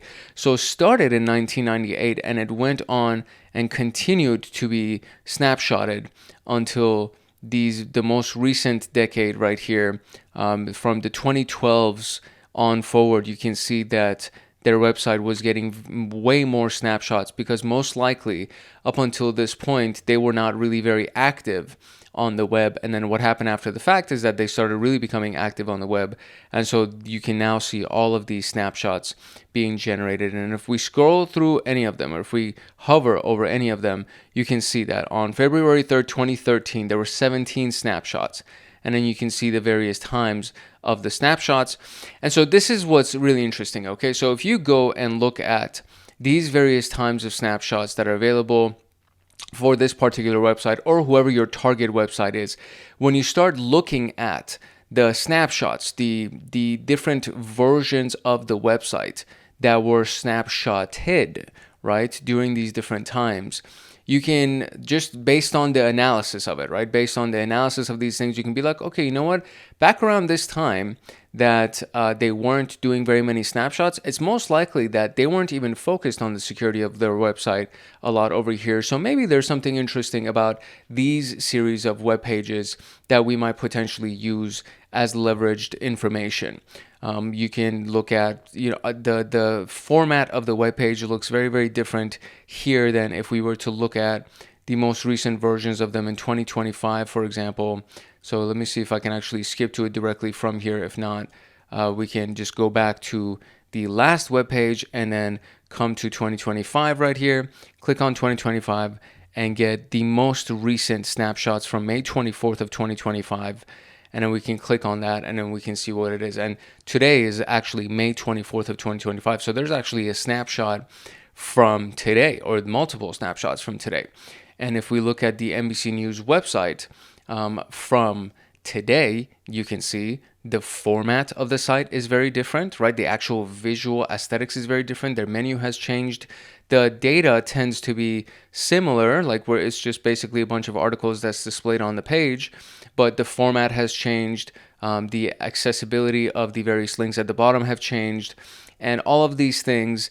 For NBC News, it's a little bit difficult because I know for a fact that, or at least I think, so if we look at Wapalizer, and here I go going down the rabbit hole here, Wapalizer is going to look at, I think it's going to look at actually the Web Archives website. I don't think it's going to be looking at the NBC News website. So we would actually have to run Wapalizer on the NBC News website to try to see what different applications and plugins are installed on their website, and if anything, so if they do have data management, or database management, I should say, if they do have database management, let's see if I can zoom in. I can't zoom in like that, so I clicked on it now, and let's click on this again, do Wapalizer one more time, and we're going to manually zoom in here. If we look at it, you can see that they have the analytics and reverse proxies, and Nginx is their web server, so we can try to see what version of Nginx they're running by running Nmap and things like that. So you can get information from a variety of different sources. Wapalizer was not something that's included for the Web Archive, for the Wayback Machine, but the Wayback Machine can be used. NBC News is just not the good version. It's not a good website to use as an example, I don't think, because they do have, or at least they should have, a really strong security posture. And I'm trying to think of like a small company that might have a website that might be a little bit outdated or something like that, where we can try to see what potentially could be used. LAPL.org, the Los Angeles Public Library.org. That's another website that just popped on the top of my mind because I was using their database recently. They have a bunch of information on here as far as the snapshots that are concerned, and then we can try to see what we can pull as far as the versions of their websites, and then compare them to the current version of the website that's running, try to see if we can find any differences, so on and so forth. So I'm kind of repeating myself a little bit right now, but this does seem to be like the most recent version of the LAPL website. And then from here, we can try to see if any additions have been made to it, if any changes have been made to it, if any of these links at the bottom don't exist anymore. So if I click on Contact Us, hopefully it'll take us to the lapl.org contact page. So these links can actually be further clicked on, and then we can go deeper into each snapshot of these websites to try to see what information we can pull about these websites and the various links that exist through those snapshots. So you're doing manual reconnaissance at this point when you pull up an old version of a website, and then when you click on the various links that exist through that snapshot, because these links are actually live links, right? So if we go to the 2005 version of the LAPL website and then look at a snapshot from 2005, the links on that snapshot will still be active and you can still click on them. So notice how this is a way different looking type of a website, and based on this we can try to see if there's any information that we can find about this specific site. There's a sitemap button at the bottom right here, and through the sitemap button we can potentially find all of the links that are here, and maybe some links that could essentially at some point be used for manipulation or trying to find more information, etc. So there are the links through these snapshots actually work. These are actually very, very useful versions of the snapshots of these websites, because you can actually click on them and see if there's anything that you can find from them. I'm looking at really big organizations. LAPL is a big organization. They've been around for a very long time. NBC News is a big organization. In your particular case, in your situation, the website that you would be looking at, ideally, hopefully, it wouldn't be google.com, right? Because google.com is so secured, and the snapshots that exist for Google are most likely not going to provide any good information to you. However, the smaller companies that just have these WordPress websites or a Wix website, something like that, those companies, you can most likely pull some interesting information from the versions of the archived web pages and website archives that exist for those companies. So I'm gonna stop talking about this, because I'm gonna probably tend to repeat myself over and over and over again, and I don't want to do that, because I have been told that I tend to kick a dead horse, or kill a dead, I forget the phrase, but I tend to talk about a certain topic too often. That's what I've been told. So let's move on to Maltego here. Okay, Maltego is an OSINT tool. It's an open source intelligence tool, and it links people, domains, emails, organizations, social media data, and it does it in a graph format. So I'll show you some visuals just so you can kind of see what that means. It can identify the relationships between entities, like an email that might be linked to multiple social media accounts, very useful. Mapping infrastructure connections, subdomains, DNS records, IP addresses. Retrieving leaked passwords and breach data. This is kind of insane. And it doesn't necessarily mean that the passwords are still good, but breach data, very, very useful. Leaked passwords, very useful. Common transformations that we can use. A transformation is something that is native to Maltego. So it's just a terminology that's used to explain what it can do with data. It can essentially transform data into graph visualizations, right? So extracting whois information for domain names, mapping IP addresses to organizations, identifying social media accounts linked to an email address. These are a lot of common use cases for Maltego. So let's look at what this actually would be like. This is the Maltego website, found at maltego.com, as you can see right here. And, the claim to fame is investigate 12 times faster with the world's most used cyber investigation platform. And these are a lot of the organizations that use it. You can have monitoring activities. You can have investigation activities, customization of the data and the graphs that are presented to you, management of the various usage, billing, or access. That part is kind of when you go into the paid version of Maltego and you have a lot of different users and how much of the service that they actually use, what you would get billed at, etc. The pricing offers a community version, which is going to be the version that we are going to use for the demonstration when we get to the practical section. The community edition of Maltego has the link analysis software. It has out-of-the-box access to commercial data, 200 credits per month, connectors to external data, and Maltego Academy that we can actually use to learn more about it. And there's a lot more features as well. Then there's the professional version that's good for individuals, investigators, or small teams. And you can have 5 users, and the billing is per user. And then there's the organization version, which you will most likely have to actually get some kind of a quote from them to see what pricing they would give you.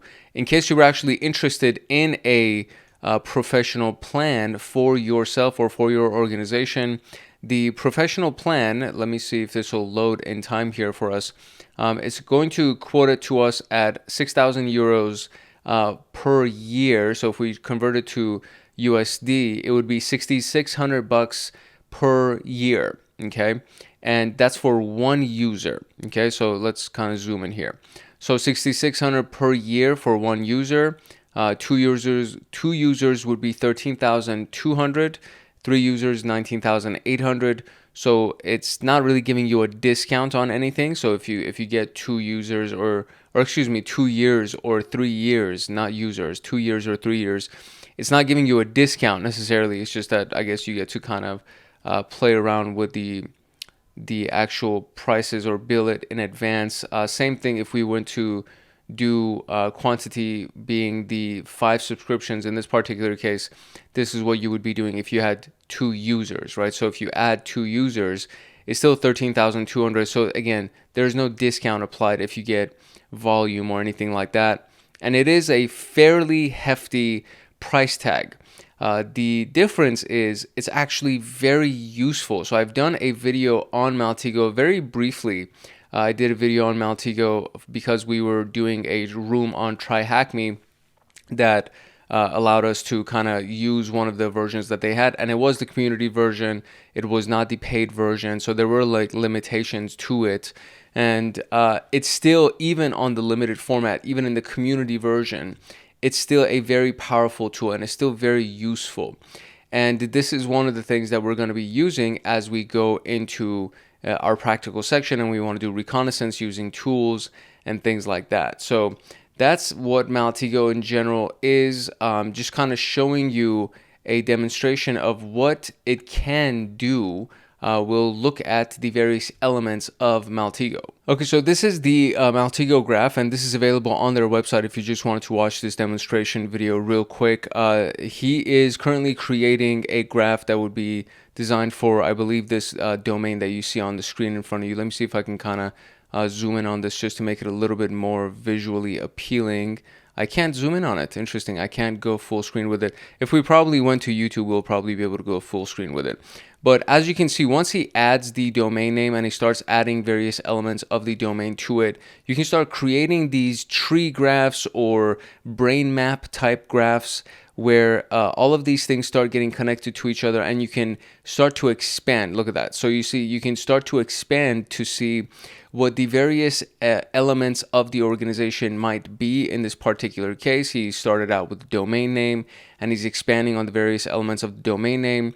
That could be usernames inside that domain. It could be IP addresses inside the domain. It could be graphs, or excuse me, not graphs. It could be the various assets inside of the domain, and everything else in between. So what you see towards the end is that view right here. This thing that you see right there is the overall view that you have, where it ends up being it's literally like a graph, right? So it's kind of crazy to think about that.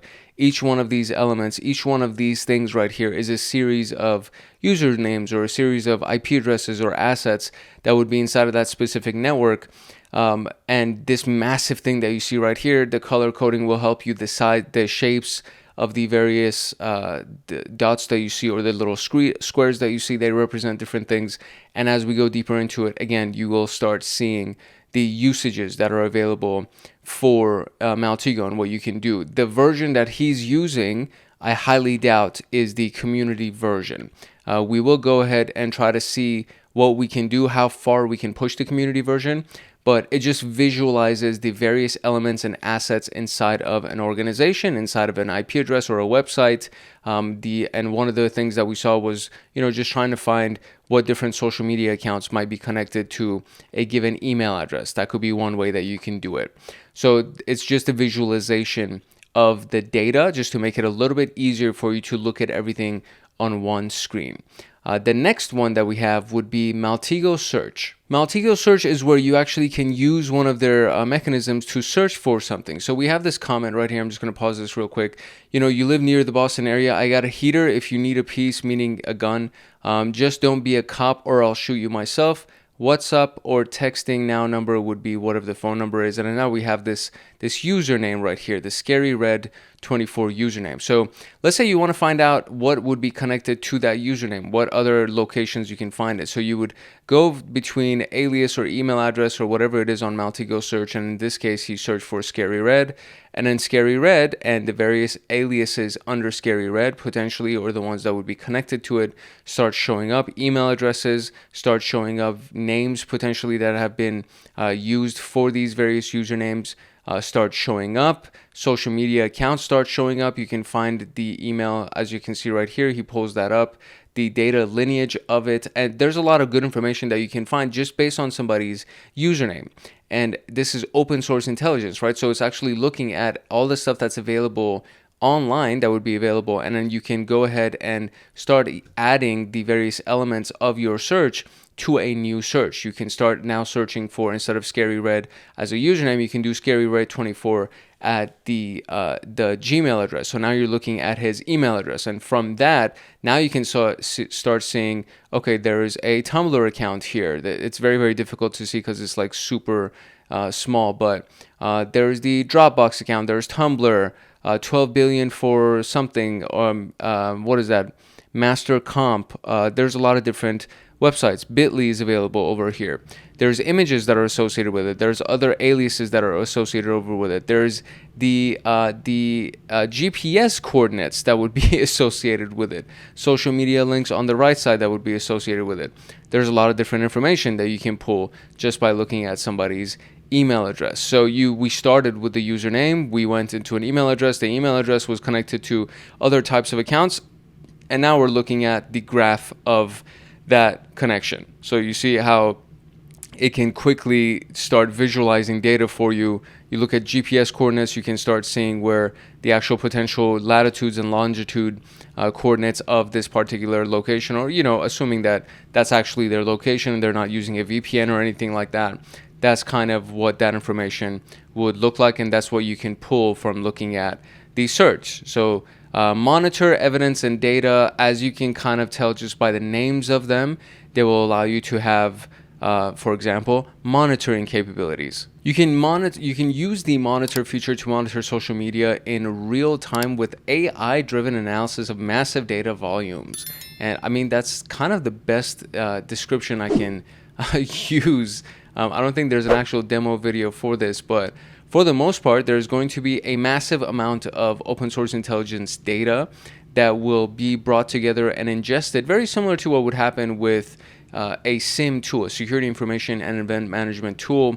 With SIM tools, you get data from a variety of different endpoints, from a variety of different sources that all come to one central location, which is the SIM. And then the SIM ends up analyzing all of that data and correlating, humanizing the data so that it becomes easily readable by the human eye so that we can decipher it easily. And then you try to make sense of whatever the data is that's been presented to you and see if anything is of note. A lot of times in SIM tools, at the very least, a lot of times it's just looking at the network data. There may not necessarily be anything malicious or any kind of alert for you to look at or consider.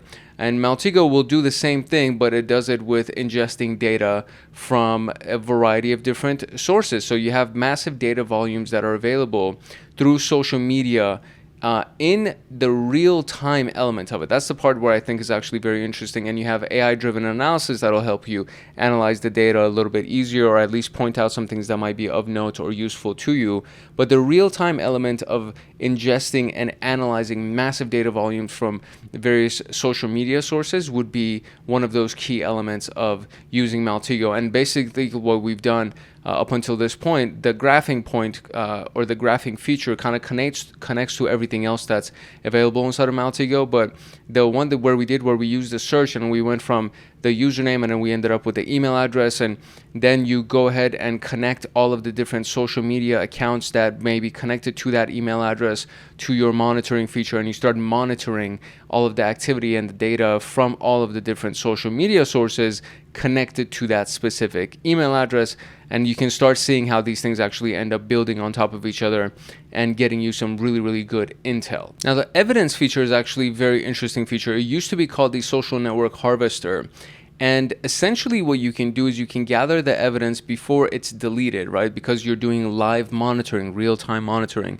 You can gather the evidence before it's deleted. And one of the features that it has is that it says that it can create court-ready evidence for you, right? So if we look at Maltego evidence, you can have a simple, the interface is easy. There's automated data. All of that stuff is like fairly nice to be able to have. You can start crawling a variety of different profiles all in real time and start building up a database of just intel in general. And some of that intel might actually be useful in the sense that when you go further with your investigation or you need to present something to somebody of note, like a judge, for example. And in this case, you can, what he's going to end up doing is that he's going to start looking at Facebook. And from Facebook, he can start looking at the timelines, the saved active stories, comments. This is insane. Like when you really start looking at all the things that you can actually pull from somebody's Facebook profile. And then, of course, you can start connecting the various usernames that you are going to be monitoring. This is, just to keep in mind, this is actually like really, really, really, really crazy.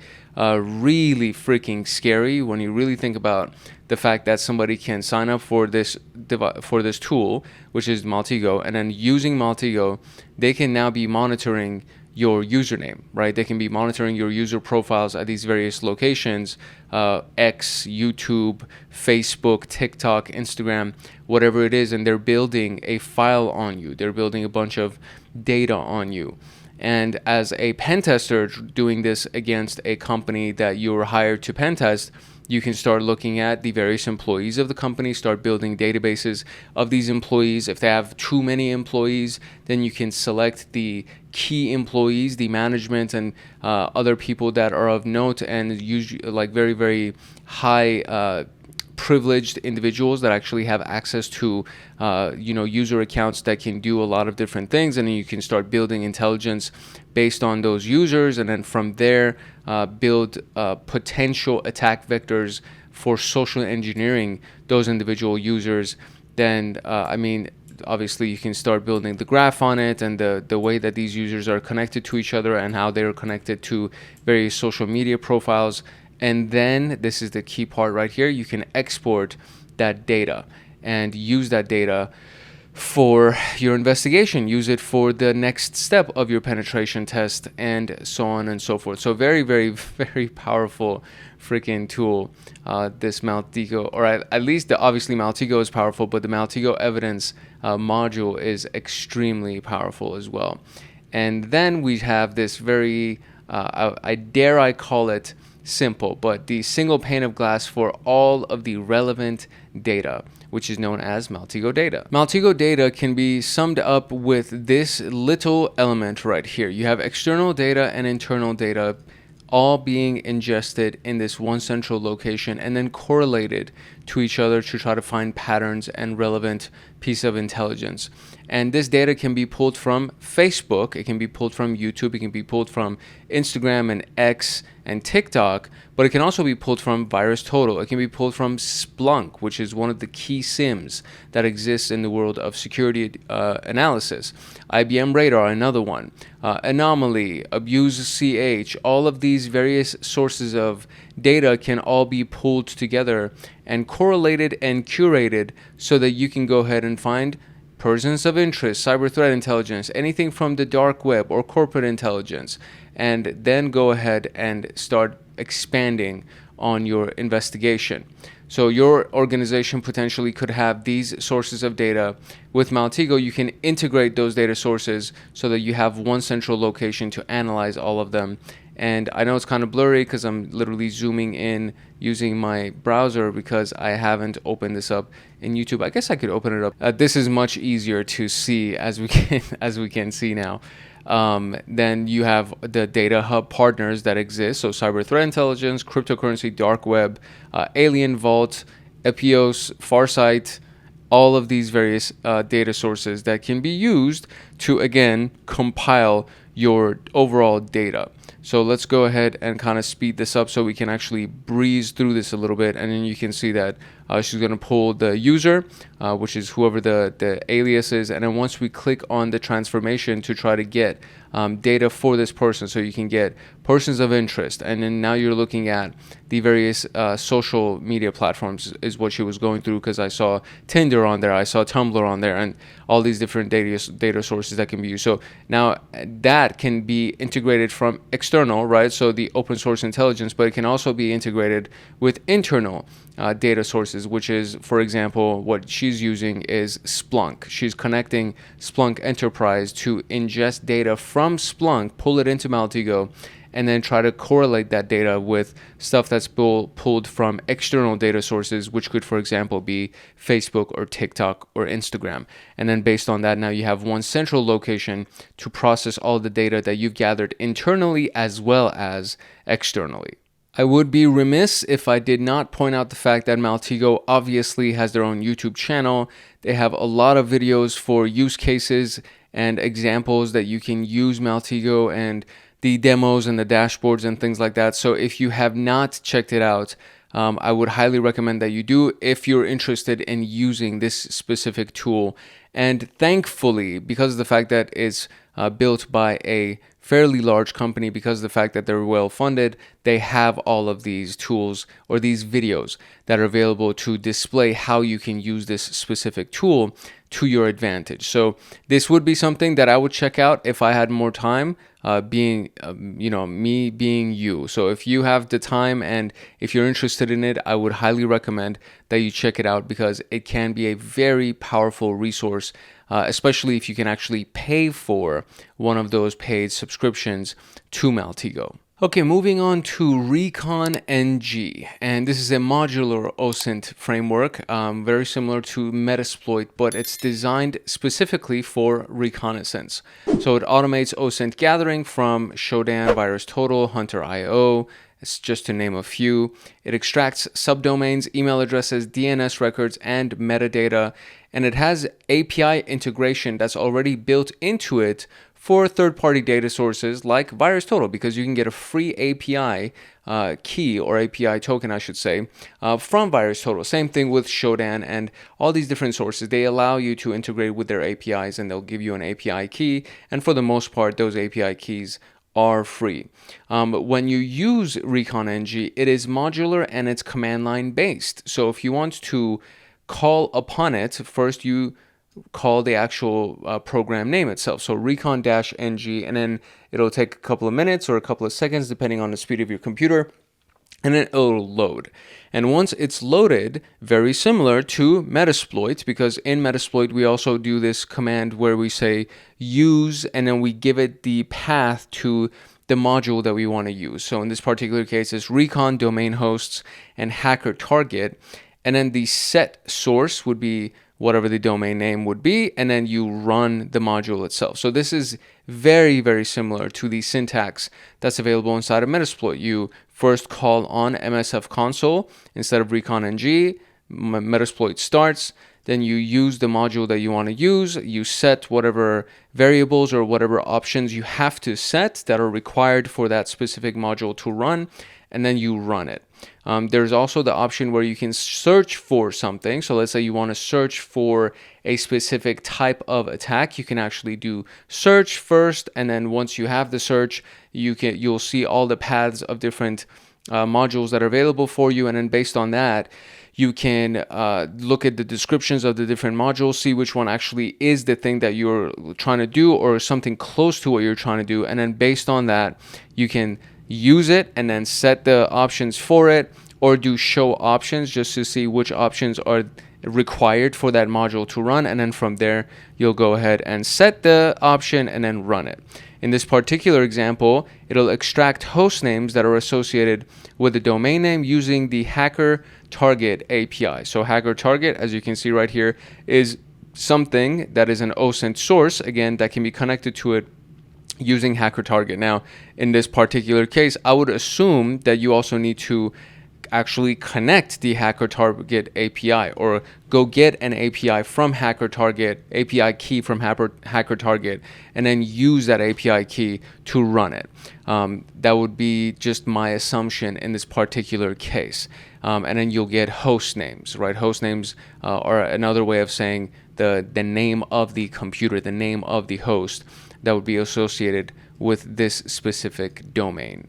Our next one is a really popular tool called Shodan, and it's known as the hacker's search engine. And it literally is a search engine that you can use to search for internet exposed devices. So it could be a camera, it could be an ICS, an industrial control system, misconfigured servers, actual computers, anything along those lines, anything that's actually connected to the internet and it's exposed, meaning that it can actually be detected for the most part. We can look at Open Remote Desktop Protocol, or RDP. We can look at Open SSH FTP in IoT devices. So these are actual ports that we can connect to potentially. IoT devices would be Internet of Things, and a camera would be an Internet of Things device. A smart garage door opener that would be connected to somebody's cell phone, and then they can open their garage door using an application in their cell phone. That could technically be considered an IoT device. Industrial control systems technically could be considered an IoT device. So this is a very wide range of devices that falls under that specific category, and as long as they're connected to the internet and misconfigured in some capacity that we can actually find them, then that's pretty much all you need. You can search for exposed databases, so MongoDB, Elasticsearch, MySQL, these types of relational databases that house a lot of really crazy information, like for example, usernames and passwords for all of your users that log into your website, or all of your employees that need their usernames and passwords to be able to log into their back office and do what they need to do. And then now you have, if I can get access to that database, now I can actually access all of your employee information. Pretty crazy stuff. And then detecting default credentials on vulnerable devices. So for example, if you have a Kali Linux machine that's set up that for whatever reason the default credentials were never changed, I can just log into that device by using the username Kali and the password Kali, and now I'm inside of that device. I'm inside of that virtual machine, or the server. A lot of people use Linux servers. It may not necessarily be a Kali Linux server. It could be a different type of Linux distribution, but a lot of companies use Linux servers as their web servers or their database servers and things like that. And that could just be one of those things that it's like, oh, they didn't change the default credentials for whatever reason. I don't know why they wouldn't, but they, absent-mindedness, right? They were careless or something like that. And so for that reason, they didn't change the credentials, and now we are in their systems. So let's do a couple of quick queries. We'll look at a couple of quick queries on Shodan, and then I'll show you what it actually looks like on their website. So here are our sample queries here. So port 3389 is typically assigned to a remote desktop protocol, meaning it's a Windows machine that we can remote connect to, right? So we say we want to connect to port 3389, and the country is the United States. So I want to find any server that has port 3389 open inside of the United States. Very, very simple query. Another one would be the product, meaning the actual name of the product itself, the server itself. So this could be MySQL, it could be GraphQL, GRESQL, it could be anything, right? So we could say the product would be MongoDB because we want to look for a Mongo database product or server or service. And then we want to look at the default port for it. So the port typically for Mongo database would be 27017. That would be assigned to that database so that we can access it. And then you can just find that out by doing some research on the Mongo documentation and be like, oh, okay, you can, when you install it, it's accessible through port 2717. So 27017. So you would search for product MongoDB and then do port 27017. So let's go and real quick see if we can actually find anything using these two queries inside of Shodan. Okay, so this is what it looks like when you log into Shodan. I logged in using Google. I basically did when you click login in the top right corner, it asks you if you want to create a username and password or enter your username and password, or if you want to just use your Google account. And I'm using my Google account to be able to do it. Very, very easy and simple. And so now we are presented with this search bar at the top right here. And to use this, you actually have to be logged in. So just keep that in mind. So port 3389, and then we're going to do country and then US, right? So boom, port 3389, country US. There is 1 million freaking results. Kansas City has 329,000 ports. Redwood City, Mountain View, Ashburn, New York City, my goodness. Google LLC has 400,000 connections. This I accidentally clicked on more options under the states that are available, or the cities. I guess these are all cities that are available. San Francisco, North Bergen, Las Vegas. I am currently in Las Vegas. So if I click on Las Vegas, I'll probably be able to find those freaking things. And then when you notice is that it actually updates your query up here for you. So in case you're wondering how to form queries, you can actually see it right here. So country, US, city would be Las Vegas. And then look at this. It actually shows port 3389, administrator, Windows Server 2012. Very dangerous stuff. This is the IP address for it. Router hosting LLC, United States, Las Vegas. Issued by Windows US LA. This is insane. Issue 2.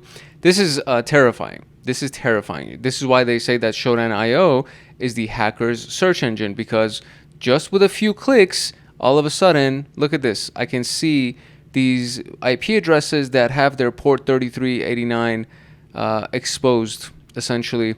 And then you can go to town and start running a couple of just simple exploitations using Metasploit against this IP address, and next thing you know, you are logged into somebody's Windows account, which is terrifying. It's a felony, so I'm throwing that out there again. It's a felony, so keep that in mind. But it's just one of those things. Now, here's an interesting thing as we'll go a little bit deeper into it, right? So you see these operating systems right here. So, right, so it says Windows build, and then it gives you the different years of Windows, or the different operating systems in Windows. So if I go and say what version of Windows is the Eternal Blue exploit for, right? So if I do that, Eternal Blue is one of these like really, really commonly known exploits that we've used a lot. And this is also known as the MS17010. And it targets a vulnerability in the SMB, the server message block version protocol used by Microsoft Windows operating systems. And it applies to Windows XP, Windows Vista, Server 2003, 8, 7, 8.1, Server 2012, Server 2012, RT, Windows 10, Server 2016. Okay, so now we go back over here. And let's see, do we have anything? Server 2022 doesn't apply to it. So let's see if we can look at more options over here. And now you can see Windows 11 is here, Windows 7 is here, Windows Server 2008 is here, Windows Server 2012 is here. It's scary stuff, dude. It's really, really scary stuff that like very easily you can start finding things that can be used for potential exploitations. And then we can look at it for Google, like Google LLC has 400,000 ports for 3389 that are open. That's insane. So if you click on that, 400,000 ports for Google LLC are going to show up. And then what are you going to do? And by the way, again, so it go ahead and it updated your query for you. So organization is now Google LLC. So if you wanted to zoom in on an organization, you would just use the org parameter and then give it some kind of an argument, and that would be the organization. So then we go into and be like, okay, well, in Kansas City and all these different cities, they have those things open. Kansas City is a very vulnerable freaking city. I wonder why that is. Then we have the remote desktop protocol, so RDP. Then there is the Nginx, OpenSSH, Jupyter, etc. So it went and updated to the port that we have inside of the United States, organization Google, but it still is now giving you these various services that would be accessible for that specific port. So remote desktop protocol, RDP, is literally the port 3389, which is why the bulk of the data is associated with that port. And then we're looking at Windows 11, and then we can click on this and try to see if we can find any of these Windows versions that would be vulnerable to it, and then go open up Metasploit. It's really insane, dude. Like, it's not that complicated when you start thinking about it. And it's like, okay, you go and pull up Metasploit, you search for the Eternal Blue exploit, which is probably the easiest exploit to configure in Metasploit to try to get access to any of these Windows devices. And then from there, you just run Eternal Blue exploit, which is insane to think about the fact that, okay, that's really all you have to do is like do a little bit of research, find these vulnerable versions of Windows, for example, and then just go ahead and run the exploit using Metasploit. And now potentially you can get into Google's systems. Like, that's terrifying to think about. I do not encourage this. Please do not do this. Google, most likely, even if these things are exposed, they're most likely tracking all of this stuff. And if you connect to one of their IP addresses without having permission to do so, they have the capabilities to come after you. They have the money and the resources to come after you, and they'll find you and they'll freaking arrest you, and it'll be a felony. I'm just telling you right now, man. Just be careful. Please, please, please be careful. Please, please, please be careful. So that was it for Shodan.io. And I mean, we can, I guess, technically use the other query as well, which is Mongo database. So I'll just copy this real quick, and then we can go ahead and try to see real quick if that'll work as well, which I can't imagine why it wouldn't work. So we'll do Mongo database, port 27017. There you go. So 198,000 Mongo database results. United States, Germany, China. Oh, that's another thing, right? So let's say you're trying to find a specific country and you want to know what their country codes are. And again, I'm kind of going down the rabbit hole. I already said that I was going to do this, so you can't get mad at me for doing this. But there is country code. So if you're trying to find a device inside of a specific country, you can look up all of the country codes for Shodan.io. So China would be CN, right? And the United States was US. So very, very simple to be able to do something like this. And then now inside of China, we can look at the top cities that would have these results. So 21,000 results inside of China using Mongo database. These are all the companies that would be connected to it. Huawei, really, really big freaking company. And Huawei was actually, by releasing some of their cell phones into the United States, they were actually trying to do some reconnaissance and do some sneaky spy stuff against the United States citizens that all had Huawei, which is why Huawei phones were banned in the United States and probably in a lot of other countries as well, because they were doing the same exact thing in every other country that accepted Huawei phones. So, you know, Huawei, one of those companies that actually did it. This is the just a simple query to be able to find their MongoDB, Mongo database, and then on the port, and then inside that given country. And then if we really wanted to look at it, we could just do something very simple like, what are the country codes for Shodan? And then just do that, and then you'll be able to find it. And so you have this list right here, some very, very basic list right here. So US is the United States, CA is Canada, GB is Great Britain, United Kingdom, CN is China, Japan, Germany, France, Spain, Australia, etc. And then you can just go further into the documentation, and then right here on Shodan, there's literally a section for countries, and then you can try to find the countries that are listed. Actually, no. So that's incorrect. So this is the wrong place. Don't go to that place. I will usually just default into doing this. I'll just go to Gemini and then I'll ask that same question. Let me actually just copy this question real quick so I don't have to type it up, and then just go into Gemini and just paste it at the bottom right here.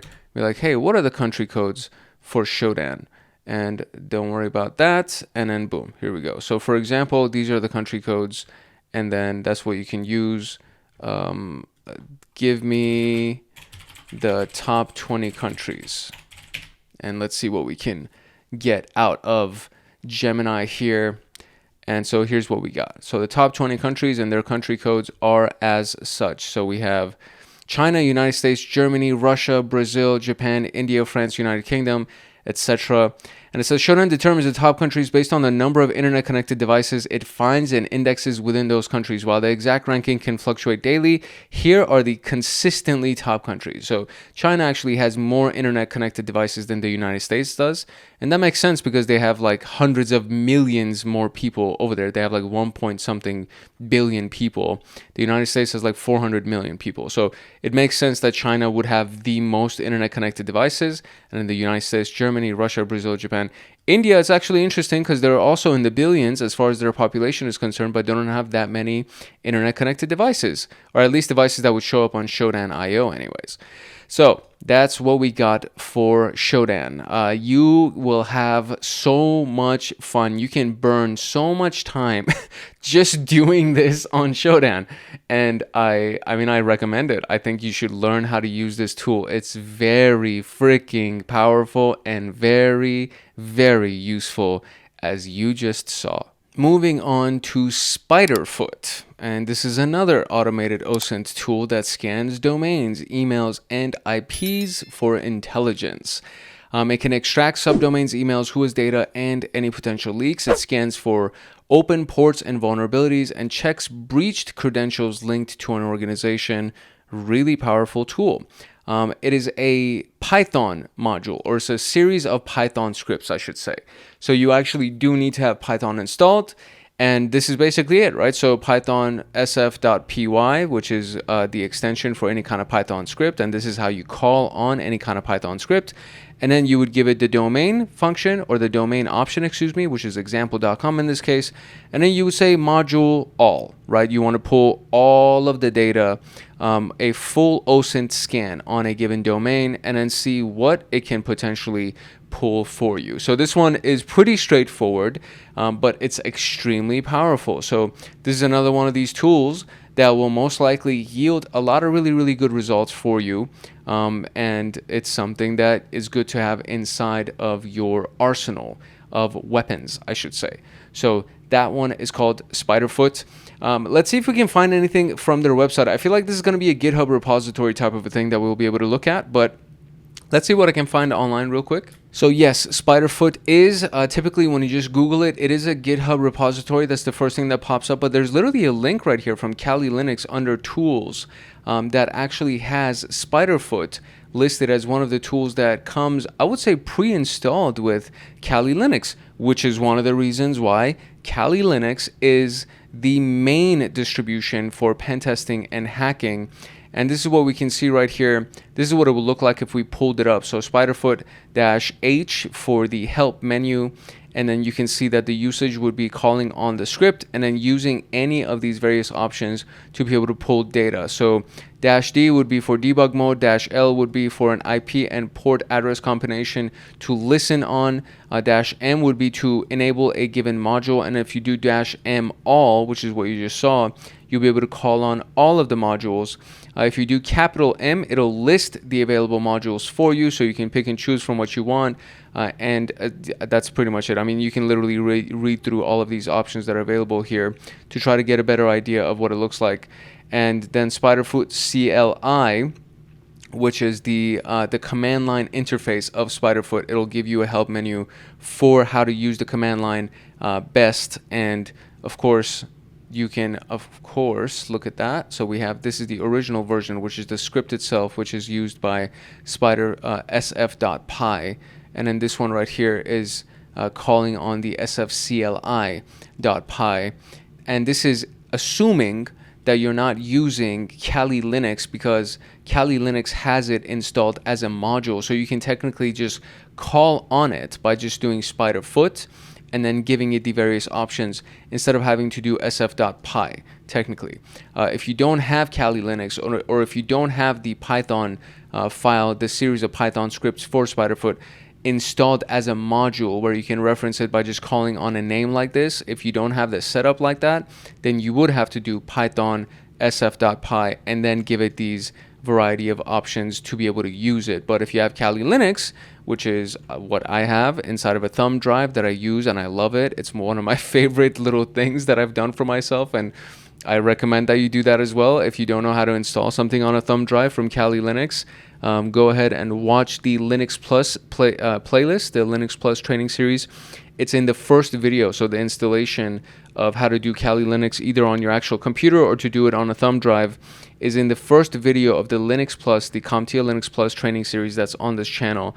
And then you'll learn how to install it. And I have it installed on a thumb drive because I want to be able to take it with me wherever I need to go and then just plug it in and run it.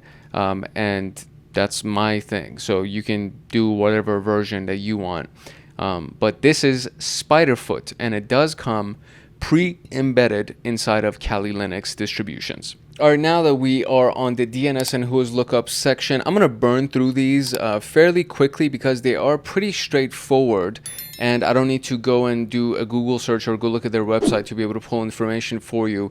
And I have already covered these commands, or several of these commands at the very least, in previous videos on this specific playlist, so I'm not going to spend too much time on them. The very first one is Whois, which retrieves the domain registration details. So who's the owner of the domain, who's the registrar that the domain is registered upon, the creation date of it, any creation details like the email address of the administrator, for example. That would be done with dig, I think, actually. So I don't think Whois will give you all the details about the registrant information itself.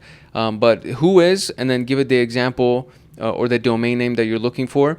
And that's pretty much it. That's how you use it. And it reveals the registrant name, the email address, expiration date, anything that might be relevant that is publicly available that has not been paid to hide.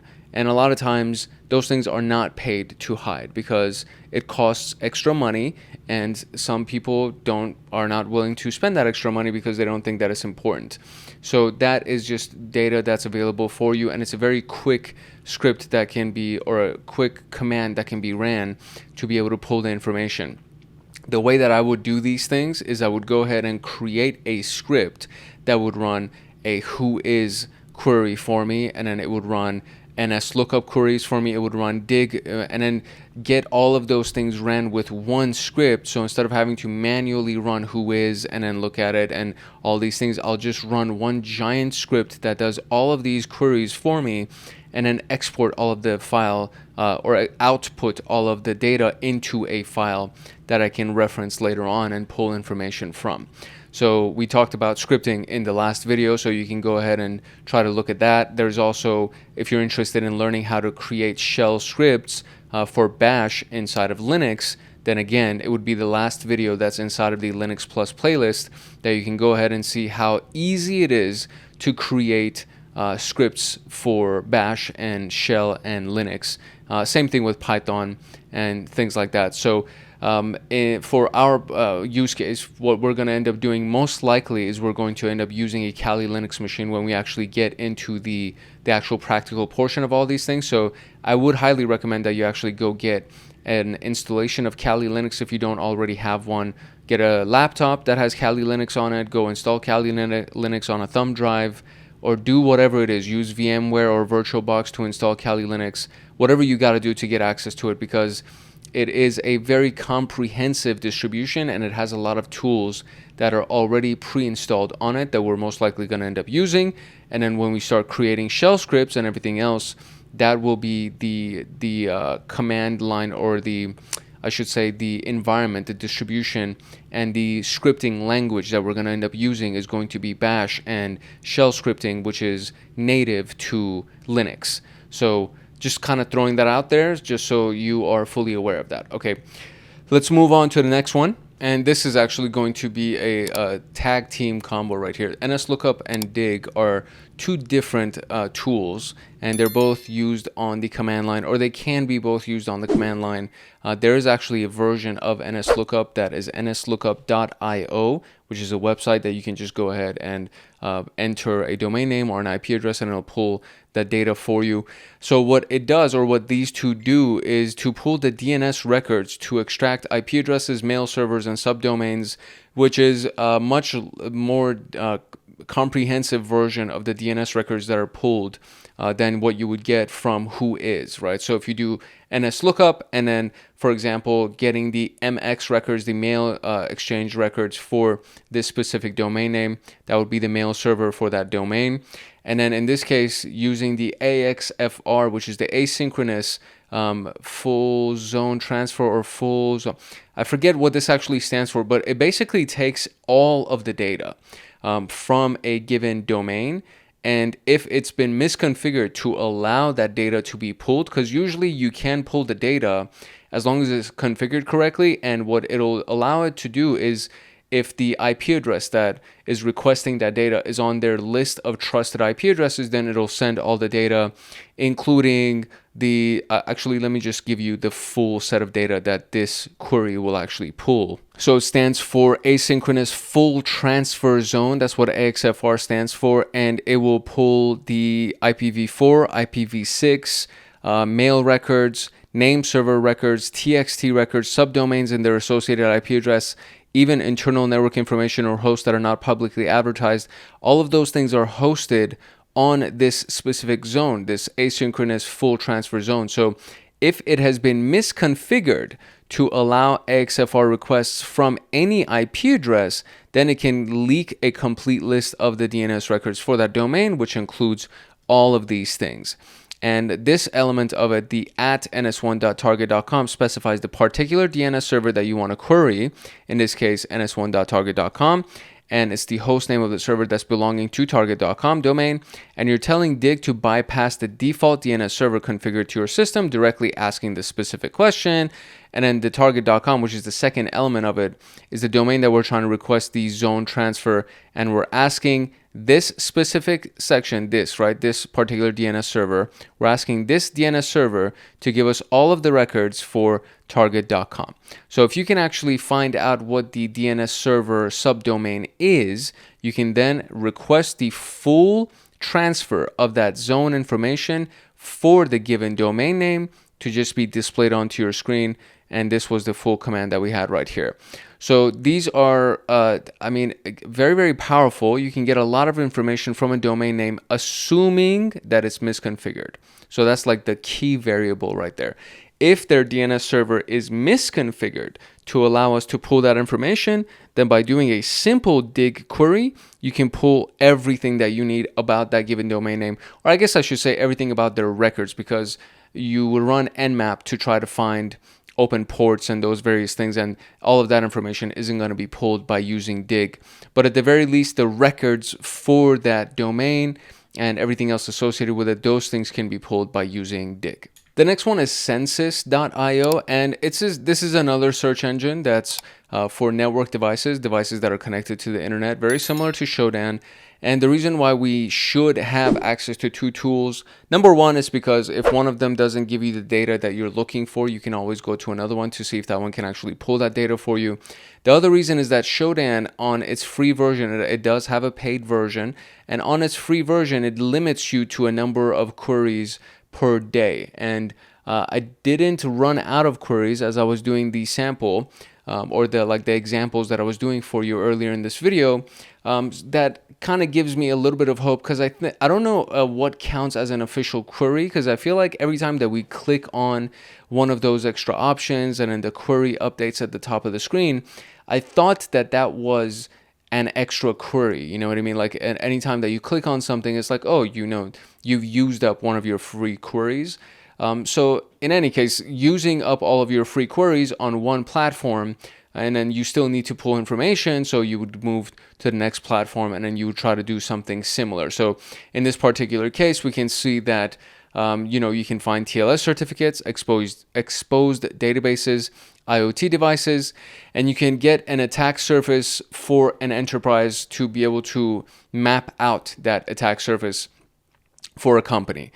So for example, a query in Census to try to find all the servers that are running OpenSSH version 7.4 would be services.servicename equals OpenSSH and services.software version equals 7.4. This is very, very different than what we saw on Shodan. It's a little bit more to know. But if we actually go to Census.io, I am certain, and I mean, I'm sure of it, that you can actually just kind of click around when you do just one search, and then the queries will update at the top of the screen, and then you can see what the various parameters are. For example, this would be a parameter, and then this would be the argument for the parameter. So you can do the same thing that we did in Shodan, but then there's of course the documentation for every single one of these websites that if you just go look at the documentation, it'll tell you how to query the system to try to get the data that you're looking for. So let's do a quick glimpse. Let's look at Census.io real quick and see what it looks like. Okay, so another key difference between Census and Shodan is that, you land on Census, this is what their website looks like, very fancy, great information, use cases, all that stuff. If I wanted to create a free account, this is the button right here, right? You would click on this and they force you, I mean, they don't force you, right? It's like, it's not they're holding a gun to your head. But if you wanted to create an account, it's not like you can just click on, use Google to log in, which is what I did with Shodan, and then it just used one of my email addresses and it logged in. They actually ask you to fill out your first name and last name and organization and your phone number and email and password, all of those things, which is not a complicated form. So it's like if you really wanted to use it, then you can go ahead and use it, and you can probably find a lot of really good information here as well. But it is an extra step that is typically not available, or not typically, it's just not required when you go to Shodan. So with Shodan, it's like a couple of clicks and you're logged in and you can start running. I'm not going to create a user account right now because I have already done too many things with my user accounts, and I will do this when we actually get into the practical section of this series where we need to use these things for that practical element, which is just procrastinating, really. It's more, that was a fancy, long-winded way of saying I'm just going to procrastinate until it's time for us to do the practical portion of this training series, and then I'll go ahead and open up a Census account. But in the meantime, if you're really interested in it, you can just go to census.io, which is actually census.com now. So it's not census.io, the domain name anymore. It's census.com. And then you can go ahead and create a free account and then kind of mess around with it and look at their documentation and see what different types of search queries that you can use, etc., etc.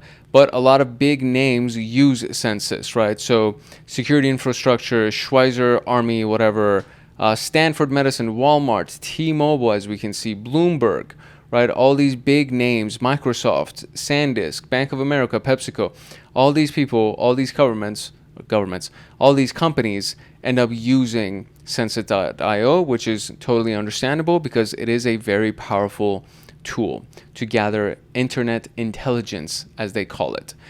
The next one is Hunter.io, and this extracts corporate email addresses from domains, which can be very handy when you're doing social engineering, or if you're trying to do some kind of a brute force attack and you need somebody's work email address. Finding company executive emails for phishing, or automating email collection for spear phishing campaigns, or let's say you're in sales. Technically, you could even use this if you're in sales and you're trying to build a leads list. That's technically a resource that you have. So for example, finding emails for example.com, you can do Hunter.io domain search and then example.com to try to see what you can find. I actually just created a real quick account with Hunter.io because it was a couple of clicks, very similar to Shodan, and it allowed me to go ahead and get in there. So let's go ahead and see what it looks like. This is the Hunter.io when you actually log in. So when you log in, you end up on the dashboard, which is what you see right here. You can find leads and email addresses for prospecting, right? You can verify email addresses, send cold email campaigns, a bunch of other things that technically it can be used in the sales environment, but we're trying to look at it from the perspective of somebody who's trying to do hacking. So if I actually paste that domain that we had previously, the domain search example, of course it can't be found. And so then we have to go to try to find the discover portion of it, where we can go into a company name, for example, and then see what we can find for, I don't know, google.com. And that would be the company, right? And so we click on this, and then that would be our saved company. Then you can click on find email addresses under Google, and all of the personal email addresses, departments, 10 email addresses that were matched. Bulk will use from one in my plan, and I don't want to do it because I want to save my credits for this, because again, there's a paid version and a free version of this. There is also an API that's available here, which is super exciting, and we can even integrate with a variety of different things. But very, very cool tool. So you can use it for prospecting and sales, or you can try to find email addresses for doing hacking campaigns, which is what we're doing. Evil laugh. So, okay, let's move on to the next tool. And this is another really useful one, which is DNS Dumpster, that will map subdomains, mail servers, and DNS records visually. It can generate a complete list of DNS footprints of a target. It can expose misconfigured mail servers and network devices. And it's something that's available through a website, which makes it kind of handy. And so this is what we have over here. And so it's a free domain search tool that can discover hosts related to a domain. Visible host from attacker perspective is an important part, of the security assessment process. So if we go over here and do, I don't know, let's do tryhackme.com. Tryhackme.com, start test, and then it'll launch it.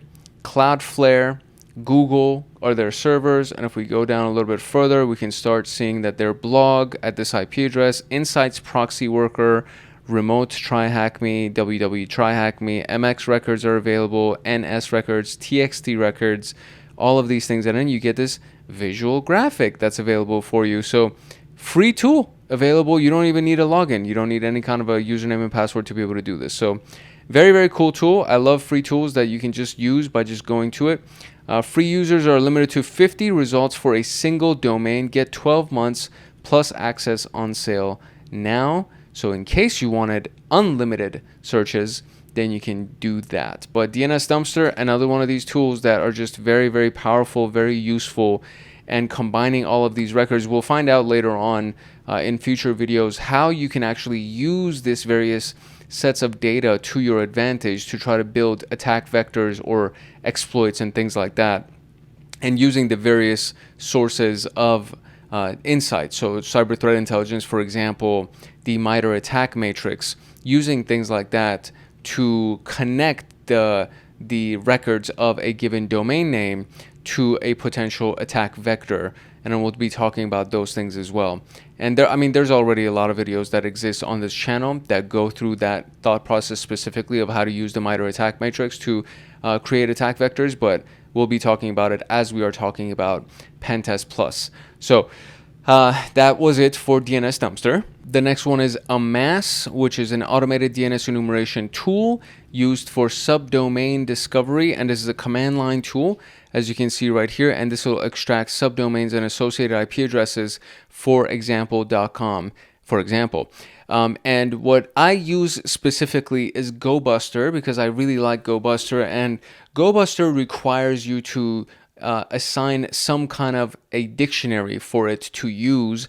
Amass uses its internal dictionary to try to find subdomains and anything else. And I don't think it actually uses a dictionary even. I think it actually just scans the website to try to find whatever subdomains exist and the associated IP addresses for those domains. So it's a really powerful tool again as well. And I wouldn't choose one or the other. I would use both, right? So I would do Amass enumeration and then see if I kind of get whatever I get, and then after that I would use a massive dictionary using GoBuster and see what I can find using GoBuster, what I can enumerate using GoBuster. And some things that Amass may not find, GoBuster can find, or vice versa. Some things that GoBuster may not find, Amass can find. So when you combine your suite of resources, you get the most information possible, and then you'll have the most leverage possible to be able to create really sophisticated attack vectors to get everything that you want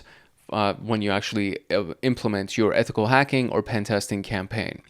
So that is it for Amass. And now we can move on to the wireless stuff. Nmap obviously is going to be on our list of network enumeration tools, and the Nmap scripting engine specifically is the the element of Nmap that actually has a bunch of scripts inside of it. Now, Nmap scripting engine is the functionalities of Nmap combined with customizable scripts that you can use to do enumeration and gather intelligence. Now, we've already talked about these types of queries, right? So if you remember from the previous videos, when you do -p-, you are scanning all of the 65,000 plus ports for this specific domain name or a given IP address, because you can use it on a domain or you can use it on an IP address.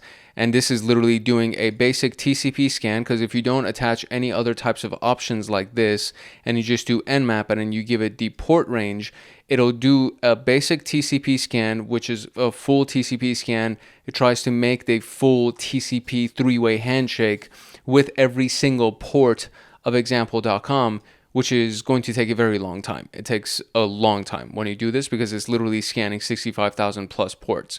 When you do the SV-O, it also will try to do a TCP scan. In this case, it's looking for the service and the operating system for every port, or the 1,000 most common ports, I should say that, because unless you do this, it's not going to look at every single of the ports. When you don't include a port range, it'll look at the 1,000 most common ports, and then it'll try to get the services that are running on it as well as the operating systems that are running. And again, you just provide the target domain or target IP address. When you want to look at vulnerabilities using the scripting engine, you would do the -- script and then you give it the name of the script that you want to use. Now, when you pull up Nmap at the help menu for Nmap, it'll actually give you the list of these scripts that are available, and it actually has even a longer list of scripts that are available than the stuff that it gives you on the general help menu. There's a specific script list menu that will give you all the full scripts that are available inside of the scripting engine. But in this case, we are running the vulnerability script on this target domain, which is going to pull all of the vulnerabilities that it can find using its vulnerability script. It may not necessarily be comprehensive, so we're not saying that you're just going to use Nmap's vulnerability scan to try to find all the vulnerabilities. There are so many other ways that you can do it that will give you even more information, but this is a really good starting point. While you have Nmap up, you can just go ahead and accumulate as much information as you can about your target, including whatever vulnerabilities Nmap can actually find for you using a simple command line option like script equals vuln. And that is basically how we use Nmap for enumeration, which is what you see right here, as well as vulnerability scanning on a target domain or a target IP address. The Harvester is a really cool tool. I've actually used this in exercises before as well. And it collects email addresses, domains, and subdomains from public locations, from public databases. So this is the command itself. So the Harvester, the domain that you want to scan is this. So that would be the domain that we want to scan. The source that we want to use in this case would be Google. And then it's going to extract all the emails and subdomains from Google's database for this specific target domain. Now, this is where we get into the wireless network reconnaissance and enumeration. So wiggle.net is a global database of Wi-Fi networks that are used for wireless recon. So you're trying to find wireless networks, Wi-Fi networks. So you can map open and weakly encrypted Wi-Fi hotspots, identifying physical locations of Wi-Fi networks. So let's go see what that looks like. And so here we go. So we have over 1.5 billion Wi-Fi networks that are available. Wi-Fi observations, over 21 billion Wi-Fi observations. Today, 595,000. Not sure exactly what this means. I guess it's probably the things that were scanned today or that were found today. Bluetooth devices, over 3.9 billion. And cell towers, 26 million cell towers. And it'll show you a heat map. This is what a heat map actually looks like. And then you can look at these specific points. So technically, I guess kind of like, let me see if I can click on any of these. I feel like I should be able to. So if we zoom to this location, it gives us each one of these little purple dots are individual Wi-Fi access points. So not logged in, latitude and longitude for that specific location. Statistics over time that's available over here. So this is, it can kind of get you pretty close to what it is that you're trying to look for. So let's see if we do, let's say, Tropicana Avenue and Jones. There you go. Okay, so West Tropicana Avenue, Las Vegas, Nevada. So we just click on that, and it takes us to Tropicana Avenue at the cross streets of Tropicana. And I wonder what the other cross street is that's right here. It doesn't show me, but you can actually search for a specific address, right? So Woodhue Lane, for example, Tropicana and Woodhue Lane is not a bad specific location that we can use here. And this is it. Like, it literally gives you these different elements right here. Now, not logged in is an interesting point. So log into Wiggle to use this feature. That's what that means. That means they want us to log in before we can do anything. So let me see if I can do a one-click registration real quick. And I cannot do a one-click registration. We have to fill out the form, agree to all of these things, because of course you can use this maliciously. But I'm really curious as to what data I'm going to be able to pull. So I actually want to register for this. So let me do the quick registration here. Okay, now we are logged in and we verified our email. So you need to verify your email before you can do anything here either. And now it's loading a specific point that I've clicked on, latitude, longitude, etc. And let's see what information we can actually pull from it. There we go. So we have the SSID is not present. The BSSID is over here. First time, last time, channel 1, encryption, WPA2, quality of the signal, and the specific address, as we can see right here. If I zoom in further, I can go ahead and look at more information about a specific location, right? So you can keep zooming in until you find more information about these things. So let's say you want to, and you can obviously just search for your specific address or the address that you're at to try to see what different IP addresses might exist, or not IP addresses, excuse me, SSIDs and things that might exist. So in this particular case, there's the actual SSID. So that's the name of the Wi-Fi that's available, the BSSID, channel 11, encryption, WPA2, etc., etc. And so WPA2 is one of the more secure encryption standards that's available. And if you wanted to find something that would be easier to hack, you can go ahead and try to search for other types of encryption standards, right? So the view that we can see, oh, that's not the standard. It said, what's the view standard? And I thought it was asking me about the Wi-Fi W encryption standards that I wanted to do. If we go on view right here and do a basic search, we can actually go into the search right here as well as the map. So now we do have a map as well, but you can actually start doing a latitude longitude type of search if you wanted to look for Wi-Fi, cell towers, or Bluetooth. Latitude and longitude last updated, BSSID MAC address, SSID network name, only free networks. That's interesting. Only commercial pay networks, only networks. I was the first to see all of these things, so you can actually find this data. And so if I do only free networks, I wonder if it just shows me only the free networks that are available. And now we can actually see these are all free networks that are accessible, and most likely it could be a coffee place, it could be something else, and it shows us the encryption right there. So WPA is the encryption on these, and then you can do WPA as well. Starbucks Wi-Fi, you can see Juicy free, Areas free. So these are most likely the free Wi-Fi. Bears Best free Wi-Fi, Panera Cafe, Wayport Access. So these are actual Wi-Fi. So if you really needed a free Wi-Fi and you just want a map of the Wi-Fis that are around you, this is a great tool for that. And then there is the option of actually finding people's Wi-Fis at their houses that you can also do.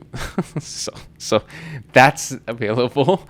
But yeah, let's not go too far down this rabbit hole yet.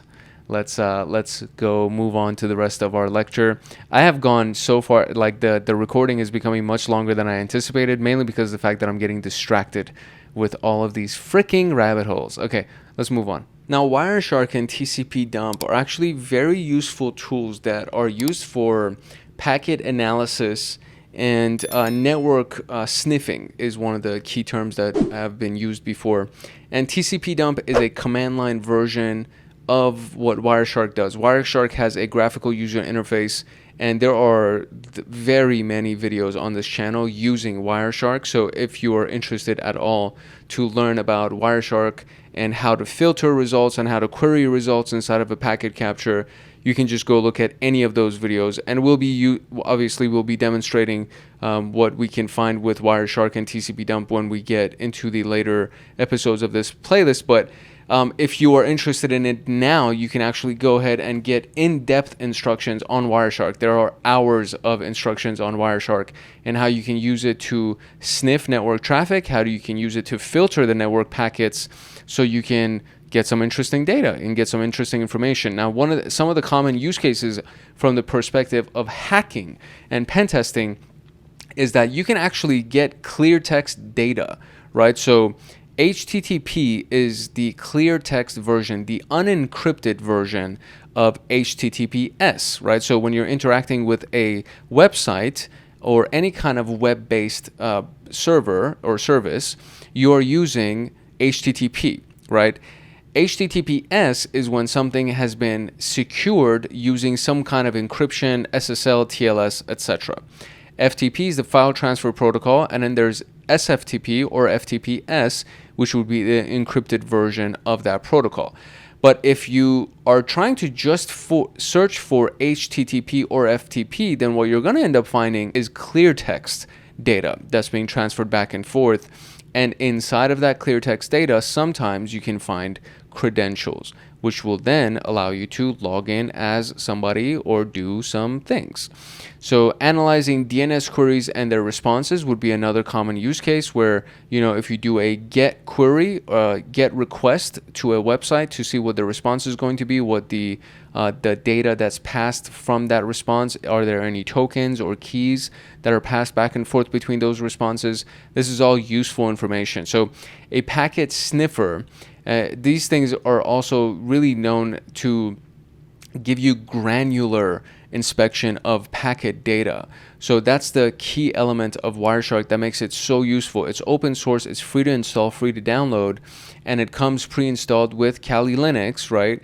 And so this is a really, really powerful tool that can give you granular view of packets inside of network traffic that you've sniffed, and inside of those packets you can find some really interesting information, assuming that you know what to search for. So this is the key about Wireshark, is that it can get you a lot of real detailed information, but if you don't know what you're looking for, it's just going to be garbage to you. It's like useless to you.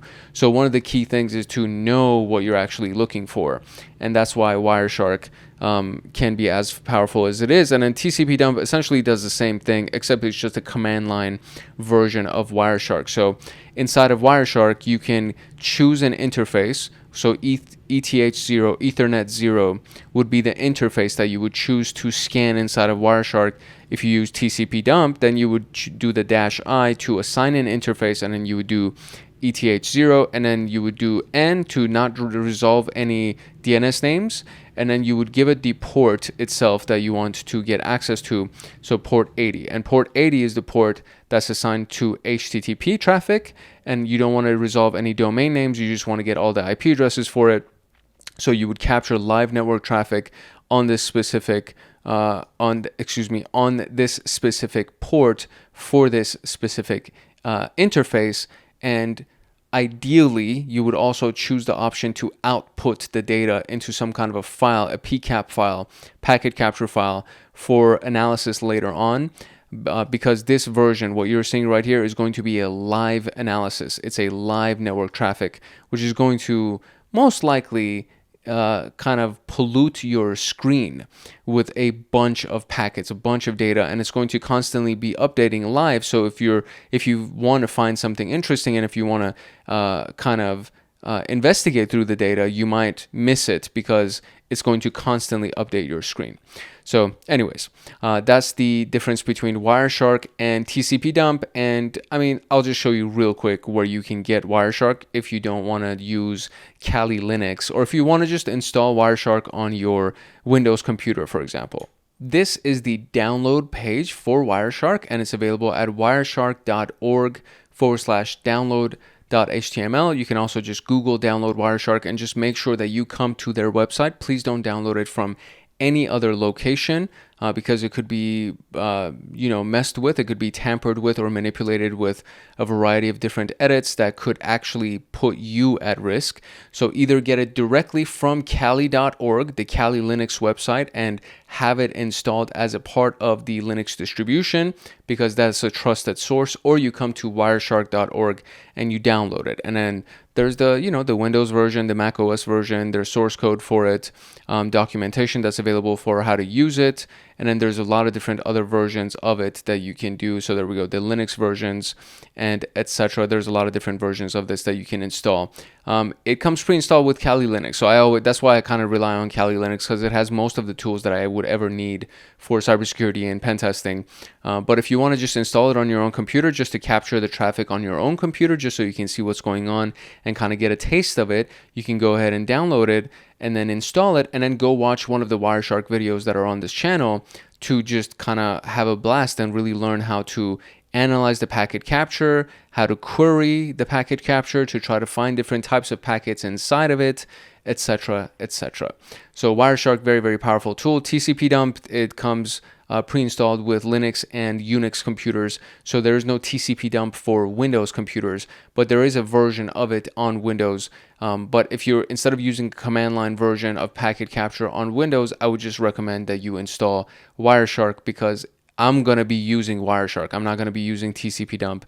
I rarely go to TCP dump unless it's like a last resort, because it's just too much data that's going to be populated onto the screen, and it's going to make it very, very difficult to try to find what you're looking for. So it's the default recommendation is to get Wireshark and then use Wireshark for network sniffing, packet capture, packet analysis.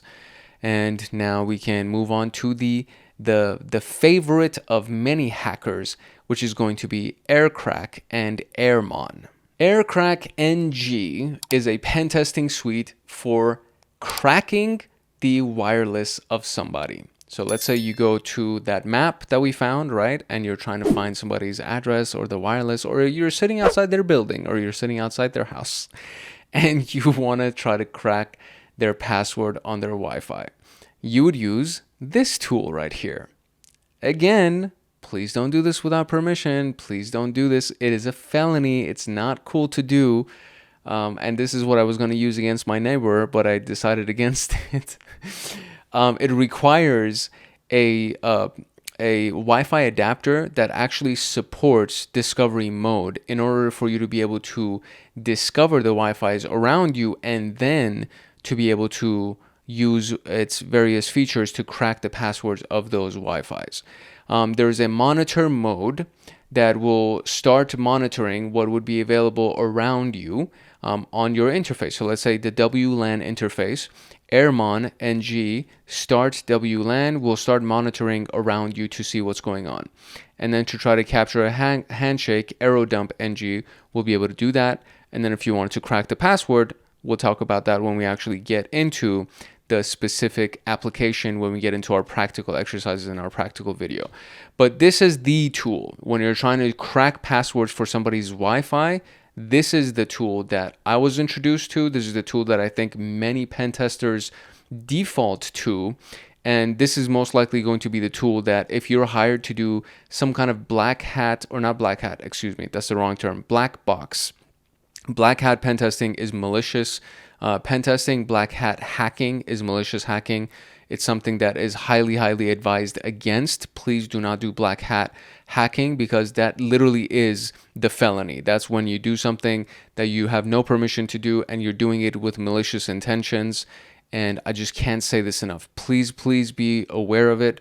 Please be careful not to use these tools in malicious environments, because it can get you in a lot of trouble. You can cause a lot of damage, and it's just not cool to do. But this is the tool. If you get black box pen testing, hired to do a black box pen test, which means you get no information about anything and you have to try and find the information.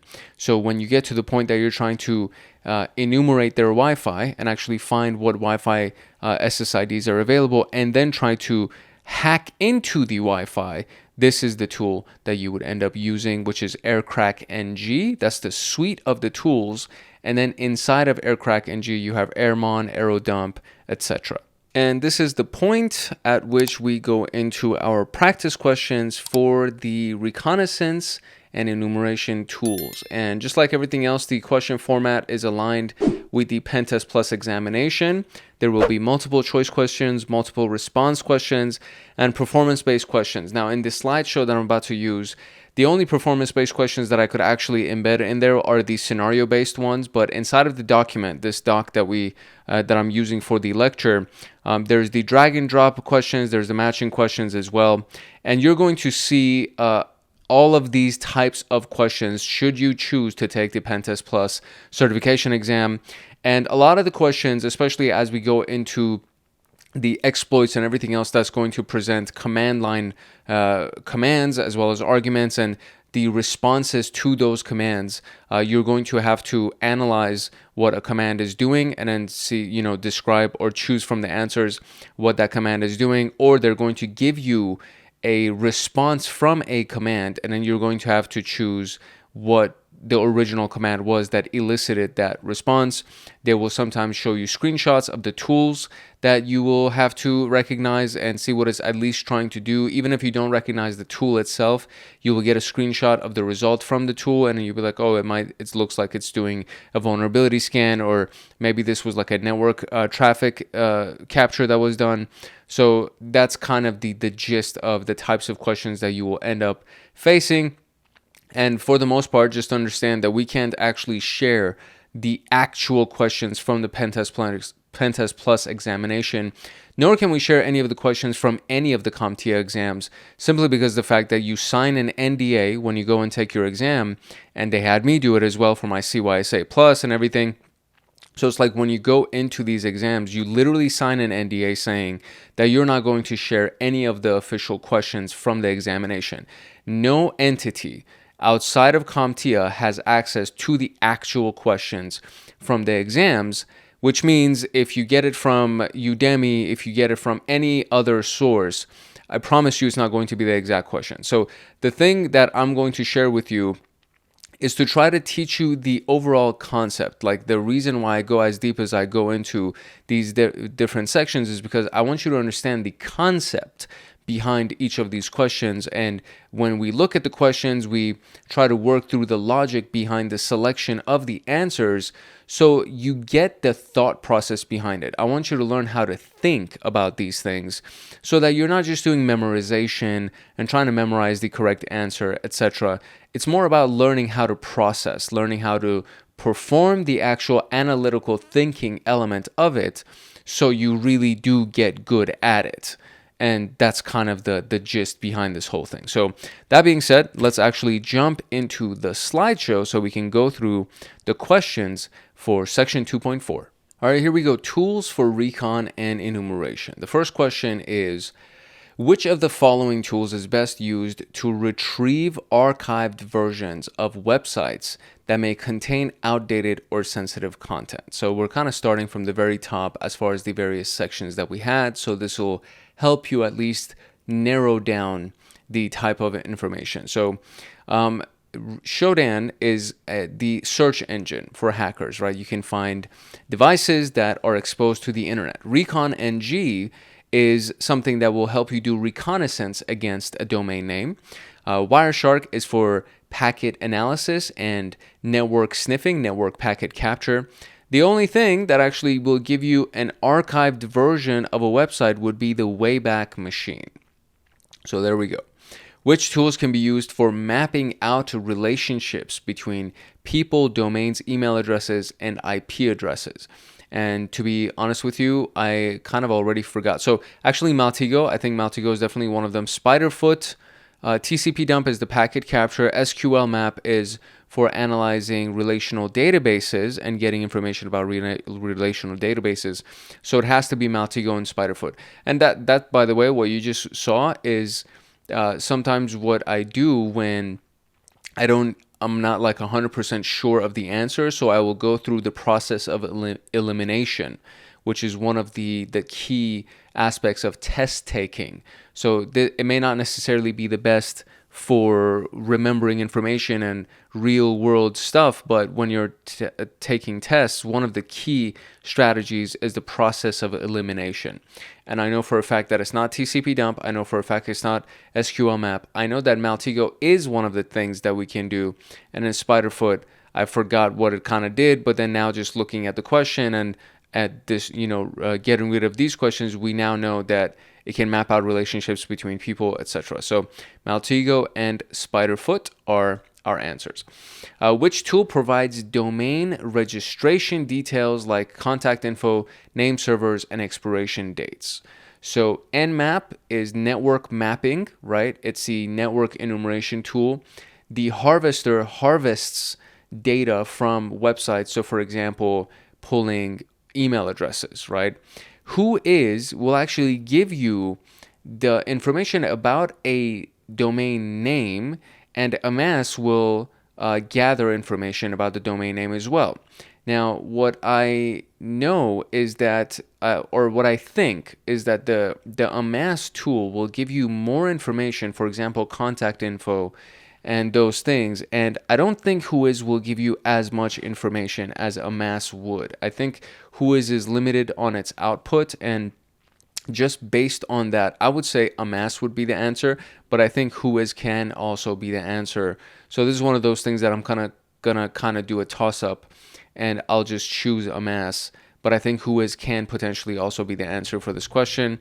And it is, in this case, the answer for the question. So I have to verify what Amass does because I really feel silly for not knowing that answer. Okay, so Amass is a DNS enumeration tool used for subdomain discovery. So that's what it actually does. It has nothing to do with the records of the domain, like, for example, contact information and the name servers, things like that. So I was actually way off.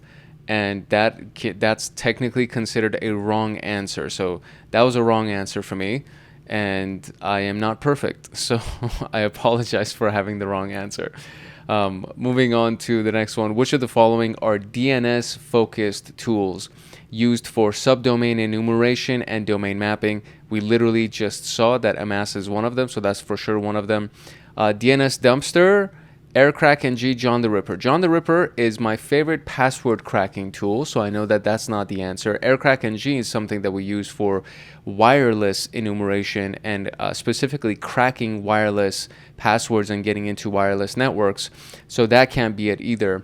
Amass, for sure, we just saw that it was for enumeration of subdomains, and then DNS Dumpster was another one of those tools. It was a web-based tool that we got a chance to go and just type in the domain, and then from there it gave us all of the subdomains for Try Hack Me, if you remember that example. So it's Amass and DNS Dumpster are the answers. Which tool allows penetration testers to collect email addresses and subdomains using search engines and public sources? So this is the key phrase right here that kind of gives me a little bit of extra insight. And so Wireshark, again, is not the tool because it does packet capture for a network sniffing. Amass is a subdomain enumerator, so we know that those two are not the answers. The Recon does reconnaissance against a domain name, but to collect email addresses and subdomains, so harvesting, right? So think about collecting email addresses specifically from search engines and public sources. It would be the Harvester tool. Which of the following tools are used for wireless network reconnaissance? Select two of them. So Wiggle was the one where we actually saw the heat map of the various wireless connections that were around me by my map, which is pretty crazy. AirCrackNG can also help you find out what wireless networks are around you and then how to crack into them. Nmap is a network mapper. Nmap, I guess, can technically find a wireless router around you. Maybe that could be potentially one of the things that it can do. DNS Dumpster, not so much because it's pulling DNS records. My response for this would be A and B, and that is indeed the answer. Nmap can, I think, through some of its scripts, maybe it can potentially pull that information, but you're looking for obvious answers. That's another one of these things that I'll kind of throw at you. For the most part, you're looking for the most obvious answer. If you have to convince yourself of an answer, it's most likely not the answer. So just keep that piece in mind as well. Now here we go. Our first scenario is you are tasked with gathering information about a company's online infrastructure. You begin by querying the Whois records, collecting email addresses with the harvester, and running a DNS dumpster scan to map subdomains. Which type of reconnaissance are you performing, and which tools align with this activity? So we're doing two choices here. So passive reconnaissance, technically we are actually doing passive reconnaissance because we're pulling everything from public databases, OSINT records. So I think that would actually be the answer. We're not doing active scanning of anything because it won't show up on their intrusion detection, the stuff that we're doing. Like when you can pull a Whois record by just doing a Google, or like by going to a variety of different websites that do it. So you're not technically doing an active scan. DNS Dumpster was a website that pulls the information for you. And again, it's not technically an active scan, it's an OSINT. And then the harvester is also pulling things from search engines and public databases. So that's definitely not an active scan. So it's not an active scan, and we're not stuffing credentials into anything. So that's the other thing where it's like, okay, well, it's passive reconnaissance for sure, and we're using Whois, the harvester, and DNS dumpster. So obviously the tools are literally inside of the question. So that one's kind of a gimme. It's like a layup, and then we're doing passive reconnaissance. So those are our two answers. During a wireless assessment, you use AeroDump NG to capture WPA handshake packets, then upload the data to AirCrack NG for offline cracking. You also search wiggle.net to cross-reference known SSIDs. So this is all wireless. So which two tools were used for wireless reconnaissance and attack? So we had AirCrack NG, which is the overall suite of tools that includes AeroDump inside of it, and obviously AirCrack NG. They're referencing it here as the command line tool here. So we have AeroDump and AirCrack that are actually inside of the question itself, and it's saying which tools were used for wireless recon and attack. Technically, we did also use wiggle.net, but it's not in our questions here. Nmap is for network mapping. Recon NG is for getting DNS records and reconnaissance against a domain, and it, I think for the most part, is not going to be used against a wireless reconnaissance and attack. So it would be A and B would be our answers here. They're literally inside the question. You're not going to get questions that are this obvious, but again, I want you to kind of understand the logic behind trying to find the answers, and at the very least work through the answers and try to do some kind of a process of elimination, so on and so forth. This question, it's a silly question. I shouldn't have even included this question, but whatever, we got it. All right, moving on. A client wants to know how visible their infrastructure is to attackers on the public internet. You use Shodan and Census to identify their exposed services, SSL certificates, and metadata, okay? Which of the following best describes these tools and their function? So they are the search engines, right? They're essentially search engines that can find devices that are connected to the internet. That's what we know about Shodan and Census. So DNS mapping tools for internal scanning, no, because we're looking at publicly available information that other people can find. It wouldn't be internal. Internet-facing search engines for service enumeration. That's pretty solid. Local traffic analyzers for wireless capture. That would not be it because we're not doing anything that has to do with local traffic analysis to wireless devices. And then file enumeration tools for SMB shares. That's not what we're doing. We can potentially find SMB shares by trying to find open ports that are default SMB share ports, but we're not doing file enumeration for those things. So the closest answer, the most precise, like the strongest answer would be internet-facing search engines for service enumeration. And that's it.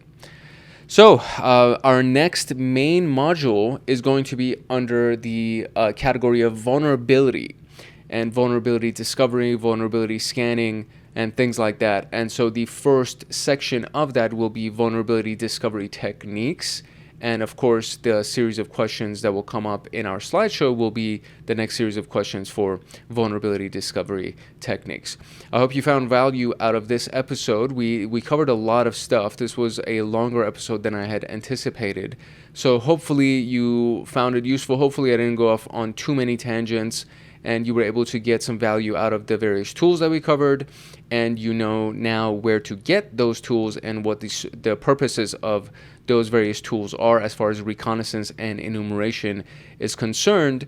And I hope that you will kind of go play around with them, use them a little bit until we actually get to the practical elements of this playlist, of this training series. So I hope you'll get some exposure to these tools before we actually go into the practical uses of them. Stay tuned for a quick message on how you can get this slideshow, which is going to be several hundred pages of questions as well as several hundred pages of notes inside of the notes document. And of course, how you can get access to our community inside of Discord, and how to get access to me directly, and a variety of other amazing benefits that are a part of Hackaholics Anonymous. So you're about to learn how to get all of this information out of these downloads for the PenTest Plus training series and everything else too. To get the PenTest Plus notes, practice questions, and to join a supportive community of like-minded people like you, consider joining the Hackaholics Anonymous membership community. We have 4 tiers: the supporter, the agent, the guardian, and the master. And each tier gets their own Discord server and early access to content. The agent, guardian, and master levels will get exclusive content like line-by-line code explanations for how to create cybersecurity and PenTest Plus scripts, like exclusive downloads that they will get. For example, the notes document for this PenTest Plus and everything that I'm using for the lectures, as well as all of the practice questions and everything else that will go along that will be made for the scripts and everything else that we're going to be doing for the PenTest Plus training series. There will be free pre-made monthly Python automations that have to do with system administration, cybersecurity defense, as well as, of course, PenTest Plus and ethical hacking. And then there's going to be monthly live streams with me every single month, plus so many other things that you would get as a part of being a member of Hackaholics Anonymous in these tiers. To join, you can simply click the link in the description below, or you can go to our homepage and click the join button there, or you can go to youtube.com/@HankHacksHackers/join, and you'll be able to join Hackaholics Anonymous.